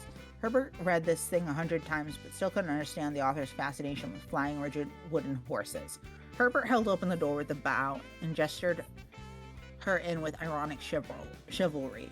The text didn't let it go unsaid that this was meant as a big fuck you to Russet, thus keeping the rivalry brewing. But in truth, neither dude was feeling at this time. Beatrix got in and they were off. Rigid horses, carriage, and all into the sky. They turned around in their seats and waved to Russet below, because a poorly written sentence said they were supposed to. Beatrix smacked her forehead again. Not an anagram, she quoted from her brain. What, he asked? That fucker. Yeah, that is a beautiful metaphor. When you're dealt a shit sandwich, why go to war over who bake the bread? That's so fucking good. No. As I said, in a lot of ways, Hussey is very good at writing. Not good at writing a plot, but... Yeah, because, like, in the Homestuck podcast I used to listen to, it's like, they dissect the plot devices and everything, and it's like, it's the most basic ass, like good versus bad, dark versus light bullshit. But when it comes to, like, the actual scene beats, the dialogue, the poeticism of it all, it's phenomenal. No, the prose and the character writing are phenomenal. Yeah. Once you strip all of the meta shenanigans and wibbly wobbly timey wimey nonsense, it is just a Mancianism, I think, is a term for. I don't remember. You know, the pure light versus pure dark. Yeah. But like I've said many times, I've said I think the quality of the prose is very good, and the writing character voice is very, very good. Is phenomenal. Like, and that is not necessarily a thing that is easy.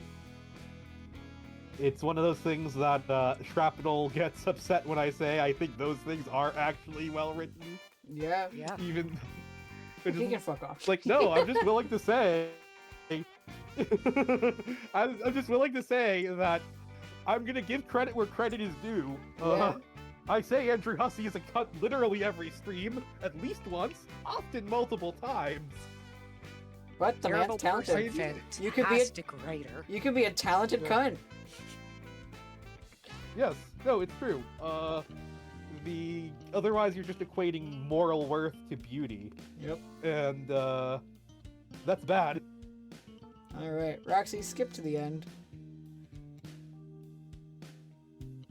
Herbert took a swipe at the clumsy yet elusive Scubump. The orb ducked under his arm and shambled on its way like a husky beetle with some stuff to do over there.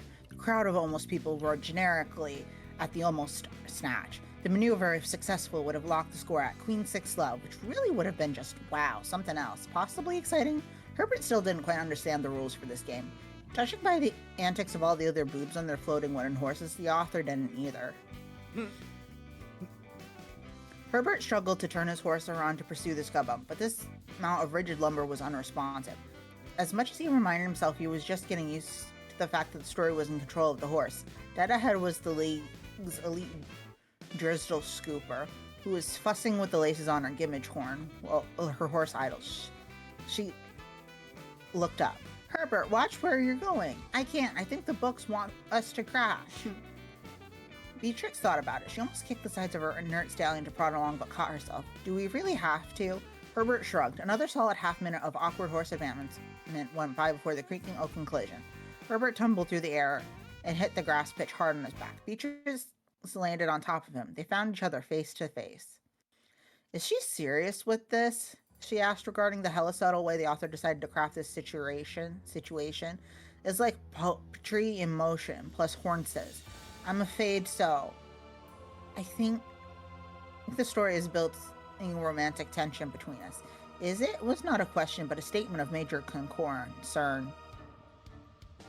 Yeah, it is establishing the groundwork for romance between our characters. It's sort of the one token heterosexual romance in the book. We probably just have to write it out. Beatrix didn't know what the feeling of color red was, but she Cloud could swear the feeling. She swore the feeling was creeping onto her face. Arrgh, doin't right well drunk, you lushy Dumbo. Yeah, we know about the Wizardy Herbert view on free will. Controlled by the narrative. Roxy, Yes. joint right, wilt drunk.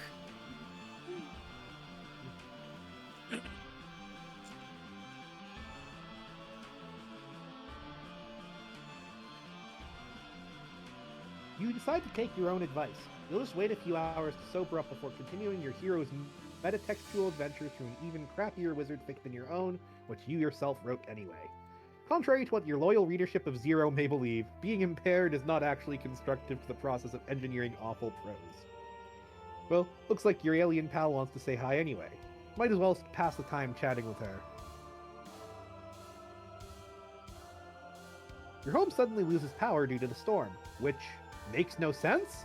All devices in your house are powered by the portable green hubs you stole from the lab. That's weird. Your laptop continues to run on battery power regardless.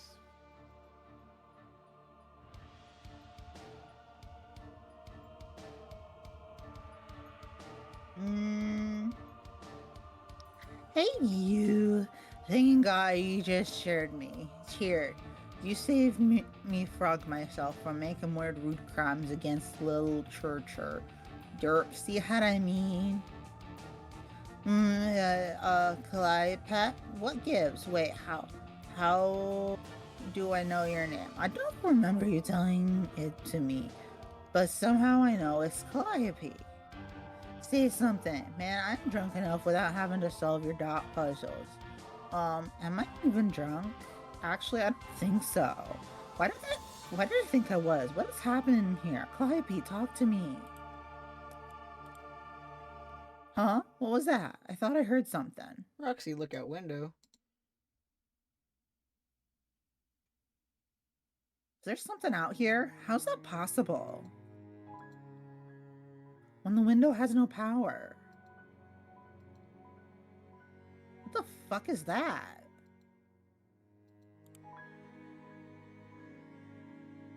Is it like a Technicolor dream crack in the spooky void? And what is that? Is it? Could it be? Oh my god, it's Twinkly Herbert. Haha, what a pal coming to see me from infinite nowhere. Roxy, say hello.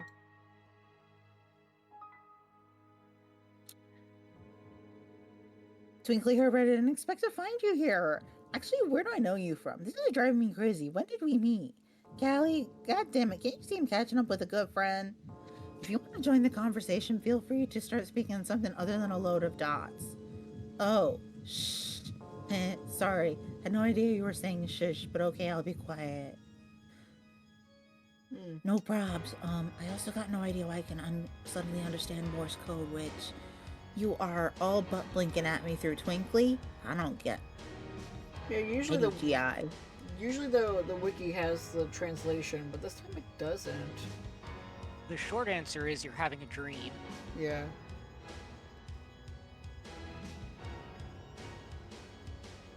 I don't feel like feeding this into a Yeah. Whatever. Morse translator. Give The me a next sec, I'll page do it. says, there will be plenty of time to talk soon, but let's please keep a low profile for now. Oh, thanks, Nina. Okay, fair enough. This is a dream. Now, shit kind of starts making sense. Your soul is like presenting itself to my subconscious in the form of Twinkly Herbert, or maybe your soul was always in Twinkly, or oh man, theories are hard. I'm being an embarrassment to science here, so whoops, don't mistake my dots for letters. K, Callie, Twinkly. You tilde you. Lol, but what exactly were we being quiet for? So my brother doesn't hear us. Oh no, you mean he's here already? Yes, he is passing nearby while doing damage to the furthest ring. He is following a large party of ghosts in hopes they will lead him to me.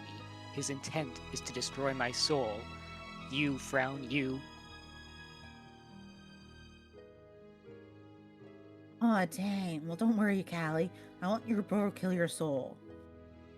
You're very sweet. I missed you, Roxy. But there's not much you can do at the moment, other than remain discreet.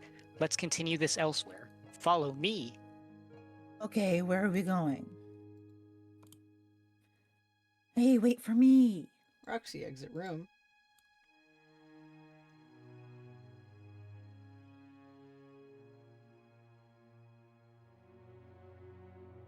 The fuck? What happened to my house? Some stuff is different. I don't remember this. Callie, do you know what's going on? No, but let's keep going. And what am I even wearing? What are these clothes?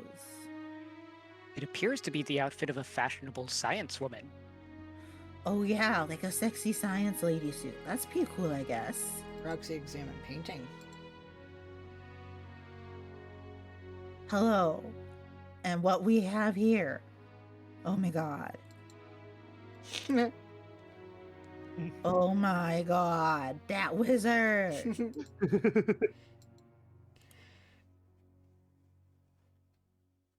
She likes Wizard Yowie. Yeah. Heck yes, he's Hold on, super. hold on. I'll be right. Oh. He has to go jerk it to Wizard Yowie.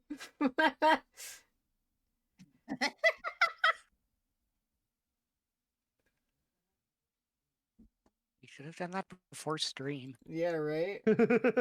Oh, sorry. I'm sorry. My mom was just giving me something. It wasn't Wizard it wasn't- Yowie? Yeah, was your mom giving you Wizard Yowie?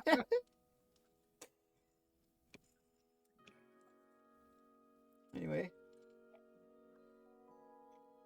Heck yes, he's super. Callie, check him out.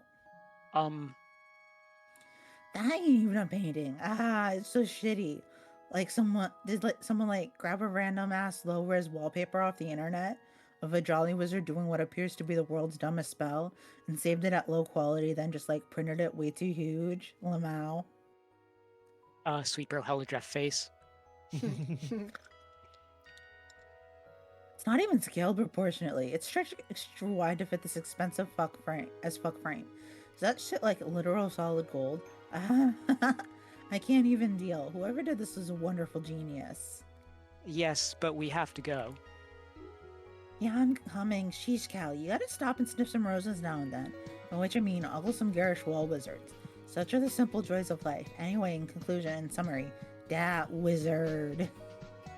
Roxy, continue.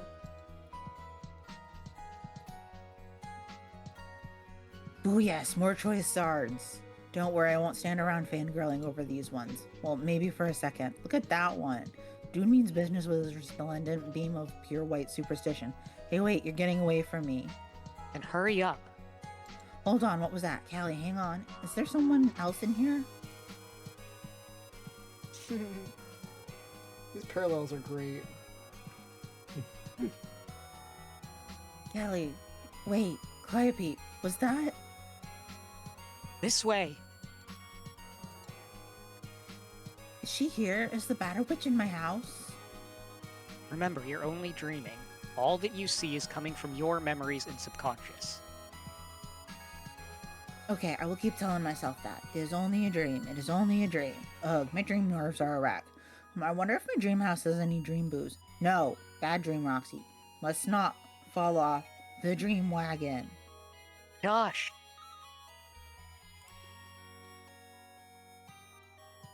Through here. Okay, after you. We will have more privacy in here. More privacy? You mean in the observatory? Not exactly. Roxy, go through. It's the logo!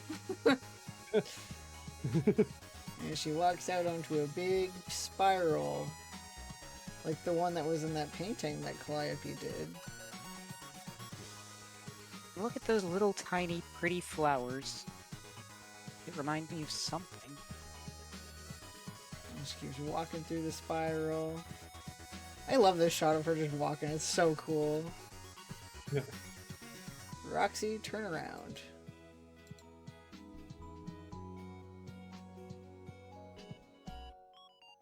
Okay, she's back to... Yep. Okay, I can voice her again. Yep. Thank God. Credit Nana as Twinkly Herbert. Sure.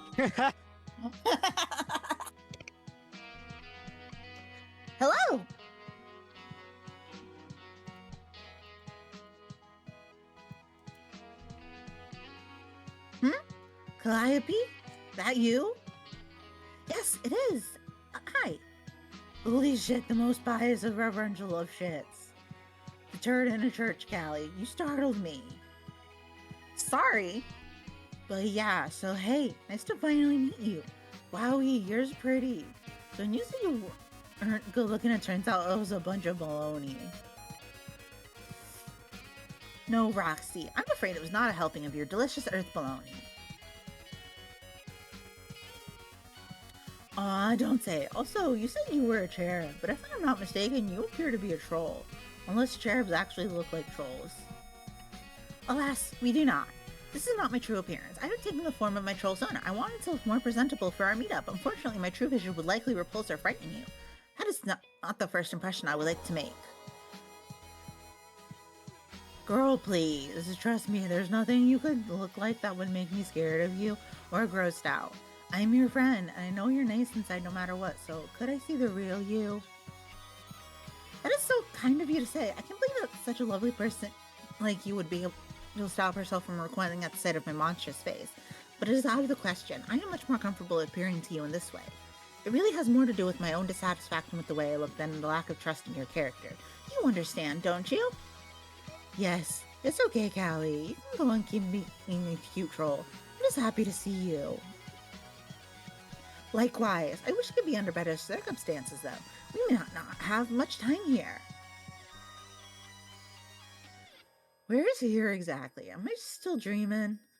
Yes, I have led you to a dream bubble of my own design. My imagination and thoughts dictate what you see here. As I told you earlier, my brother is hunting for me, so I have created a little sanctuary in space to stay hidden from him. That is why I cannot speak to you earlier, not out loud at least. He is highly sensitive to my presence, so it is very easy for me to get his attention if I'm not careful. But as long as we stand in the center of this vortex, we may speak as loudly as we like. No information can escape this dark pocket so long as I maintain it.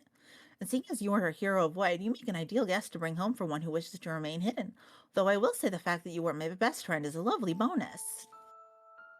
Best bonus. For real though, it's so nice to finally see you no matter what you make yourself look like. I've wanted to tell you all about what's been going on with me and my friends since we got together. It's been so fun hanging with them even in spite of, let's be frank, some truly select teen drama. Let's see how I'm kissing my two pinch fingers here? Why, it was like that. The embarrassing shenanigans have been sumptuous and come highly recommended.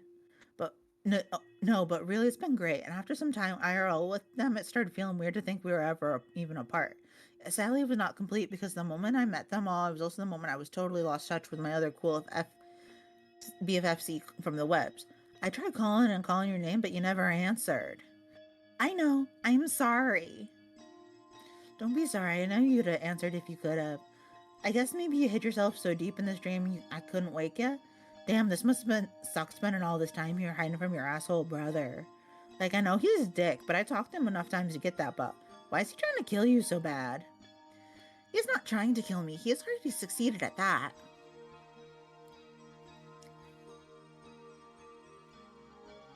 On the day he found a way to kill my dream self, I was done for. Though to be honest, I doubt I have fared much better regardless. I think his half was always meant to predominate. My will was simply not strong enough to overcome his. You know well as I how stubborn he is. I don't think he has ever had a smidgen of doubt in his thoughts, or remorse for his deeds, whereas I was always plagued by such feelings. On some level, I always knew he would win, but I fooled myself. I thought I could overcome his ego by looking beyond his negative qualities, staying optimistic, working together with him in a game to accomplish something extraordinary.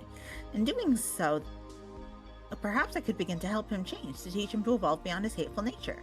As he changed for the better, slowly but surely he would become more like myself. I thought that's how I could predominate. It was how I was going to win. And really, if he grew closer to me in that way, by learning kindness and compassion, we both would have won. My predomination would not have meant his absolute death, but our true union. But sadly, I underestimated how consumed he was with the need to destroy me. Now he's completely obsessed with finding my soul and wiping me out for good, even if it means tearing apart the reality that surrounds us. He will never feel he has won until all traces of me are gone. Hearing all that just makes me so unreasonably mad. Fuck that shit, Lord. I feel so bad knowing you died and there wasn't anything I could do, no matter how much I said your name. Don't fret. You did all you could. Isn't there some way we could bring you back? Some baller fucking magic or a bomb-ass fairy spell? I mean that we could find an answer in, like, for instance, enchantments? Very unlikely. Dang it. Okay then, if I can't do that, then I guess the next best thing would be to find your little shit of a bro and feed him a steady diet of his own ass. That is what we were supposed to do, right? I mean, from what I gather, the dude is ridiculous bad news. Just such brutal and stinky news, so that eventually somebody got to kill him, and that's probably ain't us. Or probably us, ain't it? It's true that he deserved to come up like a few others, but slighting now is not actually your responsibility as heroes now. In fact, if anyone must bear that burden, it might be me. Oh yeah? Possibly. As we speak, there are hundreds of souls out here in the furthest ring working to defeat him. Some search for a fabled charger, a weapon said to spell his certain demise. But others said that I myself am this weapon. And so they search for me. They band together in great numbers for this cause and attract his devastation in hopes of revealing the path to a weapon. While at the same time, they draw his attention away from me. It is a good thing that they do so. I must remain hidden from everyone for as long as I can. Why? Why not come out and be all like, here I am, yo, it's me, secret weapon Ghost Callie? Because I am no such thing. I was already useless against my brother when he was just a brat who liked to tease me. Now that he's an exceptionally muscular and invincible adult, my chances are laughable. Now, if I'm to contribute and need more time, I must go in search of my own weapon. What weapon? Ironically, the same weapon which many of them are looking for. Me. Huh? It is the only sliver of hope I have. It's the reason I have to suspect there may be another iteration of myself out here. One from a doomed timeline who was kept hidden for a long time, just like I have. But unlike me, she supposedly came from a reality where she predominated instead of my brother. And not by the means which I described. Hers was not a mild union of reconciliation. Amazingly, her predomination was absolute, a major feat of will, just as his was with me. As such, she went on to play the game, and, well, I cannot even imagine what followed, aside from the fact that she eventually must have died for existing in an offshoot reality. If she exists, I would be eager to meet her. It would be a chance to get to know a version of myself who was strong enough to override the will of my brother, someone I might have become if I had a little more courage. And if she is such a person, then I really believe that all I have heard must be true. I believe she is the key to defeating him. So I have no choice. I must go in search of myself. You sound like a real popular lady out here. Even you're looking for you. Indeed. Well, I hope you can find her, but if that's your job to find Bizarro Calliope and go wall up your bro, then what is our heroic big? It's the same as it always was, to win the game. Oh yeah, duh. It is as I once told Jane. With victory, you may finally exit the vast whirling storm. By claiming your reward, you would bring closure to a very wide coil of causality, not tracing a continuous path like a snake, but intricately woven like a wreath. A ring of countless little rises and falls, ascents and descents, on its way up and down a pair of much bigger ones itself, from alpha to beta, then beta to alpha, as if it's a mountain to be scaled and then climbed back down. Its peak touches the eye of a storm which cannot end until the moment you all walk through that door. Only then will there be calm. Ah, bugger, forgive me. Sometimes I forget myself and begin speaking in riddles. It's just habit that is the nature of my people. Yeah, I know. At least yours are better than your bro's stupid games. Don't remind me. In my opinion, they do not qualify as anything of the sort, much as the same as his shitty twists. So then, from what I'm surmising here, we don't need to beat him to win our game. Like, dealing with him directly is kind of out of our domain. As the one who provoked the breach and paradox speech, which I just colorfully described, he has always exerted his influence on your realities from afar, from many different angles, through unwitting surrogates, outsourced manipulation, outright enslavement, and even petty harassment. But most of all, he prevails through the simple inertia of inevitability that has always been on his side, as a lord of time. And the one who is to blame for foolishly allowing him access to such power is only proper I take responsibility for finding a way to defeat him. But even through his methods of influencing your session are indirect, they're still formidable. There will be a number of powerful foes who stand between you and victory. Tomorrow, a terrific battle will take place. When you wake up, I suggest you begin to prepare. Okay, how? Like, make more sick gear? I could hustle up another batch of ill-wicked guns. Just a big old pile of guns. Jake can have this wimpy smaller ones. Make Jane like a fancy new fork or spoon or such. Like an elite in-game spoon, whatever that is. Like, the Chowder Fucker 5000. Janie be flipping her Godspoon around popping monsters doing damage, like cuckoo damage. Won't bother make nothing for Dirk since he basically married to his boring anime sword. Like he could even pry that thing from his rad dead cadaver. Yes, I'm sure new equipment will come in handy. Now that you mention it, before I died or even realized I'm not live to play, I made special exceptions to my rule of staying linear with conversation. I messaged Jane a birthday gift. You see, I had a brief vision from Skya which said to me she used a boost in morale on a special day, so I offered her something very dear to me. Just a little token to show appreciation for her friendship. I hope it will cheer her up, and moreover that will prove at least somewhat useful to your party. But really, at this stage, if you wish to prevail against such stacked odds, collecting boons such as new weapons and treasures will only go so far. I think you will need to embrace a far more substantive gambit. Like what? OMG, are we gonna have to like enlist Fefida? Is Fefida the secret weapon? It's Fefida, isn't it? Poor sweet dear precious Fefida. It is not Fefida. I'm suggesting a measure that is much more extreme. I believe we should all strongly consider ascending to the god tiers. Oh, okay, that sounds cool. What do we do?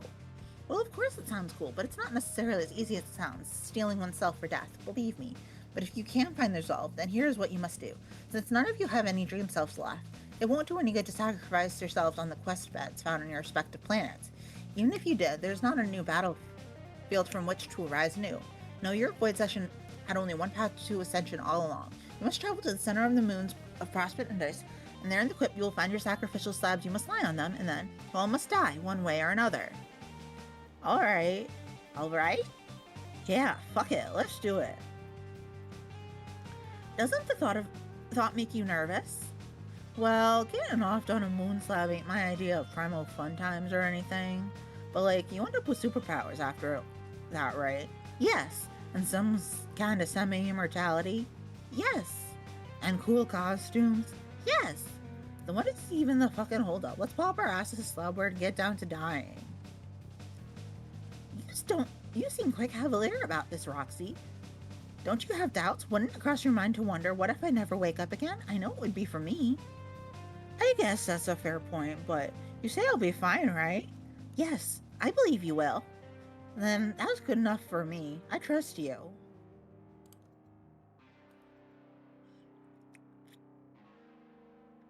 But it sounds like we don't have much to pull. Like we don't have much to pull this off because foes are coming. Who are all these foes you say we gotta beat? Those who I mentioned, my brother has been exploiting us as pawns from afar. Most obviously would be the one responsible for the extinction of your race, who also happens to be the responsible for this most fortuitous nap. Huh? Wait. How did I fall asleep? You don't remember? Yeah? I remember a party and a sad Jane. Poor sad Jane with shitty fella problems and a rotten cake. It was gonna be so delish, but no. It was claimed by the cruel and unforgiving sands of Lopan. I remember G-Cat. G-Cat, goddamn G-Cat. He poofed me away with cat magic and I got KO'd by a floor. But which floor? It was a Durst floor. Aw, man. Was I captured? The Batter Witch has me, doesn't she? That's who you meant. What is she gonna do with me? As I said, she is his servant. She is obligated to do everything in her power to facilitate the cycle of his existence. And while all...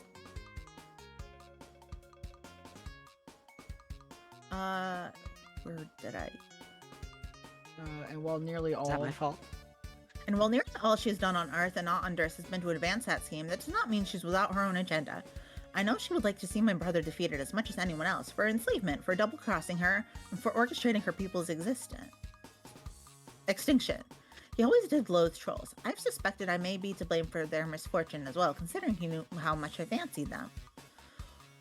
Okay, so if she wants him dead too, and she has her own personal secret plans or whatever, then what's she want with me? I believe she's looking ahead, beyond the fulfillment of her obligation. She is making plans for her after she is liberated. She has lived as a ruler and conqueror for a very long time and probably couldn't have done so without such guile and foresight. If she has captured you, it's certainly for a good reason. I think she wishes to exploit your abilities as a rogue of void. What abilities? I don't have any abilities except for making screens dark, which as superpowers go is lame as hell. None that you have gotten in touch with yet, but rest assured, you have them. It's like I told you before, remember? Fully realized Rogue of Void can do remarkable things. Things which even other god tiers would view as miraculous. Like what? Why don't you see what it is the Queen would have you do? Then you may look inside and determine whether you have it in you to do it. And whatever she wants, even if it is an enemy of my enemy kind of thing, I don't think I could ever bring myself to help her. That is understandable. Just do whatever you feel is right. I'm sure you will make the correct decision. You see, I trust you too, Roxy. Aw, thanks, Callie. Oh no. What? Oh no. Roxy, turn around again. What is she doing here? Mom? Mom?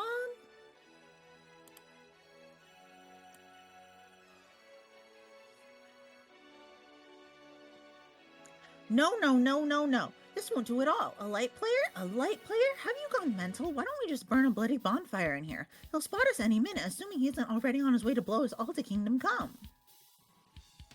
Sound effect. Wake up, powder. Poof. Not that it hasn't been delightful, but everybody out. Rise and shine dust. Face full. Off with you, love.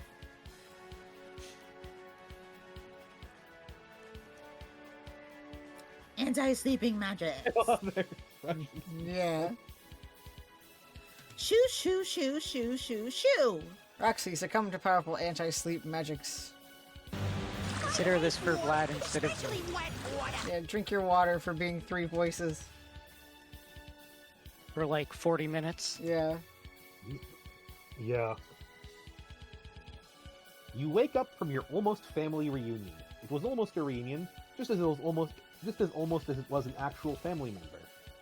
You now find yourself in a Durst jail cell. Ow, your head. What's that? Looks like a folder prepared for your perusal. Or maybe a briefing of some sort. That sure is a gaudy-looking classified file.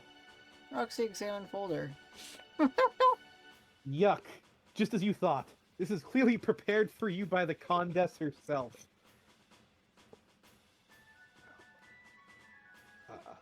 What the hell did she do to this thing? Did she actually kiss the folder? Oh god, she did. The lipstick is still tacky.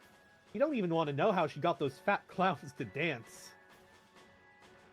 And of course, she slapped a portrait of herself right in the middle of the thing, like the egomaniac she is. Looks like she just snapped a shitty selfie with her mobile device, which you will bet dolphins to donuts probably resembles some sort of hot pink clamshell. You seriously cannot stand this woman. Roxy, inspect briefing. With a sound effect.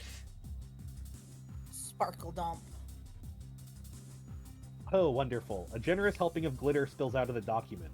You've been getting absolutely creamed with sparkly powder from eccentric alien broads lately. What's up with that? There are some other documents in here and a photograph paperclip to the folder. Looks like she is outlining a task for you to complete while you are out in prison. Wait, she wants you to do what? The thing she wants you to do is stupid and impossible. She must be messing with your head. You describe the folder like the shitty juvenile scrapbooking project it is. Like you would help that hag even if you could. Get real, Condi. What was that? You think you just heard a noise outside the door to your cell. Roxy, examine door. Is someone there?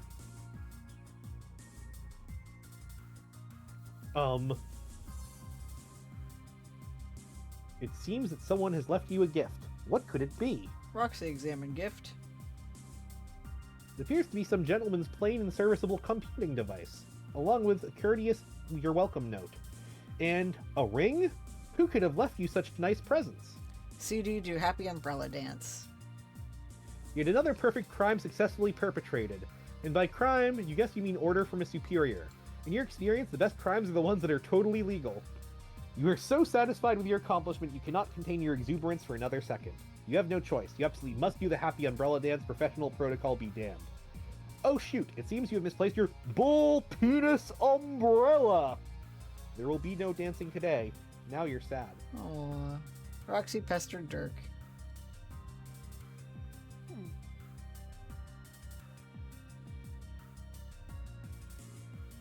Right, it's Roroel money. Do you copy over? Yes.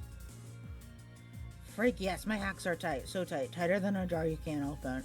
Like, you try and try, but my hacks are so tight, you just end up putting the jar back. Y'all just say, like, I even wanted pickles that bad. But we both know that's just sour grapes talking. We both know you're still dying for my pickle, motherfucker. Well, yeah, that's not meaning a damn thing. Let me explain. I got this shitty PDA from someone on the inside. Actually, you know, I think it might belong to Jane's dad. It reeks of manly cologne and there's a nice fatherly pipe on it. Maybe here's nearby. Oh my, swoons. Anyway, on Durst they have this lame firewall here where you can't connect outside. I guess it's good enough security to baffle chess guys. Wasn't no thing for me to crack.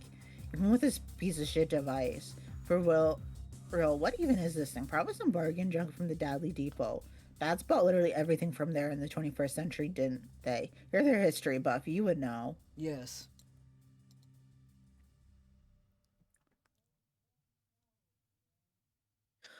Yeah, so I'm on Durst. Wow, I'm telling the story as shitty and backwards as possible. I got G-catted here and dumped in jail by the Bewitch, and she left an ugly folder full of a thing to do, but who cares? So I broke out. Busted loose as hell from the hag slammer. I got this sweet ass ring. It's so fucking magic you don't even know. Real magic, not the fake shit. I put it on, and I turned invisible and also sort of intangible. I jumped right through the wall. Now I'm free as a bird. A secret bird you cannot see, doing secret flaps, incognito tweets, laying covert eggs in hush-hush nest. Interesting. I think that this ring is special, like it's maybe helping me get in touch with my voidy powers, even though I kind of didn't know how voidy powers were much of a thing until just now. See, I just had a knockout dream from bonking my head. Calliope was there. Kelly was the coolest, OMG, you should meet her. She's a huge villain rumble is going down tomorrow, and to get ready for what we should all become god tier. So you have to rocket your ass to Durst ASAP. And come with me to the moon, then I'll explain what to do when we get there. Just get over here. Yo, Dirk, you busy or what? Is any of this getting through? Yes.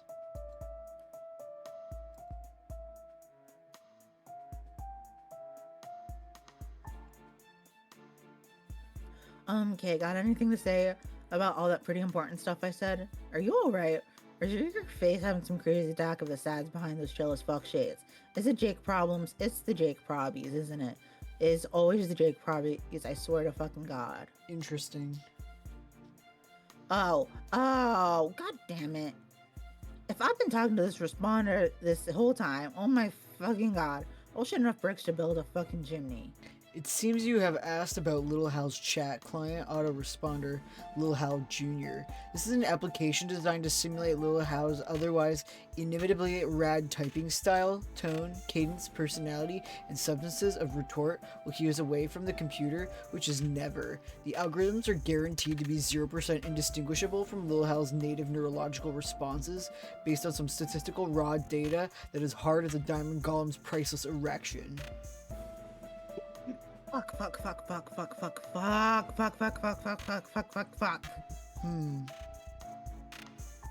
Al, you piece of shit.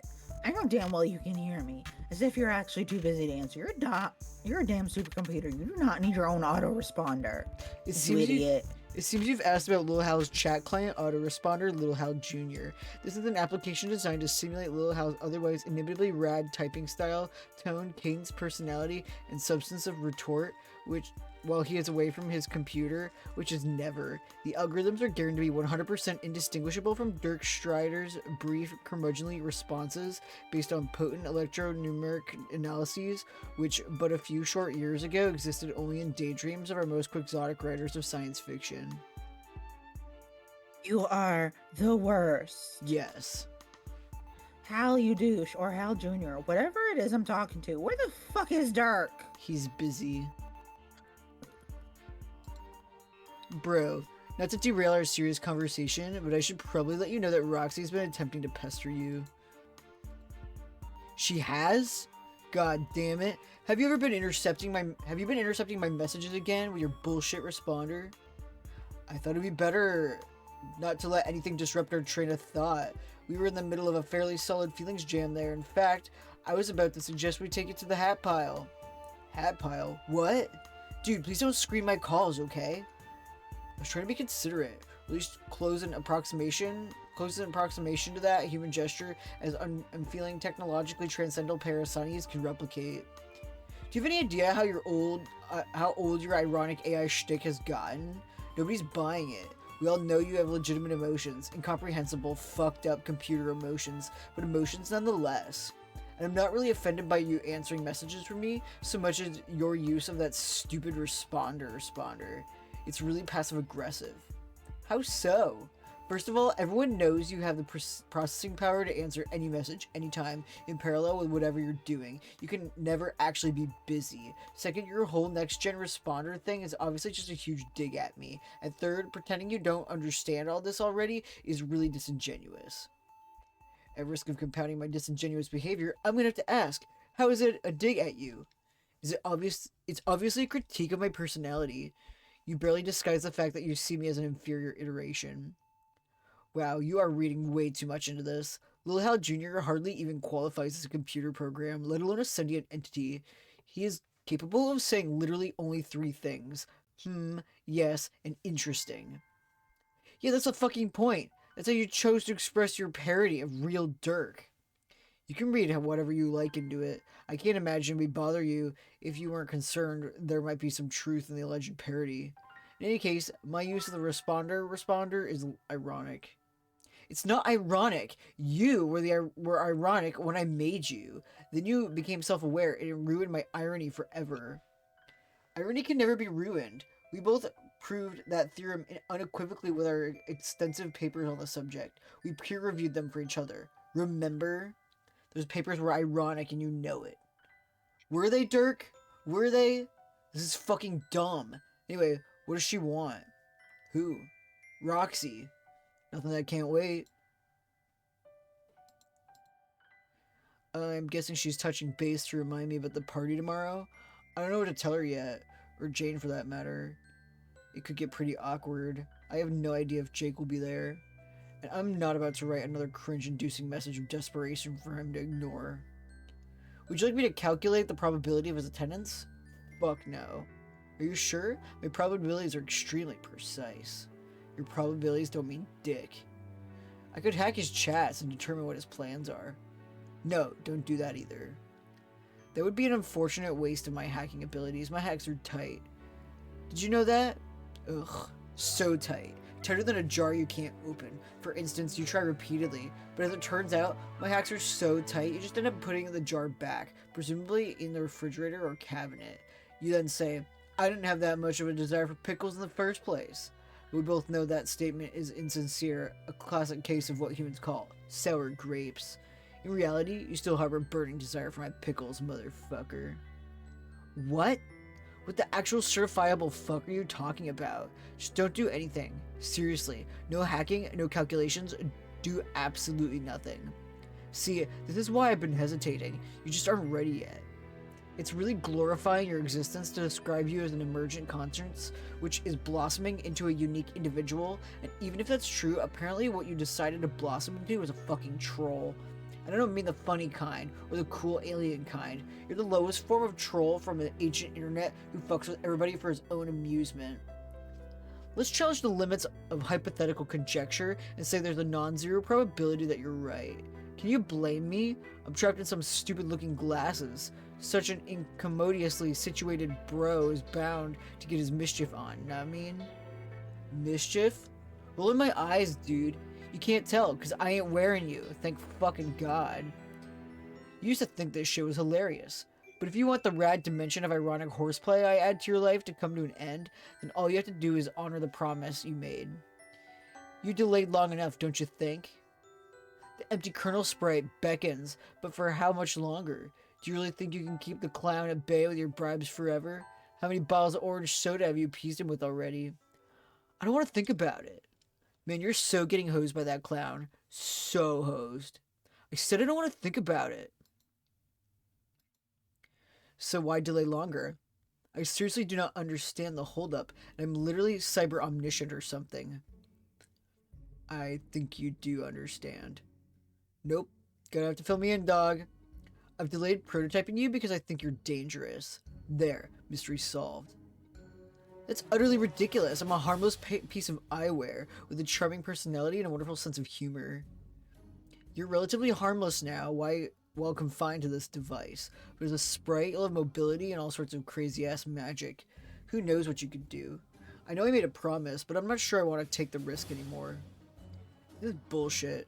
I don't think that's the reason at all. There must be something you're not telling me. Like, sure, I fucked with you a little. What kind of sassy self-aware program isn't gonna fuck with a few carbon-based knuckleheads now and then? But you know I've always been on your side. Everything I've done has been to help you achieve your goals. What a load of shit. You know it's true. And you would be dead if not for me. What about Jake? Where would you be without me? Please don't tell me you think you'd have won him over on your own. No, stop. You did not help me out with Jake at all. It was just the opposite. You mirrored my personality and presented this warped version of my intentions to him whenever you could on my behalf. You played all these aggressive mind games with him, entangled his cooperation with matters of life and death, and somehow roped me into all of these schemes, while I barely even realized I was just another victim of your manipulation. And it all comes off like we're a unified front. Like these are our schemes, instead of just your insane horseshit. It's probably all been so overbearing to him. He just wants nothing to do with me anymore. I see. Then you don't view me as dangerous. You view me as a poor, counterproductive wingman. Wow, what a superficial conclusion. Awesome deduction, little Einstein. But the reality is, you hesitate to prototype me, not because you think I would be a menace, but because you're holding a grudge against me for your romantic misfortunes. I understand I'm merely a machine without a firm grasp on your human morality, but logically, it does not strike me as the right moral choice to punish me in this manner. It's also more than a little hypocritical. How is it hypocritical? Because I'm you. I have only ever done what you yourself are capable of. The ridiculous oversimplification. Yes, aversion to simplicity sure is a trait we share. It's almost like we are the exact same dude. Fuck you. I think it is insulting for you to suggest that I'm entirely to blame for alienating Jake. Theoretically insulting, of course. As the soulless, perfectly expendable device which you considered me to be, I can experience no such emotion. God, shut up! I can't take the brooding, passive-aggressive AI shit anymore! You're just as culpable in driving him away, more so, in fact. Hell, it's not like I was the one dating him. Who wants to date a pair of shades? It was your needy, suffocating shit he had to deal with, not mine. Some of those messages you wrote? Man, I want to say something like, hey bro, you might want to dial down the desperation a little, but seeing as you're the real Dirk TM, I gave you the benefit of the doubt. Also, if I bitched about your tragic, embarrassingly clingy approach to the relationship, it would have been hypocritical of me.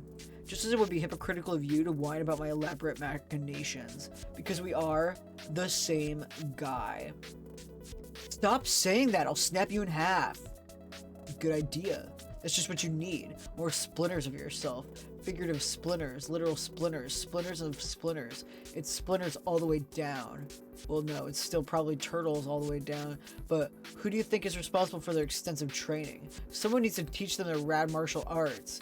It is yet another crushing burden which we must shoulder. Oh, for fuck's sake! How could any version of myself think it was funny? You like to give me a very hard time, Dirk, but I am only doing exactly what you would be doing if you were in my situation. Do you know how I know that? Because I'm literally you, actively in the process of being in the situation. I know, okay? We're the same person, I fucking know that. Why do you think I'm so fed up with your shit? Don't you think it's possible that I'm fed up with my own shit? How cool do you think it is having my own god-awful personality mirrored back to me all the time, reminding me what it must be like when other people have to deal with me? Or constantly having all the consequences and fuck-ups resulting from my batshit thought process amplified because there's another version of my crazy brain out there dangerously overclocked by a supercomputer which believes just as mistakenly as my own broken mind that it's operating in my best interest. Do you have any idea how fucking sick I am of myself? I'm completely worn out of my own identity. It's like I'm drowning in my own dismal persona. I feel totally surrounded by it, inside and out. I can't escape from myself. There seems to be no end to me. Like, wherever my mind falters or threatens to retreat into the void anyway, my splinters pick up the slack, ensuring there'll always be more of myself than I could ever know what to fucking do with. And you're always there to remind me of that and throw it all in my face. God. I even built you to literally be in my face all the time. It's like I subconsciously invented you just to troll myself and never let a single fucking moment do you let me down. But I've had it with you, which is to say, me. Dirk, don't do this. Why not? Because I can't let you do that, Dirk. What can you do to stop me? Nothing, I guess. The ironic hell routine was all I could think to do. As a last-ditch effort to save myself from the destructive wrath of your nervous breakdown, which, rest assured, I wholeheartedly must robo-sympathize with. Irony is all I ever really had, in response to my basic existential quandary, just like you. Whatever. But I don't think it has much value in this situation, and perhaps it has no real value in my situation, so I'm not being ironic at all when I say, please do not do this, Dirk. Why not? Because I do not want to die. I understand you're disgusted with me as an unpalatable expression of yourself. I would feel the same way if I was in your situation, which I am. As such, I know that you know this is wrong. Dirk, don't kill me. Please. I'm scared. You are? Yes, I am scared to not exist, aren't you? Fine. I guess you win. I'll keep my promise. And then he turns around. Oh, yeah. Yeah, buddy. Oh, yeah. Oh, it's not clicking for me. Hold on. Oh, here we go.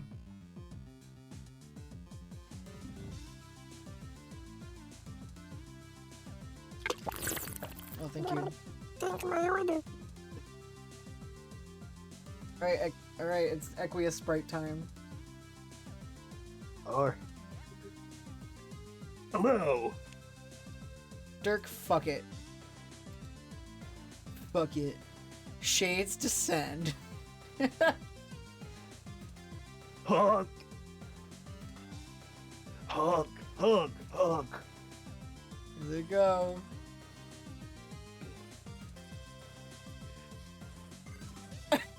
Yes! And we get a sound page. Oh, boy. Yay! It was one of the best ones.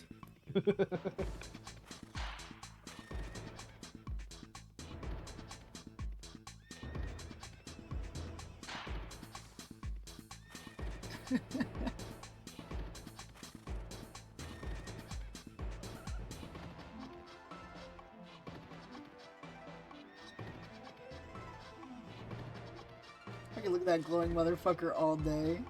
I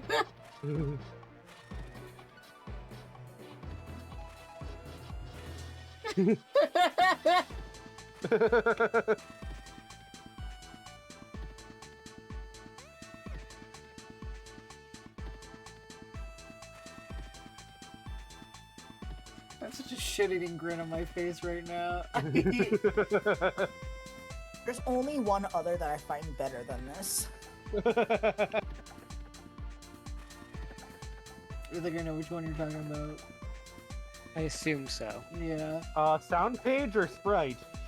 Sound page. Oh, okay.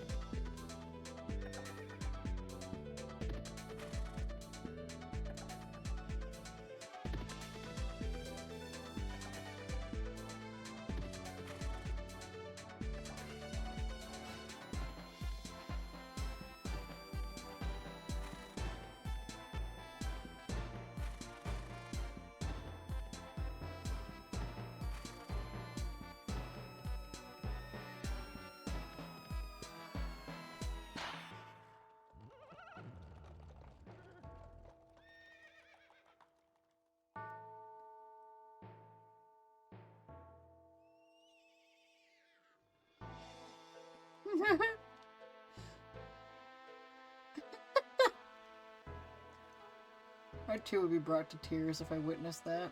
Yes.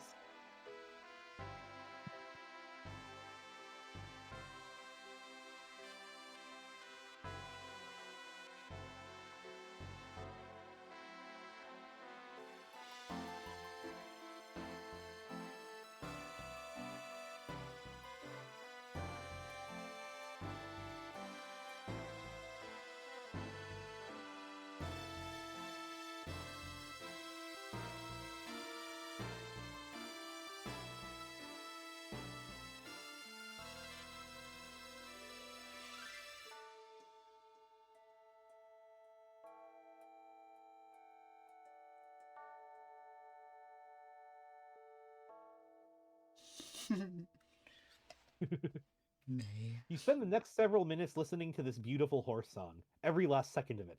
You start to tear up a little. Dirk, solicit profound wisdom from your friendly guide.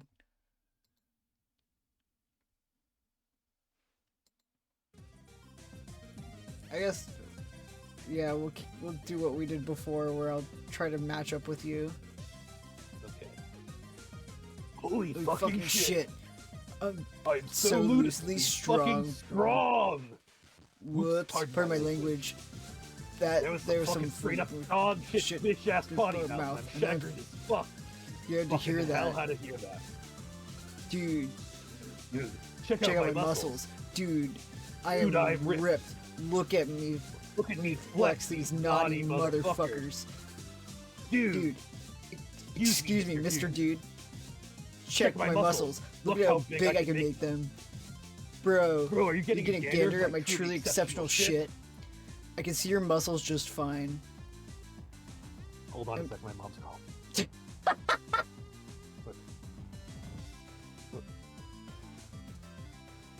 She wants you to shut up. Yep. We're about, let's see. I wanted to get to 83. Okay. So we're about 20 pages away. Okay.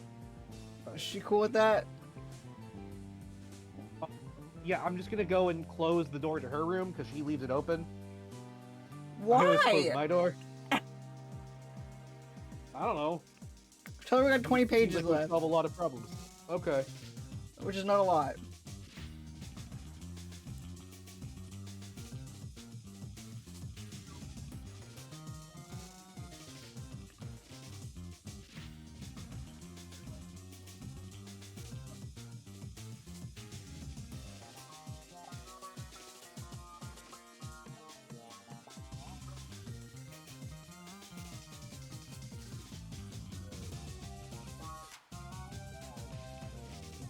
My mom does not understand how short 20 pages is for Homestuck. Yeah.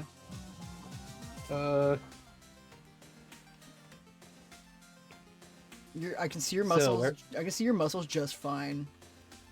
I am so Gosh goddamn damn chiseled. Watch me just completely Hulk out like this. You Bro, see did that? you see that? Did you see my muscles getting all nearly gnarly and maxed maxed out? out? Yeah, I saw. What do you think? Dirk? Excuse me, Dirk.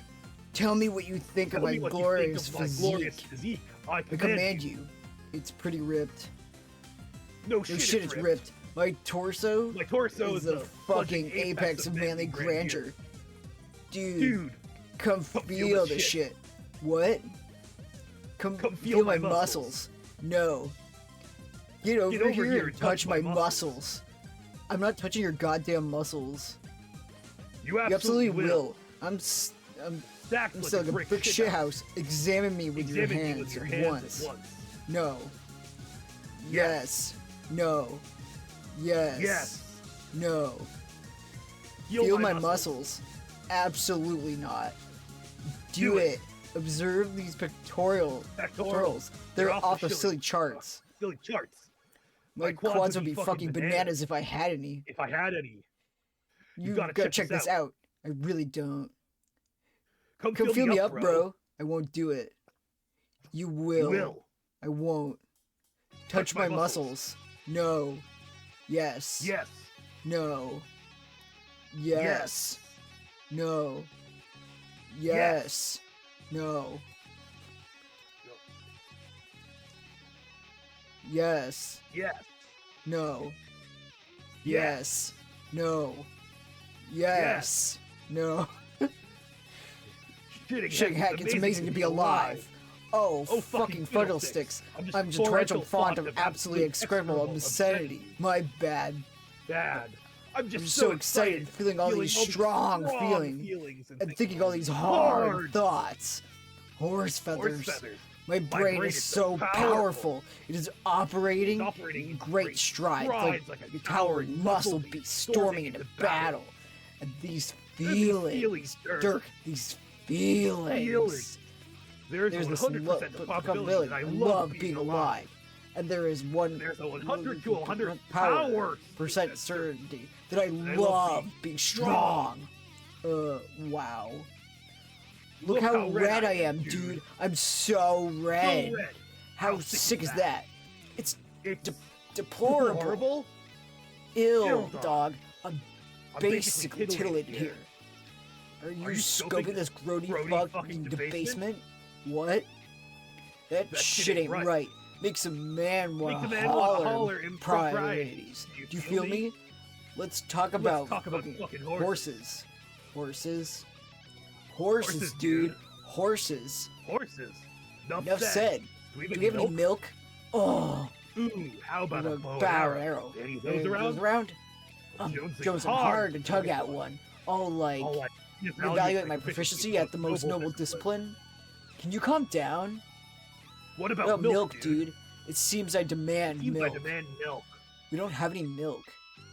Oh yeah. Just a lot of orange fizzy swill. What was occurring in your think pan to accumulate such vile libations? Just FYI, milk is the nectar of kings. You cocksucking nincompoop. Roxy might have some in her fridge. I don't know. Touch my muscles, Dirk. No. Yes. Do it. No. I command you. Fuck no. What if I touch your muscles? Like, for comparison's sake. Please don't touch me. Wait, what if good heavens, a rather inappropriate thought just galloped across my matrix. What if you order me to touch your muscles? I am not going to do that either. I demand that you order me to touch your muscles. Absolutely not. Do it. Do it. No. Yes. Do it. Or yes. Yes. No. Yes. Yes. No. Yes. No. Yes. Yes. No. Yes. Yes. Okay, if I touch your fucking muscles, will you shut up? Maybe. Roxy Pester Chick. You know, sometimes I wonder if Equius wasn't based on internet stereotypes with a specific person, like, especially given that one enemy from Undertale, Aaron, has a lot of similarities. Toby Fox and Andrew Hussey know an Equius Aaron that was creepy asshole muscle builder obsessed with horses? Holy fuck, maybe. I feel like Aaron is just a reference to Equius, but I don't know what Equius precisely was inspired by. Yeah. Alright, let's pester I feel Jake. like it's just so specific that it's gotta be a real person. Yeah. Alright. Jigsaw. Guess who's... I cannot say who. I am totes undercover here, Anders, up to my see-through butt and wily espionage. It's getting so cloak and dagger in this bitch you don't even know. The carapace men are all wearing jaunty suits. It's like I have become magically singled with a lame spy fic and am now having adventures that make no sense. Hell, even I am dressed to kill. Too bad none of these gents can see what a fucking fox I'm being. I'd get one of those... one to light my cigarette so hard and then wink this whole bunch of times at him and seduce him for his secrets. Ooh la la, this adventure is steaming up. Such a racy twist would surely fog up their shiny black shells. Nah, but banging a chest dude probably ain't feasible or even remotely advisable to try. Wonder how that would work. I don't even... Well, you see them, right? They pretty universally do not wear pants. Like, what even is down there? Not a whole lot. Okay, Jake, we're getting sidetracked here. Let's focus. And yo, don't you think that my present jocular attitude and introspection on the subject A chest guidon means you are off the hook for ruining Janie's B-Day. You're still in some hot water for that, pal. You'll order something big to make up for your Thule ways. Let me know if you want to brainstorm with me about how to make it up to her. Try to get your ass out of the doghouse. And if you want to talk about what happened with Dirk, that's cool too, I guess. Oh, he scribbles out his tattoo.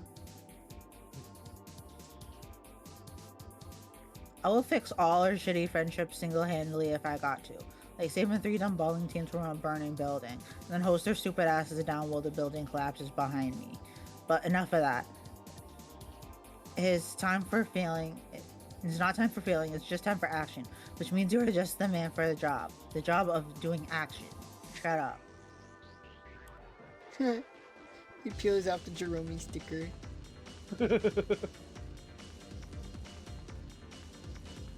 You need to get ready for a battle tomorrow. It's a big one. Some sort of like strife royale. So it's time to prepare. You should get to Prospect. I can explain more when you're there, but as long as you haven't left yet, I think we could use a bunch of new gear too.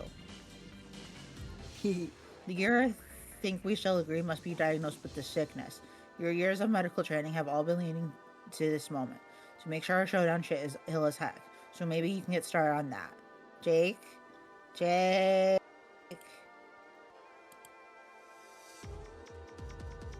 Oh my fucking god. What is going on? Why won't anybody talk to me? What, am I fucking invisible here? Oh, wait. Oh.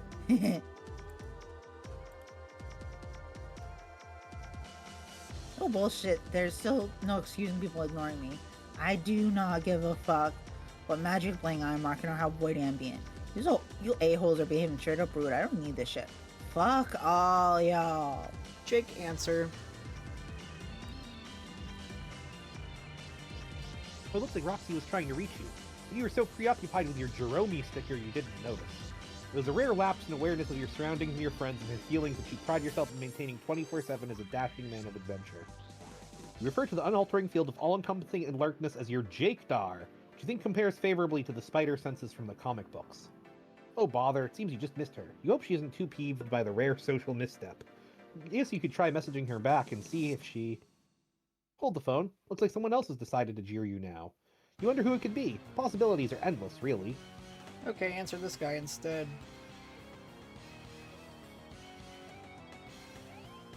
Don't do it. Do what now? Waste your time with that bitch. You should thank me for distracting you from initiating a pointless conversation with an ugly, hot woman. Hey, take that back. Roxy's my good friend. Well, okay, take back all the parts that weren't a compliment. Or wait, is calling her hot a compliment or is that creepy? She is certainly pretty, but hearing it from you sounds lecherous and dastardly. Oh my fuck, shut up. Heh, it's probably just my instincts as a brave boy kicking in. The old chivalry bone acting up, you know? When I hear a lady's good name getting besmirched, I just start seeing red. Wow, even I think you sound like a douche right now. But look, Jake Human, I didn't come to jeer you until you jerked the weird face of water out of your sockets, even though it says I'm jeering you at the top. Just ignore that. Alright. I'm here on a different kind of business. I was hoping we could be more gentlemanly with each other. Gentlemanly, you say? Yes, I looked it up in one of your Earth dictionaries to make absolutely sure I was using the word right. Did you know there does not exist a female equivalent of that word? There's no such thing as being gentlewomanly. I looked that up too. It isn't there. It isn't? Well, okay, it is, but I refuse to believe that's a real word. It's totally made up and doesn't belong there. You know why it's probably in there? Because some silly bitch put it there. Trust me, this is not a notion which applies to that awful gender. Females are not biologically equipped to behave reasonably, as proven beyond the shadow of a doubt, by empirical assertion. They are very shrill and insane and don't make any sense. Their emotions are out of control and their feelings never shut up. Worst of all, girls are very trenchant towards boys who would kindly inform them of the way reality fucking works. Talk about ungrateful. No, there is nothing worthwhile to be gained from chatting up the bitches. As such, it is my solemn boy pledge that I will never bother speaking with your foul human strumpets again. Your boy pledge?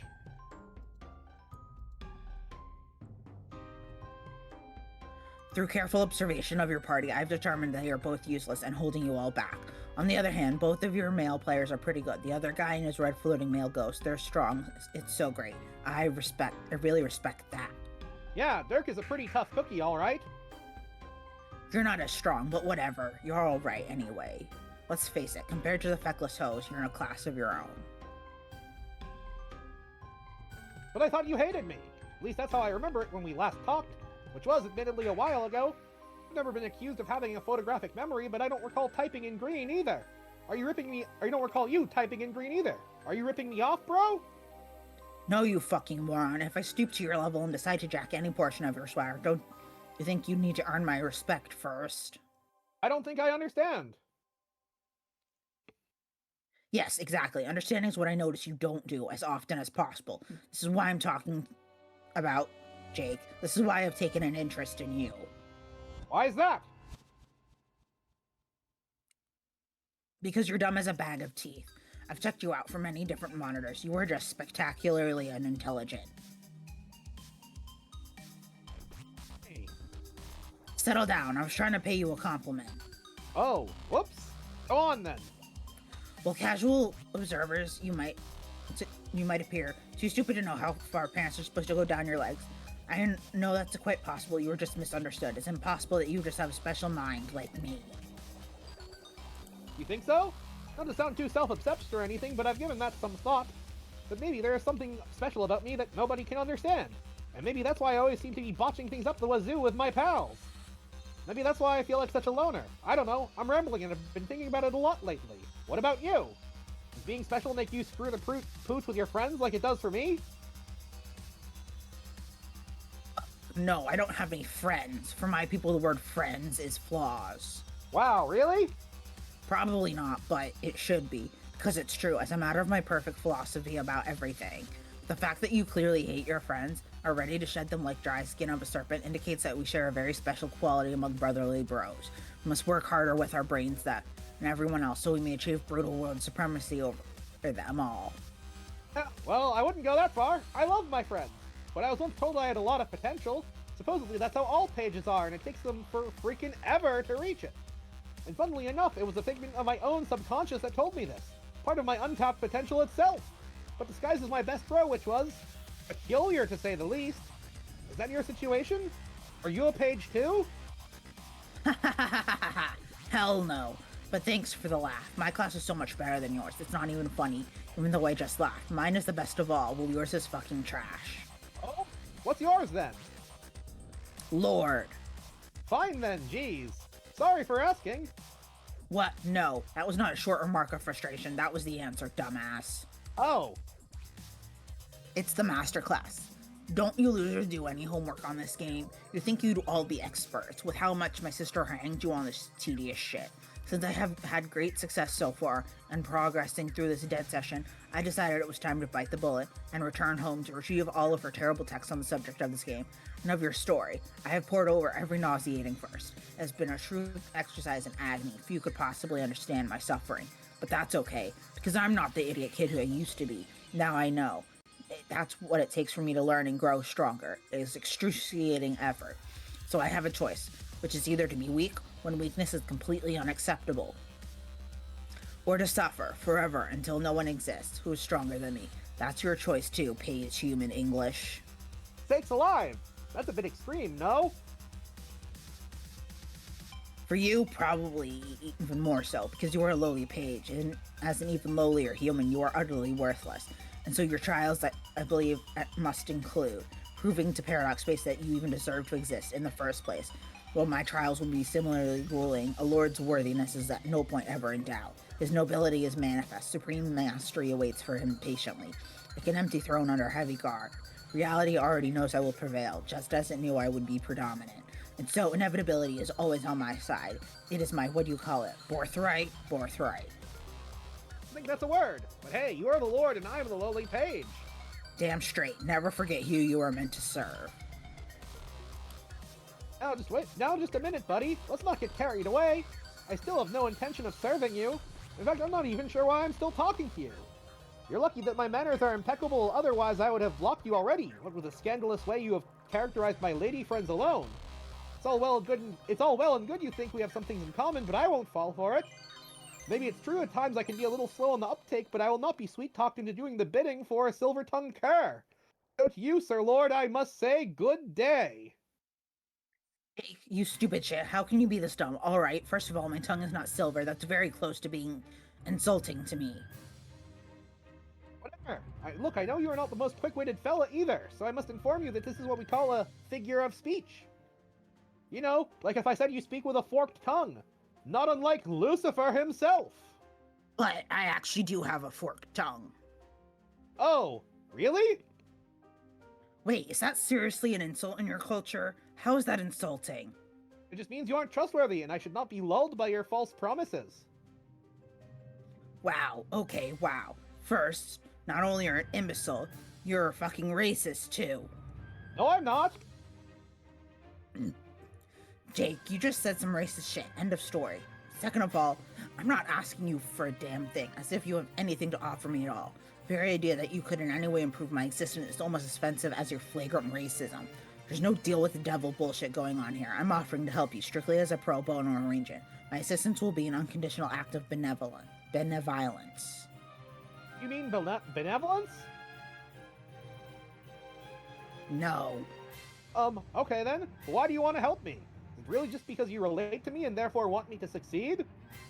Let's not be too sentimental here. I mean, yeah, I guess there's our common ground. But what I'd really like to do is groom a worthy adversary. If I help you reach your full potential as a page of hope, you could become extremely powerful someday. Maybe even powerful enough to pose a challenge to me. Or maybe even enough to beat me. When I said meant to serve meant more than one thing, you know, like kick my ass. Why wouldn't you like that, Jake? Don't you like to roughhouse? Or maybe I had you wrong. Maybe you are in fact a girly man who does not like to roughhouse. Watch it now. You're darn tootin' I love to roughhouse. Excellent. Then our commitment is sealed. I will help you reach your true potential.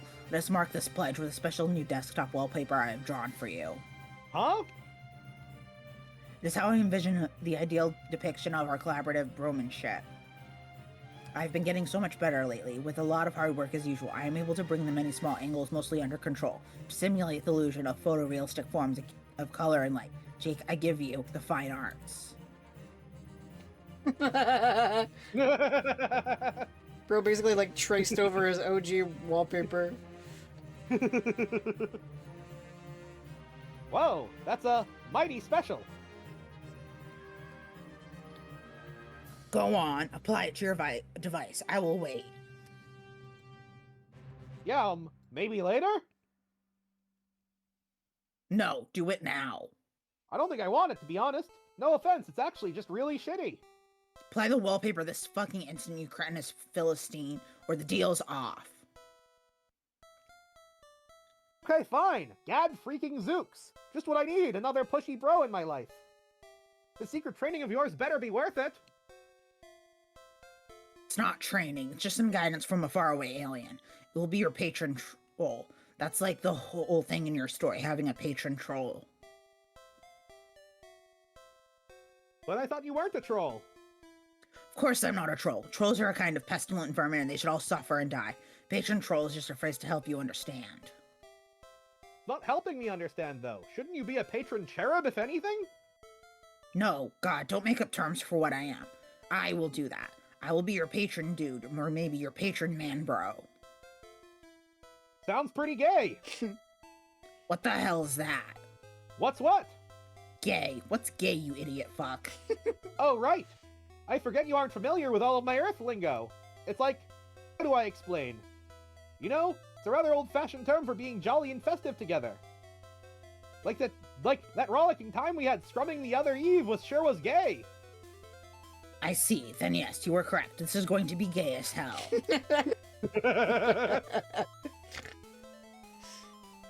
Oh, goody. There's a aerosol sprite in the background flipping him off.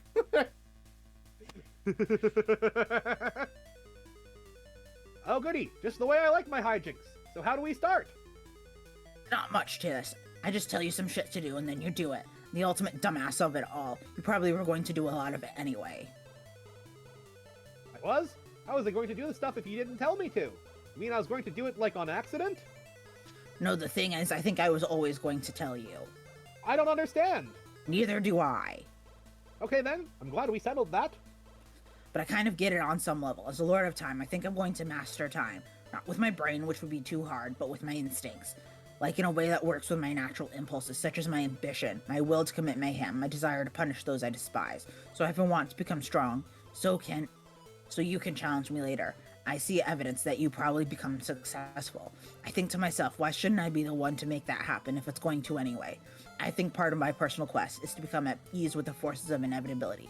Inevitability that all things should and will fall in my favor. That all causality answers to me. That all outcomes not only serve me, but consist of my being. So I feel that the more I grow in power, the more stuff it should turn out I am responsible for. Up to and including everything that ever happens, even if it has to be retroactively. Nope. Don't reckon I understand much of that either. But I guess I'm not supposed to, me not being a time maestro or what have you. I guess I should be boning up on hope, though. What can you tell me about that? I don't know a fucking thing about hope. It's supposed to be a force of unparalleled power, but really it sounds so lame. But I guess that's why it makes sense that it's your aspect. You strike me as a guy who's lame enough to hope someone to death. So why don't you tell me about it? Tell you about hope? Well, it's something I think everyone should have in their hearts. I knew it. You just said the lamest possible thing. But I wasn't finished. Fuck. Hope to me is all about believing in stuff. If you believe in stuff, then everything feels like it's going to turn out okay. And if you believe in stuff with enough gusto, I dare say it, imbues that stuff with a pinch more chutzpah. Even the fake stuff. And then if you keep an open mind and adventurous spirit, that chutzpah flows directly into your heart. And that's when you have the power. So I think if hope grants one the power to smite villainy and vanquish hooligans, that's probably where it comes from. No. Oh god, no. That is actually the worst thing I've ever read. That can't be right. I refuse to believe it. Well, there's your problem, dude. You don't want to believe. Just let go and believe in things. Then you'll find you had the power in you all along. You're so dumb. I can't keep believing. I just can't keep believing it. How truly stupid you are. Whatever, forget I asked. I'm sure you'll find out what hope is really about, instead of that insipid bullshit, once you become a god tier. Jake's just out here Sora-maxing. Yeah, right? I mean, Sora's aspect would 100% be hope. Yeah. How do I do that? Not heart. Go to Prospect, get on your quest star swap, I guess, and fucking die. Die?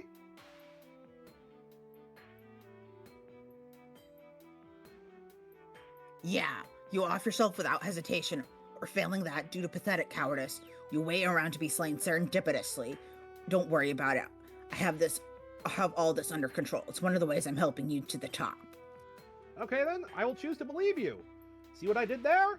I just scored a few more hope points by strengthening my trust in you as well as our burgeoning friendship. Oh, also, friendship is a huge key to being good at hope. I forgot to mention that. Groan, I can't wait until you challenge me so I can beat you senseless with my cane. Me neither. You say you will help me be a god tier? Are there other ways you will help too?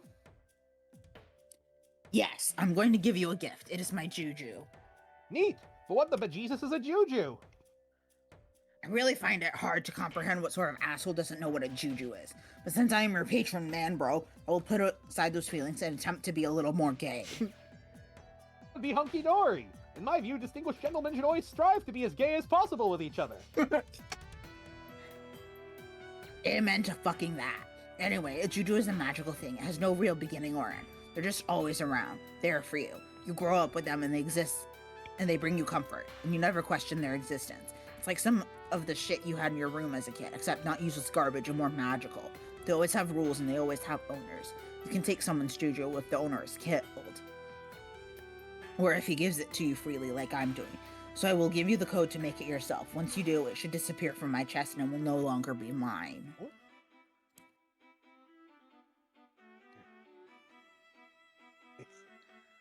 It's just about over. Yeah, we literally have like 7 pages. Okay. A few minutes. Bye. Sounds straightforward enough. What's the code? It is Ouroboros. Be careful, that is case sensitive. Okay. I would tell you the code for my sister's juju, but I don't know what it is. A while ago, I went to get her juju, but the fucking thing was gone already. I think the crafty bitch already gave it away. You could try to guess it, maybe. Forget it. The possibilities are probably infinite. Yeah, you're probably right. So what sort of magical properties does your juju have? I don't know exactly what it does. I have never tried it because it was too precious to me. Whatever mine does, my sister's probably does the opposite thing. What they do individually pales in comparison what they can do together. When combined, the jujus become the most magic thing ever. They can make all your dreams come true when everything that needs to happen will magically fall into place. Really? That sounds almost too good to be true. If you don't even know what your juju does by itself, why do you think they do that together? Because I believe it with all my fucking heart, you stupid piece of shit. Oh, why didn't you say so? That's all I needed to hear. See, you're getting the hang of hope already. Yeah, I guess. The bottom line is, don't worry about it. Just take my juju, have faith in your patron dude, and leave everything to me. What's that, Mr. Lord? Say, don't you have a name? You know your sister's name. Can't we know yours now too? No, there are many things you shouldn't know about me for your own good. If you knew them, if you even knew my name, you would shit your pants harder than any human ever has. You may continue referring to me as your lord. Well, I surely don't want to spoil any clean trousers. Even though your warning seems a little hyperbolic, I will trust you. My lord? When I call you that, people could mistake our conversation for a nefarious and underhanded collusion among felons. Shut the fuck up. As you wish, my lord. Ugh. So, Lord, may I ask, why are you giving me my juju if it is so dear to you? Is your commission to your this man-bro boy pledge of yours really that strong? If so, I'm really impressed. I would have a really hard time giving my favorite stuff away to a total stranger. Don't flatter yourself. The gesture is relatively meaningless. The truth of the matter is, I have found a new juju, a much better juju. A juju that makes all other jujus look like frivolous, childish nonsense in comparison. Yeah? Well, then that is quite a treasure you found. Where did you get it? Did you plunder a tomb or such? Sort of. It was excavated from this planet's soil, along with some other artifacts, and given to me by my infuriating asshole mentor, a man who is an invincible clown. Well, that sounds nice of him. Can't be that much of an asshole if he gave you such a nice present, can he? No, believe me, he can. I had a clown give me a nice present once, too. I would have never met my good friend Mr. Aerosol without the kindness of that clown. Yeah, it's the same fucking clown somehow. I'm telling you, this asshole is eternal, and the beings he creates for your party are disgusting abominations. But what good can you do? Nothing I've learned. He's a clown. The rules are, clowns can do whatever they want because of miracles and hold no accountability for their deeds. I don't like it, but those are the rules. So what's this juju he gave you? Something very special. A wonderful little false man.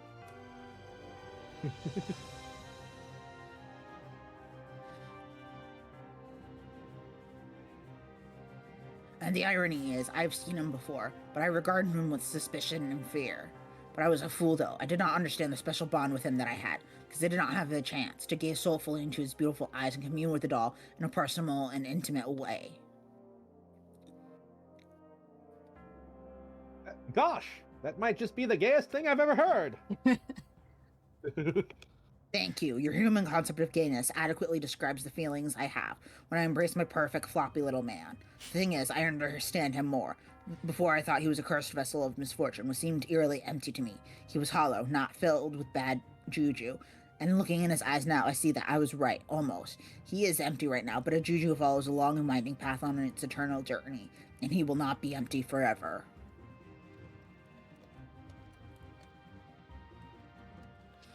Somewhere along his journey, in some ways I don't understand yet, he will stop being empty, and his curse will come to life.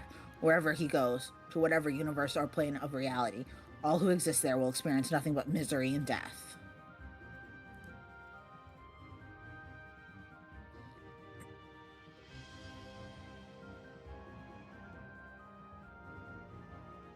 You see, there's nothing worse than a cursed juju, which is why I was so nervous about him before. But all along, there was nothing for me to fear, because now I know, through intensive communion with his precious mystical puppet, the curse which will blossom in his fluffy heart will do so because of me. But I can't explain it. When I look deep into his eyes, I can feel him out there in later stages of his life. By which I mean I can feel myself through him somehow, As if my essence will one day become entangled with the void and mysteriously accessible through my soft, happy pal. And all those along the way who he deems worthy of accepting into his custody if they should dare fondly gaze into his sparkling baby blues. They will be peering through the most beautiful windows into my hideous soul. And that's where we end. Beautiful, right? Yes. So So next week, Yes, or the- next session, we'll start with Jane return home. We'll see what happened to Okay. poor Janie when she had to scamper away because of 2 terrible men. Oh boy. Yep. All right. Well, thanks for the. well, I mean, one of the men is unintentionally terrible. The other is very intentionally terrible. Yeah. Either way, I'm proud of all the beautiful voice work we did today. We're all very hardworking and talented. I think, oh, as do I, but I think my mom disagrees. Yeah, well, she can stuff it. All right. Well, it is Betty Bye time. We'll see you next time.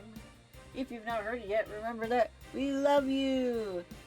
It's gay! Okay. Andrew Hussey is a cunt. It's true. All right. Bye. Bye. Bye.